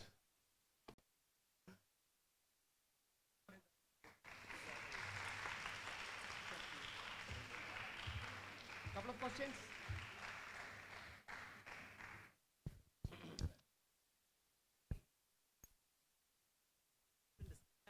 Can you please tell some examples so that the NGOs get an idea? Yeah, so for example, at the NABARD level also, we are currently doing TDF projects, watershed projects. We are looking at what is the component which is green in that. So Tribal Shed Development Development Fund, we have supported a lot of agroforestry projects. In the agroforestry projects, we have given capital for plantations, right? We have given capital for capacity building. We have given capital for restoration mechanisms. We have given capital. So in 100%, if you see, we have allocated 100 crores to that project. When we are doing direct activities from some of the things which I have shown on, we'll not be able to see now, but some of the things in terms of sub-activities, right? I'll quickly read. So in agriculture, climate-friendly agriculture practices, developing resilience, and agri R&D measurement, monitoring, and reporting. Right? So activities which are beyond this, capacity building, activities which are beyond this in terms of, allowances for travel and going to the stakeholders, activities where you are actually just doing a restoration mechanism with bricks and mortars, we are creating offices, centers from that perspective. Those are not covered. So in a typical TDF project, we have seen that 60 to 65% can be green, but 30-35% component will not be green.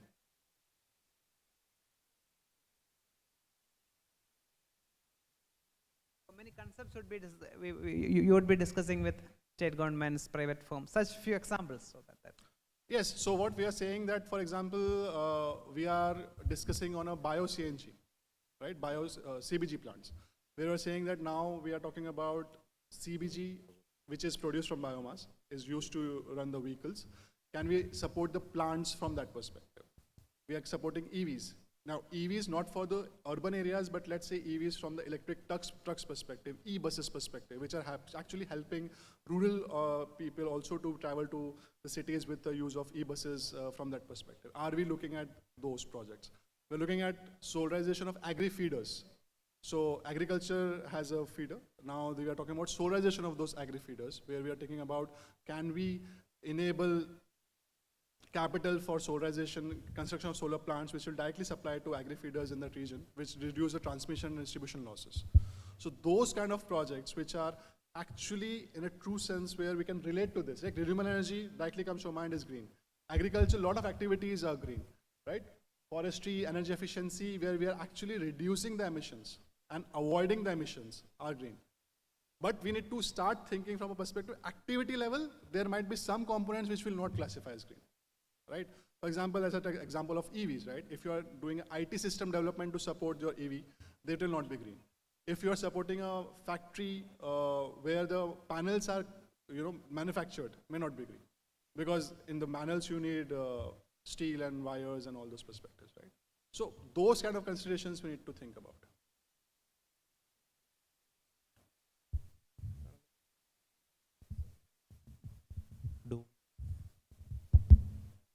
Hi, sir. Do we have any R&D research supports there in the forestry section or wildlife conservation or something? R&D, apart from agriculture. Agriculture we have, like I have found it. Yes. So in sustainable forest management practices, you definitely need to have some R&D to ensure that what are the sustainable forest management practices. Also from the perspective of understanding what is the mechanism in what forest development. So we also have a component of forest development. In the forest development, you will install, you will have trees and construction of those forests. But it depends on, if the R&D component is like 50% of the project, we have to think about that, we cannot classify as green. We are not saying that we will not support it, but we may not classify it under green type. But let's say your R&D support is 5%, and then the whole of the project implementation is 95%, maybe we can consider the whole of the project as green. Thank you, sir.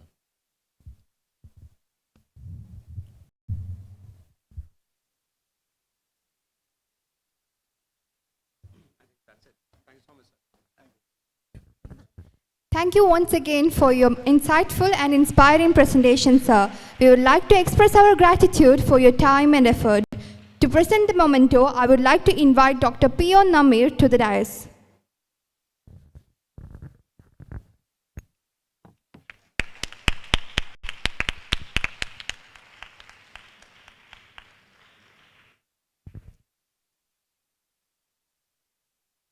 Next, we are moving on to the final presentation.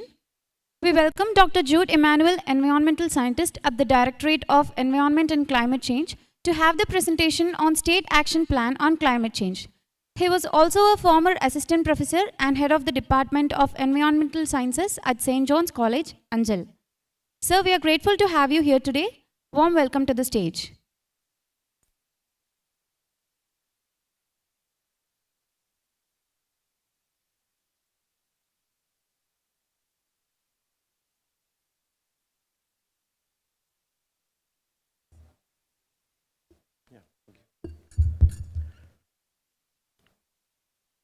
Good evening.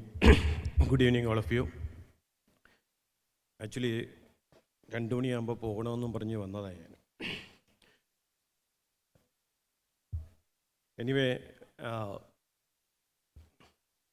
the invitation is to present about the SAPCC, State Action Plan on Climate Change. I'm sure that almost all of you have seen the State Action Plan on Climate Change, which was published, which was approved by the State Cabinet in 2022 and approved by the Ministry, Central Government in 2004, on February 2024.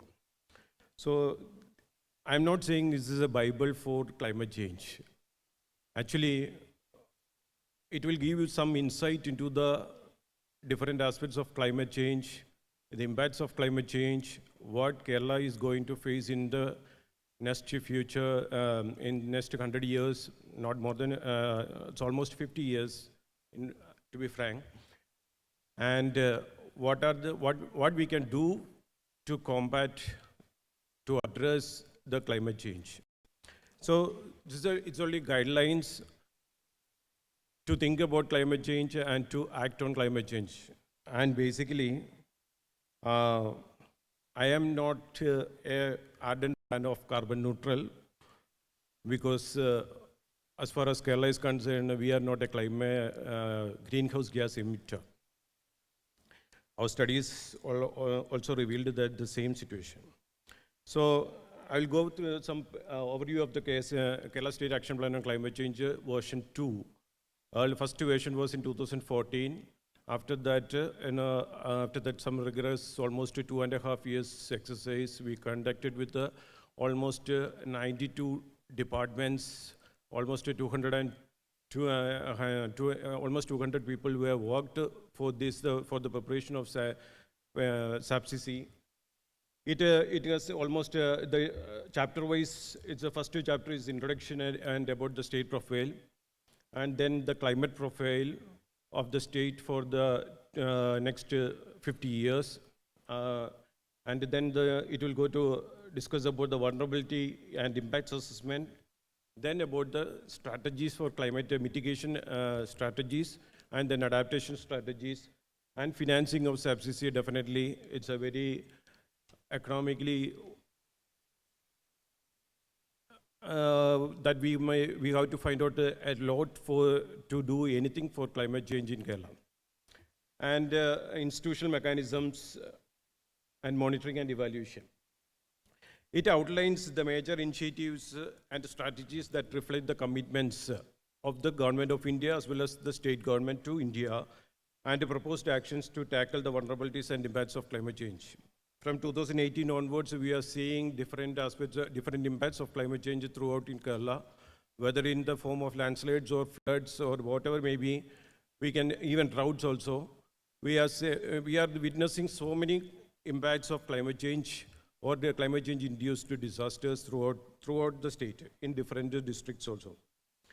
And it will include a sustainable, climate resilient, low carbon development pathways. Always the state government have a vision to make the state as a carbon neutral by 2050.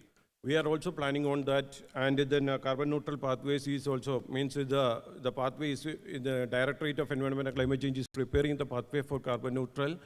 We already had the estimation of carbon greenhouse gas emissions of the state, and now it's under preparation almost within one or 2 months, most probably by April or March next year, 2025, the carbon neutral pathway will also published by the state government.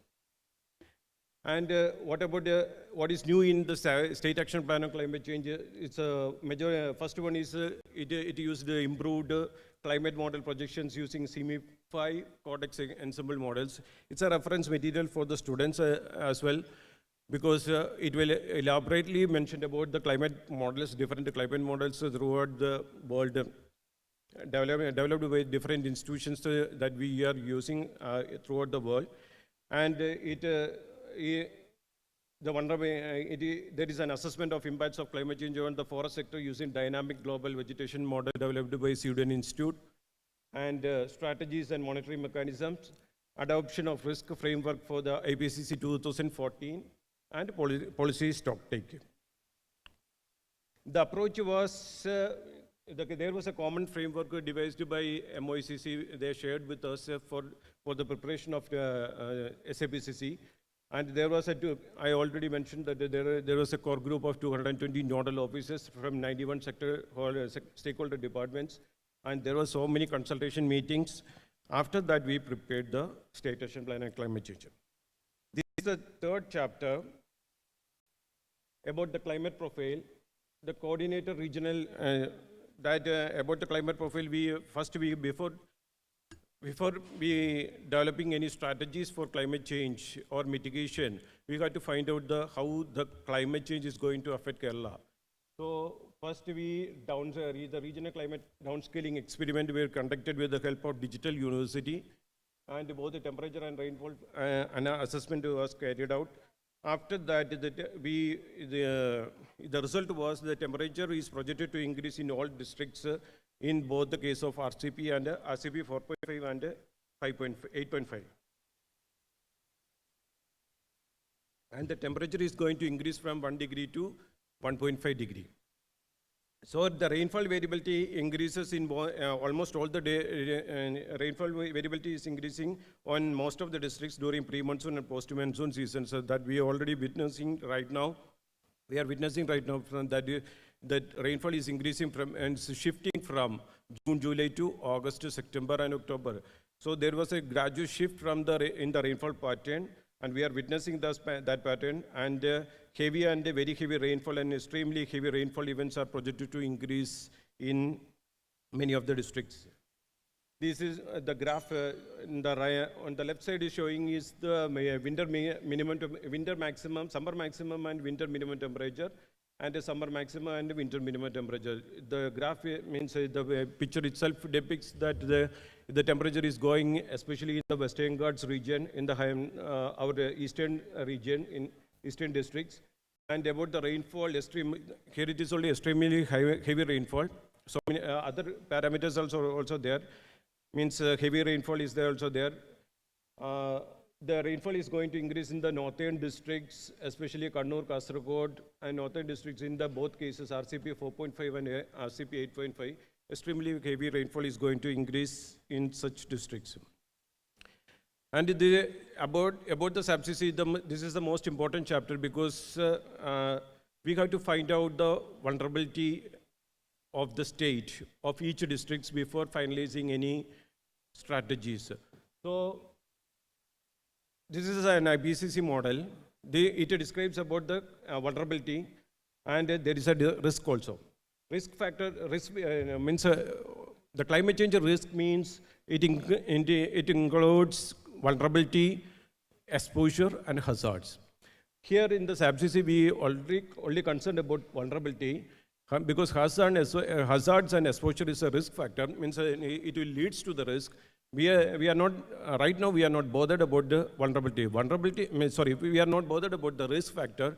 We are bothered about the vulnerability factor only. That means how much is our propensity, how much is our inherent tendency to become vulnerable when we exposed to a hazard.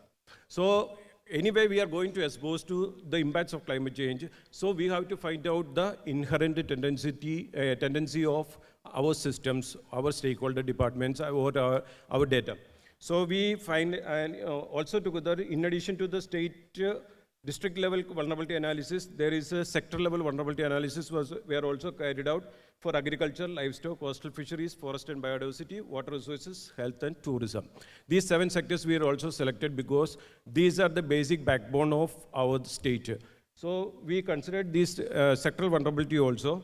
And we conducted the vulnerability analysis for all the 9 sectors also. You can refer the SABCC from page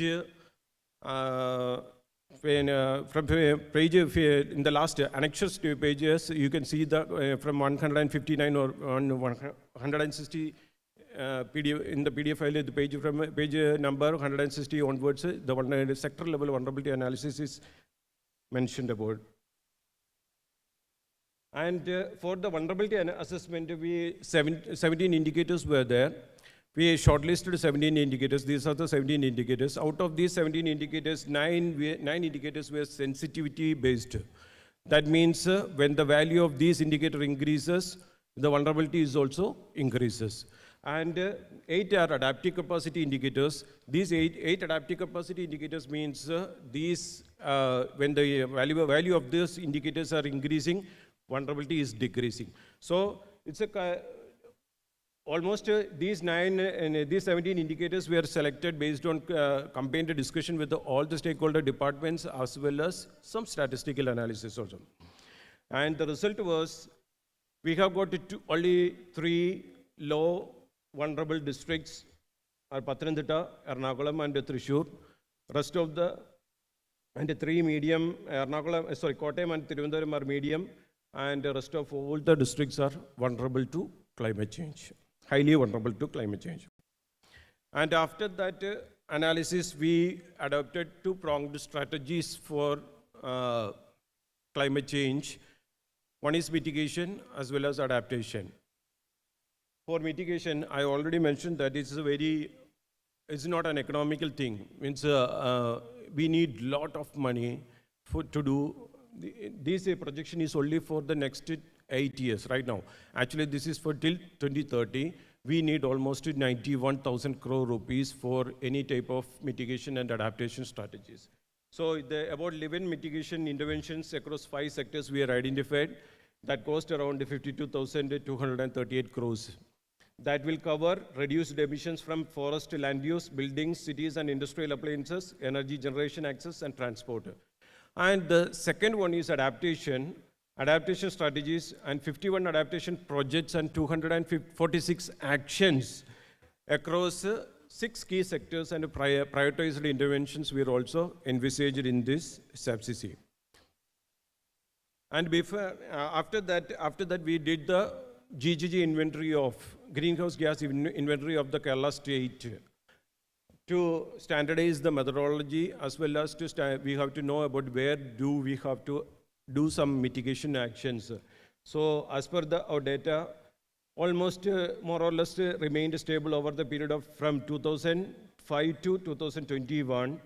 And this is mainly because the highest peak in gross emission peaked in 2024 to 24.53 million ton carbon dioxide equivalent, and which was reduced to 21.86. So this is because of COVID only, because our data 19-20-21 data was comparatively less emission intensity.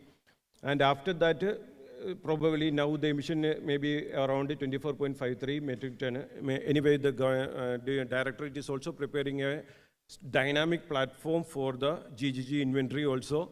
And you can witness the GGG inventory for the state and for district based also. And the per capita emissions is only 0.41 tons of carbon dioxide equivalent per person, while that of India is 2.46. And emission intensity is reduced to 83%, and the key emitter is transport sector. So the carbon sequestration is almost to 10 million ton. So this graph explains the key emission of our greenhouse gases is transport sector, followed by residential energy and industrial energy. The agriculture sector is only 1.18%, which is very less compared to any other sectors. So our mitigation actions mainly concentrated on power, transport sector, power sector, and other solid waste management sectors. It should concentrate on that sectors. And this is a state action plan for mitigation. About the sectoral projection is for 2023 to 30. Strategy sets and targets for 2030. And mitigation potential for 2030 for major strategies were envisaged. And the sectors considered were power, transport, buildings, industry, and agriculture.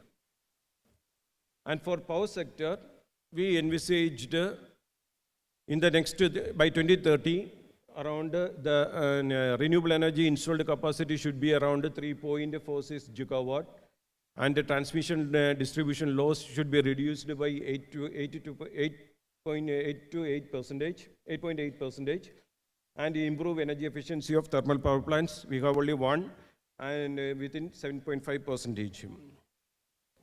And we have, similarly, we have targets for EV transport sector. EV target is 3 lakhs, 1 lakh auto, 3 lakh two-wheelers, 1 lakh autos, 75,000 cars, and 3,000 buses. Similarly, industry sector is also, we don't have much industries anyway, and improving energy efficiency of industries, including non-PAT industries like FAT, BPCL, Kochi, and all those areas. And building sectors, we are envisaging 100% LED lighting and 50% LED penetration in housing and energy efficient appliances. And the agriculture sector, almost 9% of the present agriculture pumps, the pumps used in agriculture activity should be either migrated to renewable energy based or solar pumps, solar pumps. And 11% of EE pumps energized by 26 megawatt solar powered feeder. 2.5 lakhs of EE pumps also we envisaged in this SABCC. Altogether, 52,238 crores. Out of this, the state share is only 5%. because we don't have that much money to spend for these activities, and 23% is central share.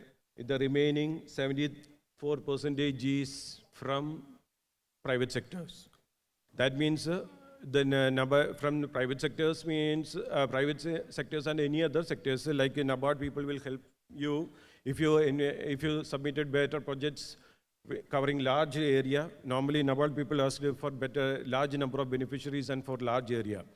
Small projects they will not entertain.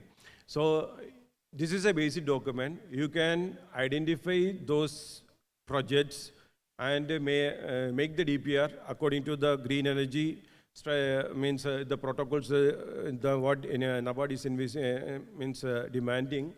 That type of projects you can submit to the NABARD, and there is the baseline data is also all the baseline data are available with the SAPCC or the Environment Department. We are also there is a knowledge portal. We are also going to inaugurate a knowledge portal for climate change, and from the knowledge portal you will get all the type of data, baseline data to the baseline data to formulating the projects. Similarly, adaptation strategies.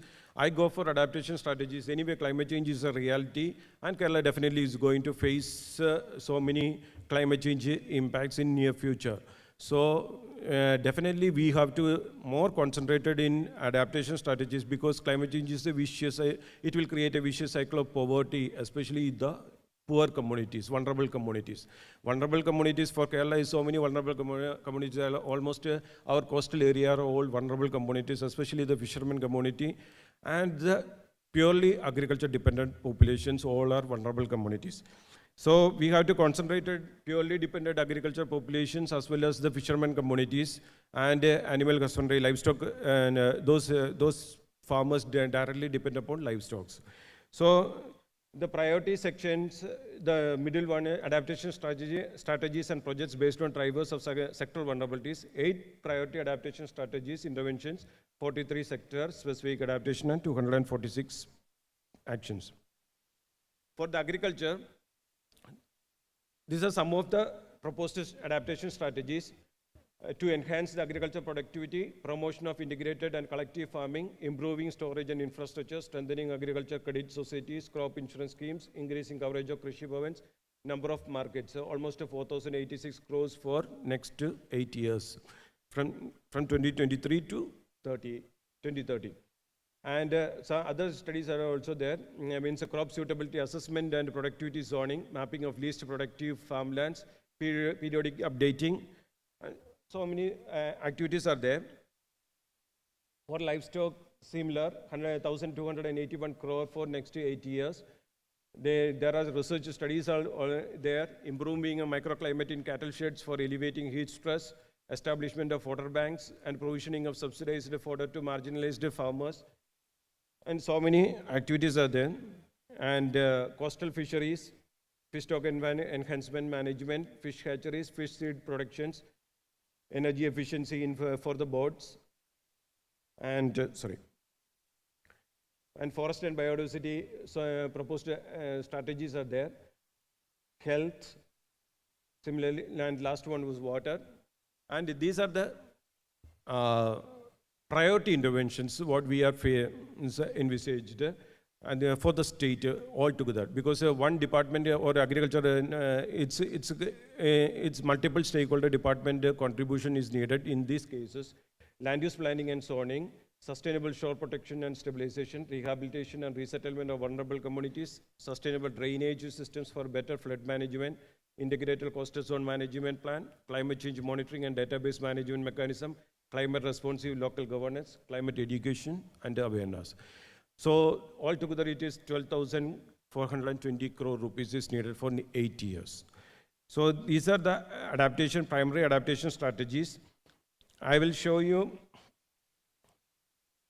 This is a chapter of adaptation strategies for agriculture. So in this column, you can see that the vulnerable districts for agriculture sector. For agriculture sector, the most vulnerable district is Palakkad, Wayanad, Kasaragod, Idukki, Kozhikode, Malappuram, Kottayam, Kannur and Thiruvananthapuram. And the least one is Alappuzha. we are also wonder, agriculture department and so many people have not agreed with this, but the data shows that Alappuzha is the least one because the directly dependent population on agriculture, out of the total population, those who are directly dependent upon agriculture for their livelihood is very, very less in Alappuzha, only 4.something%. At the same time, Palakkad and Idukki it is 22. At the same time, Palakkad is almost 14. So these are the factors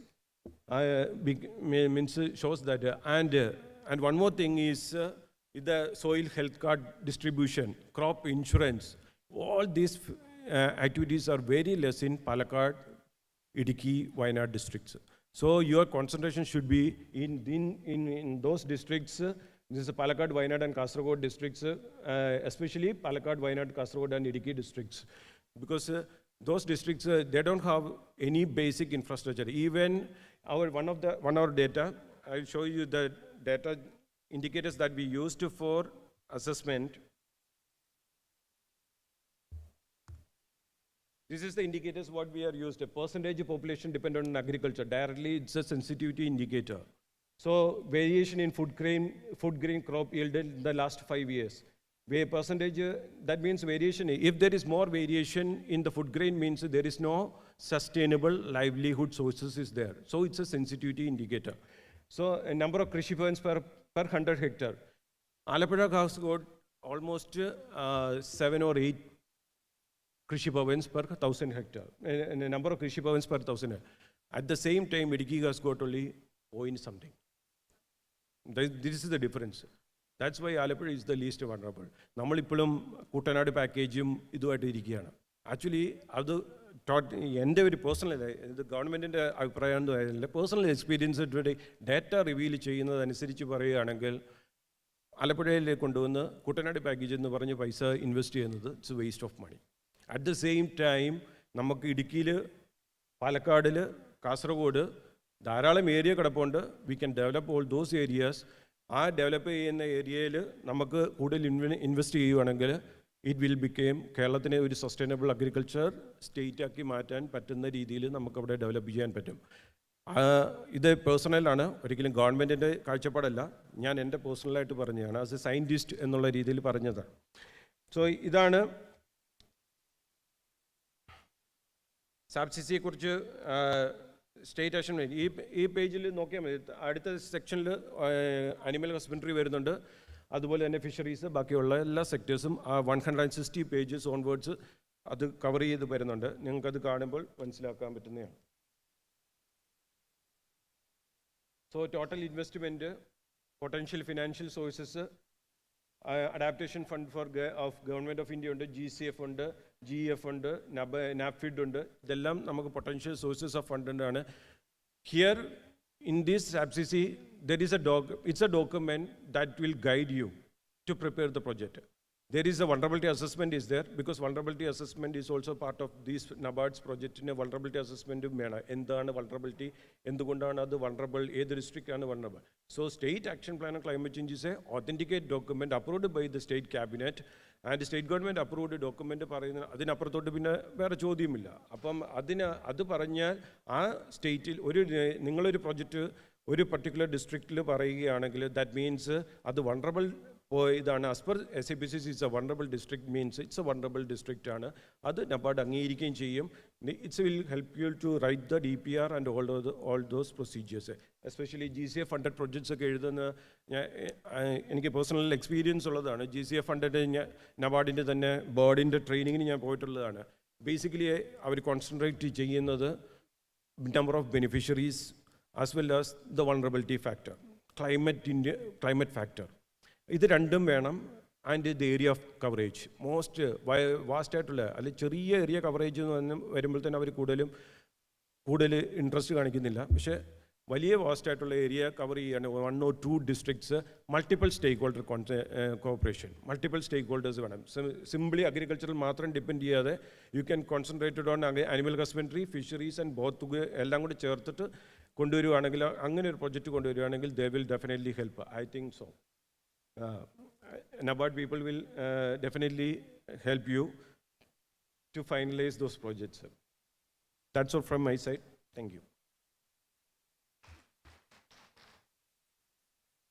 Any questions from the audience?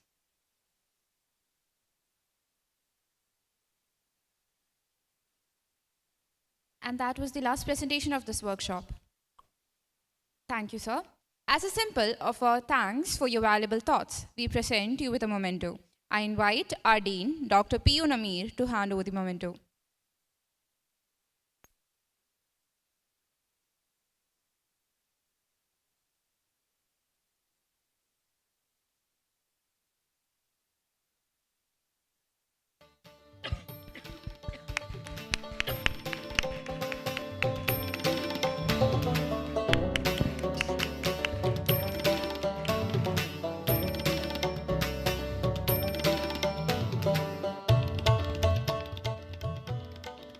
As we are nearing to the conclusion of this conclave, I cordially invite Mrs. Minu Anwar, Assistant General Manager.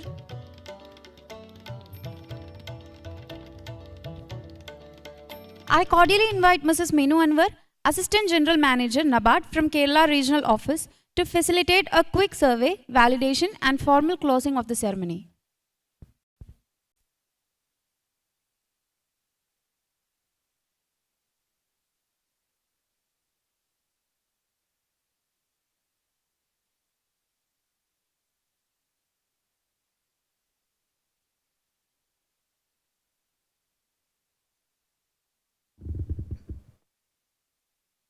എല്ലാവർക്കും എൻ്റെ നമസ്കാരം.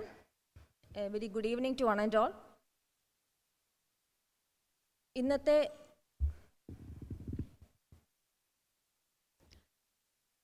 ഈ ഒരു programme NABARD Kerala agriculture യൂണിവേഴ്സിറ്റിയുമായിട്ട് collaborate ചെയ്തിട്ട് climate change conclave എന്ന് പറഞ്ഞൊരു programme സംഘടിപ്പിക്കുന്നതിന് പിന്നാലെ അതിൻ്റെ മെയിൻ ഒബ്ജക്റ്റീവ് എന്ന് പറയുന്നത് ഇന്ന് നമുക്കറിയാം, ഇന്ന് നമ്മുടെ രാജ്യം ഏറ്റവും കൂടുതൽ നേരിടുന്ന ഒരു പ്രശ്നമാണ് ക്ലൈമറ്റ് ചേഞ്ച്. അപ്പം ഈ ക്ലൈമറ്റ് ചേഞ്ച് ഏറ്റവും കൂടുതൽ അഫക്റ്റ് ചെയ്യുന്ന സെക്ടേഴ്സ് ഏതൊക്കെയാണ്, സെക്ടേഴ്സിനെ ഏതെല്ലാം രീതിയിലാണ്, ഏതെല്ലാം മേഖലകളിലാണ് നമ്മുടെ ഈ കാലാവസ്ഥ വ്യതിയാനം അതിനെ അഫക്റ്റ് ചെയ്യുന്നത്. അത് നമ്മൾ അഗ്രികൾച്ചർ സെക്ടറിലാണെങ്കിലും നമുക്ക് അറിയാവുന്നൊരു കാര്യമാണ്. Agriculture sector it is a sector which is mainly depending on various external factors like weather, government policies etcetera, and hence its performance is really erratic. അതുപോലെ തന്നെ നമ്മുടെ സംസ്ഥാനത്തിൻ്റെ കാര്യം എടുത്ത് നോക്കിയാലും ഇന്ന് നമ്മുടെ രാജ്യത്തിൽ ഏറ്റവും കൂടുതൽ ക്ലൈമറ്റ് ചേഞ്ചിൽ വൾണറബിൾ ആയിട്ടുള്ള ഒരു സ്റ്റേറ്റ് എന്ന് പറയുന്നത് കേരളമാണ്. 2018 മുതൽ നമ്മുടെ രാജ്യം നേരിടുന്ന ഈ ക്ലൈമറ്റ് ചേഞ്ചിൻ്റെ ഭാഗമായിട്ട് നമ്മുടെ സംസ്ഥാനം നേരിടുന്ന പല രീതിയിലുള്ള ആഘാതങ്ങൾ നമ്മൾ കണ്ടുവരുന്നതാണ്. അപ്പം ഇതെല്ലാം മുൻനിർത്തിക്കൊണ്ടാണ് ഇന്നത്തെ ഈ ഒരു programme climate change conclave NABARD Kerala agriculture യൂണിവേഴ്സിറ്റിയുമായിട്ട് സംയുക്തമായിട്ട് ഇന്ന് നടത്തിയത്. ഇതിൻ്റെ മെയിനായിട്ടുള്ളൊരു ഒബ്ജക്റ്റീവ് എന്ന് പറയുന്നത് ഒരു അവയർനെസ് ക്രിയേഷനാണ്. അതായത് ഏതെല്ലാം സെക്ടേഴ്സിലാണ് ക്ലൈമറ്റ് ചേഞ്ച് അഫക്റ്റ് ചെയ്യുന്നത്, ഈ ക്ലൈമറ്റ് ചേഞ്ചിനെ നമുക്ക് തരണം ചെയ്യാൻ ഏതൊക്കെ രീതിയിലുള്ള ഫണ്ടിങ് ആണ്, എത്രമാത്രം ഫണ്ടിങ് നമുക്ക് ആവശ്യമുണ്ട്, അത് എത്രത്തോളം ഫണ്ടിങ് ആണ് നമുക്ക് അഡാപ്റ്റേഷനിൽ വേണ്ടത്, എത്രയാണ് നമുക്ക് മിറ്റിഗേഷനിൽ വേണ്ടത്, ഏതൊക്കെ ഏജൻസീസാണ് അല്ലെങ്കിൽ ഏതൊക്കെ ഗവൺമെൻറ് ഡിപ്പാർട്ട്മെൻറ്റ്സ് ആണ് സംയുക്തമായിട്ട് നമുക്ക് ഈ ക്ലൈമറ്റ് ചേഞ്ച് ഫണ്ടിങ്ങിൽ നമ്മോടൊപ്പം നിൽക്കുന്നത്. അപ്പം ഈ കാര്യങ്ങൾക്കൊക്കെ വേണ്ടിയിട്ടുള്ളൊരു സെൻസിറ്റൈസേഷനാണ് ഇന്നത്തെ ഈ ഒരു പ്രോഗ്രാം കൊണ്ട് നമ്മൾ ഉദ്ദേശിച്ചത്. നബാർഡിൻ്റെ ഹെഡ് ഓഫീസിലെ department of climate action and സസ്റ്റൈനബിലിറ്റിയിലെ CGM ഇവിടെ നമ്മുടെ ഇനോഗ്രൽ സെഷനിൽ തന്നെ പറഞ്ഞൊരു കാര്യം, ടിൽ 2030 നമുക്കൊരു $7.5 ട്രില്യൺ ആണ് നമുക്ക് ക്ലൈമറ്റ് ഫിനാൻസിങ്ങിൽ നമുക്ക് വേണ്ടത്. അപ്പം ഈ ഒരു ഫണ്ടിങ് മീറ്റ് ചെയ്യാനായിട്ട് നബാർഡിൻ്റെ ഭാഗത്തു നിന്ന് ഏതൊക്കെ പ്രോഗ്രാംസ് ആണുള്ളത്, ഇപ്പം നമ്മുടെ ഗവൺമെൻറ് ഡിപ്പാർട്ട്മെൻ്റ് ആണെങ്കിലും നമ്മുടെ കേര പോലത്തെ പ്രോജക്റ്റ് എന്തൊക്കെ കാര്യങ്ങളാണ് ക്ലൈമറ്റ് ചേഞ്ചിൽ അവർ ചെയ്യാൻ ഉദ്ദേശിക്കുന്നത്, അതുകൊണ്ട് എന്തൊക്കെ ഔട്ട്കമാണ് അവർ ഉദ്ദേശിക്കുന്നത്, എത്രത്തോളം എംപ്ലോയ്മെൻറ്റ് ജനറേഷൻ അതിലൂടെ ഉദ്ദേശിക്കുന്നത്, ഏതൊക്കെ രീതിയിലുള്ള അഡാപ്റ്റേഷൻ ആൻഡ് മിറ്റിഗേഷൻ കാര്യങ്ങളാണ് നമുക്ക് ഇതുവരെ ചെയ്യാൻ കഴിയുന്നത്, ഇതോടൊപ്പം തന്നെ എങ്ങനെ നമ്മുടെ സംസ്ഥാനത്തിന് ഒരു ക്ലൈമറ്റ് റെസീലിയൻ സ്റ്റേറ്റാക്കി മാറ്റാം എന്നുള്ള രീതിയിലുള്ള ഡിസ്കഷൻസ് ഇന്നിവിടെ നടക്കുകയുണ്ടായി. ഇന്ദിന മാഡം ഇവിടെ എടുത്ത സെഷനിൽ ഏതൊക്കെ climate resilient activities both in terms of adaptation as well as mitigation നമ്മുടെ സംസ്ഥാനത്ത് സ്പെസിഫിക് ആയിട്ട് നമുക്ക് ചെയ്യാൻ സാധിക്കും എന്നുള്ളതിൻ്റെ ഒരു ഡീറ്റെയിൽ പ്രസൻറ്റേഷൻ മാഡം കൂടെ എടുക്കുകയുണ്ടായി. ഡിസാസ്റ്റർ മാനേജ്മെൻറ്റ് സെഷനിൽ കേരള യൂണിവേഴ്സിറ്റി സാർ വളരെ ഡീറ്റെയിൽ ആയിട്ട് സാർ മെയിനായിട്ട് പറഞ്ഞൊരു പോയിന്റ് ഉണ്ട്, നമ്മൾ ഏതൊരു പ്രോഗ്രാം അല്ലെങ്കിൽ പ്രോജക്റ്റ് നമ്മൾ ഡിസൈൻ ചെയ്താലും it should B location specific.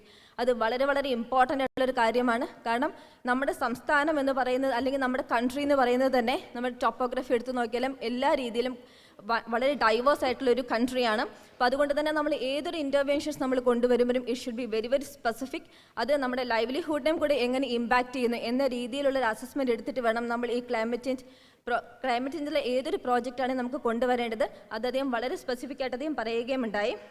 In the afternoon സെക്ഷനിൽ ഞങ്ങളുടെ കൺസൾട്ടൻറ്റ് ഹെഡ് ഓഫീസ് കൺസൾട്ടൻറ്റ് എന്താണ് ഗ്രീൻ ടാക്സോണമി, എന്തുകൊണ്ട് നമ്മളിപ്പം ഗ്രീൻ ടാക്സോണമിക്ക് ഇമ്പോർട്ടൻസ് കൊടുക്കുന്നു, നമ്മളൊരു പ്രോജക്റ്റ് സാങ്ഷൻ ചെയ്യുമ്പോൾ എന്തുകൊണ്ട് നമ്മളൊരു ഗ്രീൻ ഫിനാൻസിങ്ങിന് നമുക്ക് കൂടുതൽ എംഫസിസ് കൊടുക്കേണ്ടി വരുന്നു, എന്താണ് ഗവൺമെൻറ് ഇതിനൊരു മുന്നോട്ട് എന്തുകൊണ്ട് ഈ ഗ്രീൻ ടാക്സോണമി അത്ര ഇമ്പോർട്ടൻസ് കൊടുക്കുന്നു എന്നുള്ളതെല്ലാം നമ്മുടെ കൺസൾട്ടൻറ്റ് ഹെഡ് ഓഫീസിലെ കൺസൾട്ടൻറ്റ് വളരെ ഡീറ്റെയിൽ ആയിട്ട് പറയുകയുണ്ടായി. പിന്നെ നമ്മുടെ ലാസ്റ്റ് സെഷനായിട്ടുള്ള നമ്മുടെ SABCC ആക്ച്വലി നമ്മുടെ ഏതൊരു ക്ലൈമറ്റ് ചേഞ്ച് ഇൻ്റർവെൻഷൻ നമ്മൾ സ്റ്റേറ്റിൽ കൊണ്ടുവന്നാലും നമ്മൾ റെഫറൻസ് ഡോക്യുമെൻ്റ് എന്ന് പറയുന്ന SABCC ആണ്. അപ്പം എൻ്റെ റിക്വസ്റ്റ് എന്ന് പറയുന്നത് ഇപ്പം ഇവിടെ വന്നിട്ടുള്ള എല്ലാ NGOs എനിക്ക് സ്പെസിഫിക് ആയിട്ട് പറയാനുള്ളത് നബാർഡ് സപ്പോർട്ട് ചെയ്തിട്ടുള്ള വയനാട്, പാലക്കാട് ആൻഡ് കാസർഗോഡ് ഈ 3 ജില്ലകളിലും നബാർഡ് KFW സോയിൽ പ്രോജക്റ്റ് എന്ന് പറഞ്ഞൊരു വാട്ടർഷെഡ് ഡെവലപ്മെൻറ്റ് പ്രോഗ്രാം നമ്മൾ ചെയ്തിട്ടുണ്ടായിരുന്നു.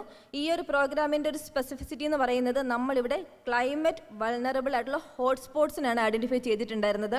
ആ ഹോട്ട്സ്പോട്ട്സിനെ ഐഡൻറ്റിഫൈ ചെയ്ത് നമ്മൾ ഒരുപാട് ഇൻ്റർവെൻഷൻസ് നമ്മൾ ഈ 3 ജില്ലകളും ചെയ്തിട്ടുണ്ട്. അപ്പം ഈ ഇൻ്റർവെൻഷൻസിനെ അതായത് NGOs നമുക്ക് ഏത് രീതിയിൽ നമുക്കിതിനൊരു ക്ലൈമറ്റ് ഗ്രീൻ ഫിനാൻസിങ് കൊണ്ടുവന്ന് അതിന് കറക്റ്റായിട്ടുള്ള അഡാപ്റ്റേഷൻ മിറ്റിഗേഷൻ സ്ട്രാറ്റജീസ് നമുക്കതിനെ ബൈഫക്കേറ്റ് ചെയ്ത് അതിനൊരു DPR മോഡലിൽ നമുക്ക് എങ്ങനെ ഒരു ബെറ്റർ ക്ലൈമറ്റ് റെസീലിയൻറ്റ് പ്രോജക്റ്റാക്കി മാറ്റാം എന്നതിൻ്റെ ഒരു അവയർനെസ് നിങ്ങൾക്ക് ഇതിലൂടെ കിട്ടിയിട്ടുണ്ടാകും. അത് എങ്ങനെ ഒരു പ്രോജക്റ്റ് രൂപേണ നമുക്കത് മാറ്റാമെന്നും അതിൻ്റെ ഒരു ഒബ്ജക്റ്റീവ് ഔട്ട്കമായിട്ട് എങ്ങനെ നമുക്കൊരു better livelihood opportunities in the existing climate change നമുക്ക് കൊടുക്കാൻ പറ്റും എന്ന രീതിയിലുള്ള DPR പ്രോജക്ട്സ് കൊണ്ടുവരേണ്ടതാണ്. അതിൽ ഓൾറെഡി തന്നെ ഈ 3 ജില്ലകളിലെയും NGOസിന് അടിക്കട്ടുള്ള കപ്പാസിറ്റി ബിൽഡിംഗ് എല്ലാം നബാർഡ് തന്നു കഴിഞ്ഞു. അപ്പം ആ ഒരു എക്സ്പീരിയൻസും പ്ലസ് ഇന്നത്തെ ഈ ഒരു പ്രോഗ്രാമിൽ നിങ്ങൾ ഗെയിൻ ചെയ്ത നോളജും വെച്ചിട്ട് നല്ലൊരു DPR പ്രിപ്പറേഷൻ നിങ്ങൾ ചെയ്യുക. അത് നബാർഡിൽ സബ്മിറ്റ് ചെയ്യാൻ പറ്റുന്നതാണ്. ഇതിനകത്ത് നിങ്ങൾ SABCCയിൽ പറഞ്ഞിട്ടുള്ള കാര്യങ്ങൾ മാക്സിമം ഉൾക്കൊള്ളിക്കാൻ ശ്രമിക്കുക. നമ്മളെല്ലാവരും ഇന്നിവിടെ ഒത്തുകൂടി ഇരിക്കുന്നത് നമ്മുടെ രാജ്യം ഇന്ന് നേരിടുന്ന ഏറ്റവും വലിയ പ്രശ്നമായ കാലാവസ്ഥ വ്യതിയാനത്തിന് നമുക്ക് എങ്ങനെ തരണം ചെയ്യാമെന്നും അത് നമുക്കൊരു പോസിറ്റീവായിട്ട് നമ്മുടെ രാജ്യത്തിൻ്റെ ഡെവലപ്മെൻറ്റിന് നമുക്ക് എങ്ങനെ മുന്നോട്ട് കൊണ്ടുപോകാം എന്നുള്ള രീതിയിലൊരു അവലോകനം കൂടിയാണ് നമ്മുടെ ഇന്നത്തെ ഈ ഒരു മീറ്റിംഗ്. അപ്പം ഈ മീറ്റിങ്ങിൽ നിങ്ങൾ ഗെയിൻ ചെയ്തിട്ടുള്ള എല്ലാ ഇൻസൈറ്റ്സും ഉൾക്കൊണ്ട് നമുക്ക് എങ്ങനെ നമ്മുടെ കമ്മ്യൂണിറ്റിയെ ഒരു കമ്മ്യൂണിറ്റി ബെറ്റർമെൻറ്റിന് വേണ്ടിയിട്ട് നമുക്ക് സ്വയം പ്രവർത്തിക്കാമെന്നും കൂടി ആലോചിക്കുക. അതനുസരിച്ചുള്ള ഇൻ്റർവെൻഷൻസ് നിങ്ങൾ സ്വയമേ തന്നെ കണ്ടെത്തുക, അതിൻ്റെ പ്രോജക്റ്റുകൾ പ്രിപ്പയർ ചെയ്യുക, അതാത് ഇൻസ്റ്റിറ്റ്യൂഷൻ ഇൻക്ലൂഡിംഗ് നബാർഡിൽ സബ്മിറ്റ് ചെയ്യുക. So that we can aim for a betterment of our community and all the sectors of our country. Thank you. Thank you so much. Thank you, ma'am, for your kind words and sharing your insights.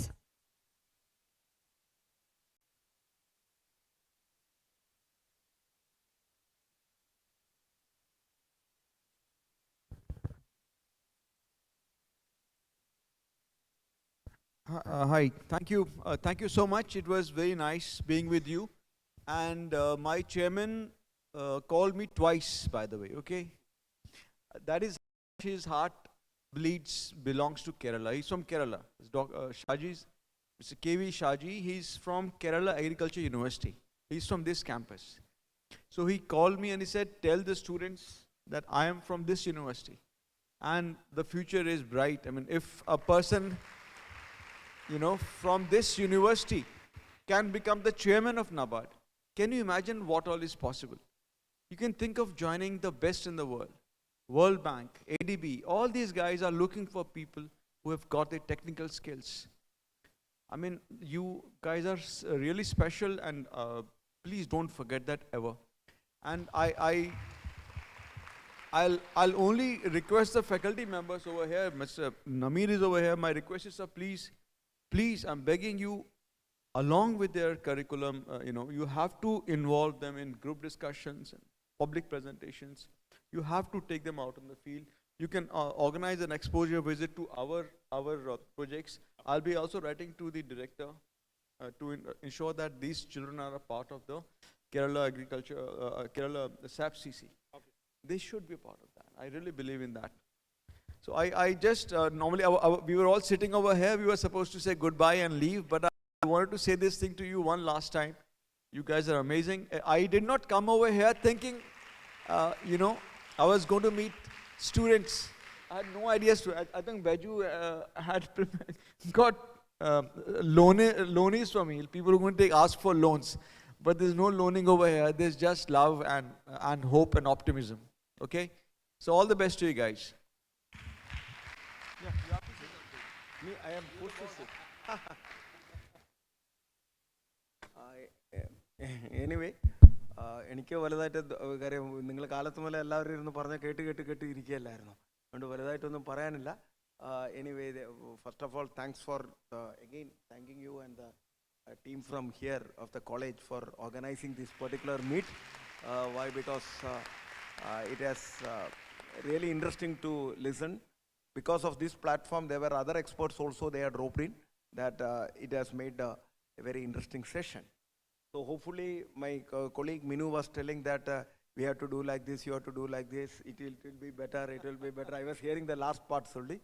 So അതുപോലെ തന്നെ, yeah, there is scope is there, and what my colleague from Rola Sab was also telling about what are the other requirements. Let us partner each other, let us help each other, let us facilitate each other to see a vibrant Kerala in the future.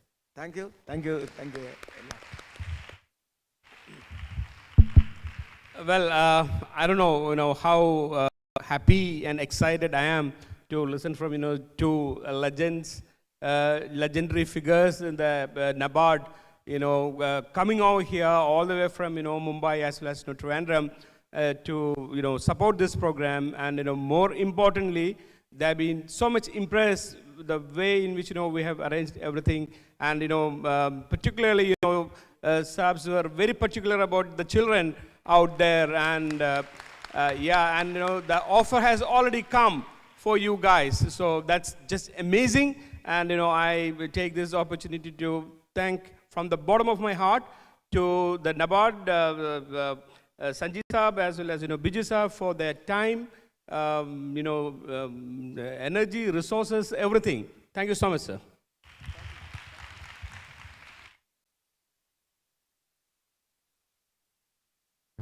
Finally, to deliver the vote of thanks, it's our privilege to invite Mr. Vasudev, Assistant Manager, NABARD. His words of appreciation will mark the end of this impactful event. Sir, the stage is yours.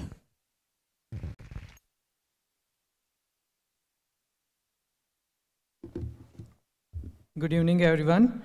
As we come to the conclusion of this important climate change workshop, it's my privilege to deliver the vote of thanks. Firstly, I express my sincere gratitude to Dr. B. Ashok IAS, VC and Agriculture Production Commissioner, sir, for gracing this event with his insightful inaugural address. And, I sincerely thank CGM of NABARD Kerala Regional Office, Baiju Kurup sir, for his guidance and valuable inputs for organizing this event. Also, our Head Office, Department of Climate Action and Sustainability, CGM, Rohila sir, for his beautiful session on climate finance. Hope the participants over here have equipped great knowledge from his session. And I also extend my sincere gratitude to Dr. Namir sir for beautifully organizing this event. And my sincere gratitude also goes to Dr. P. Indira Devi ma'am and Professor Biju Kumar sir, Madam Chinchu, Kera World Bank funded project, Ankit Gupta sir, from Technical Support Unit, Head Office, and Jude sir, from Directorate of Environment and Climate Change, for the fruitful sessions on various climate aspects. And I also thank my NABARD Kerala Regional Office team and DDMs of Thrissur, Palakkad, Idukki, Malappuram and Ernakulam for participating in the event. And I also thank the students of this College of Climate Change and Environmental Sciences for beautifully managing the event. And finally, the participants, I thank all the participants for your active involvement in this workshop and for active involvement in this workshop. And I hope you all have equipped the great knowledge from this event. Let's work together for the climate resilience and sustainability. Thank you very much.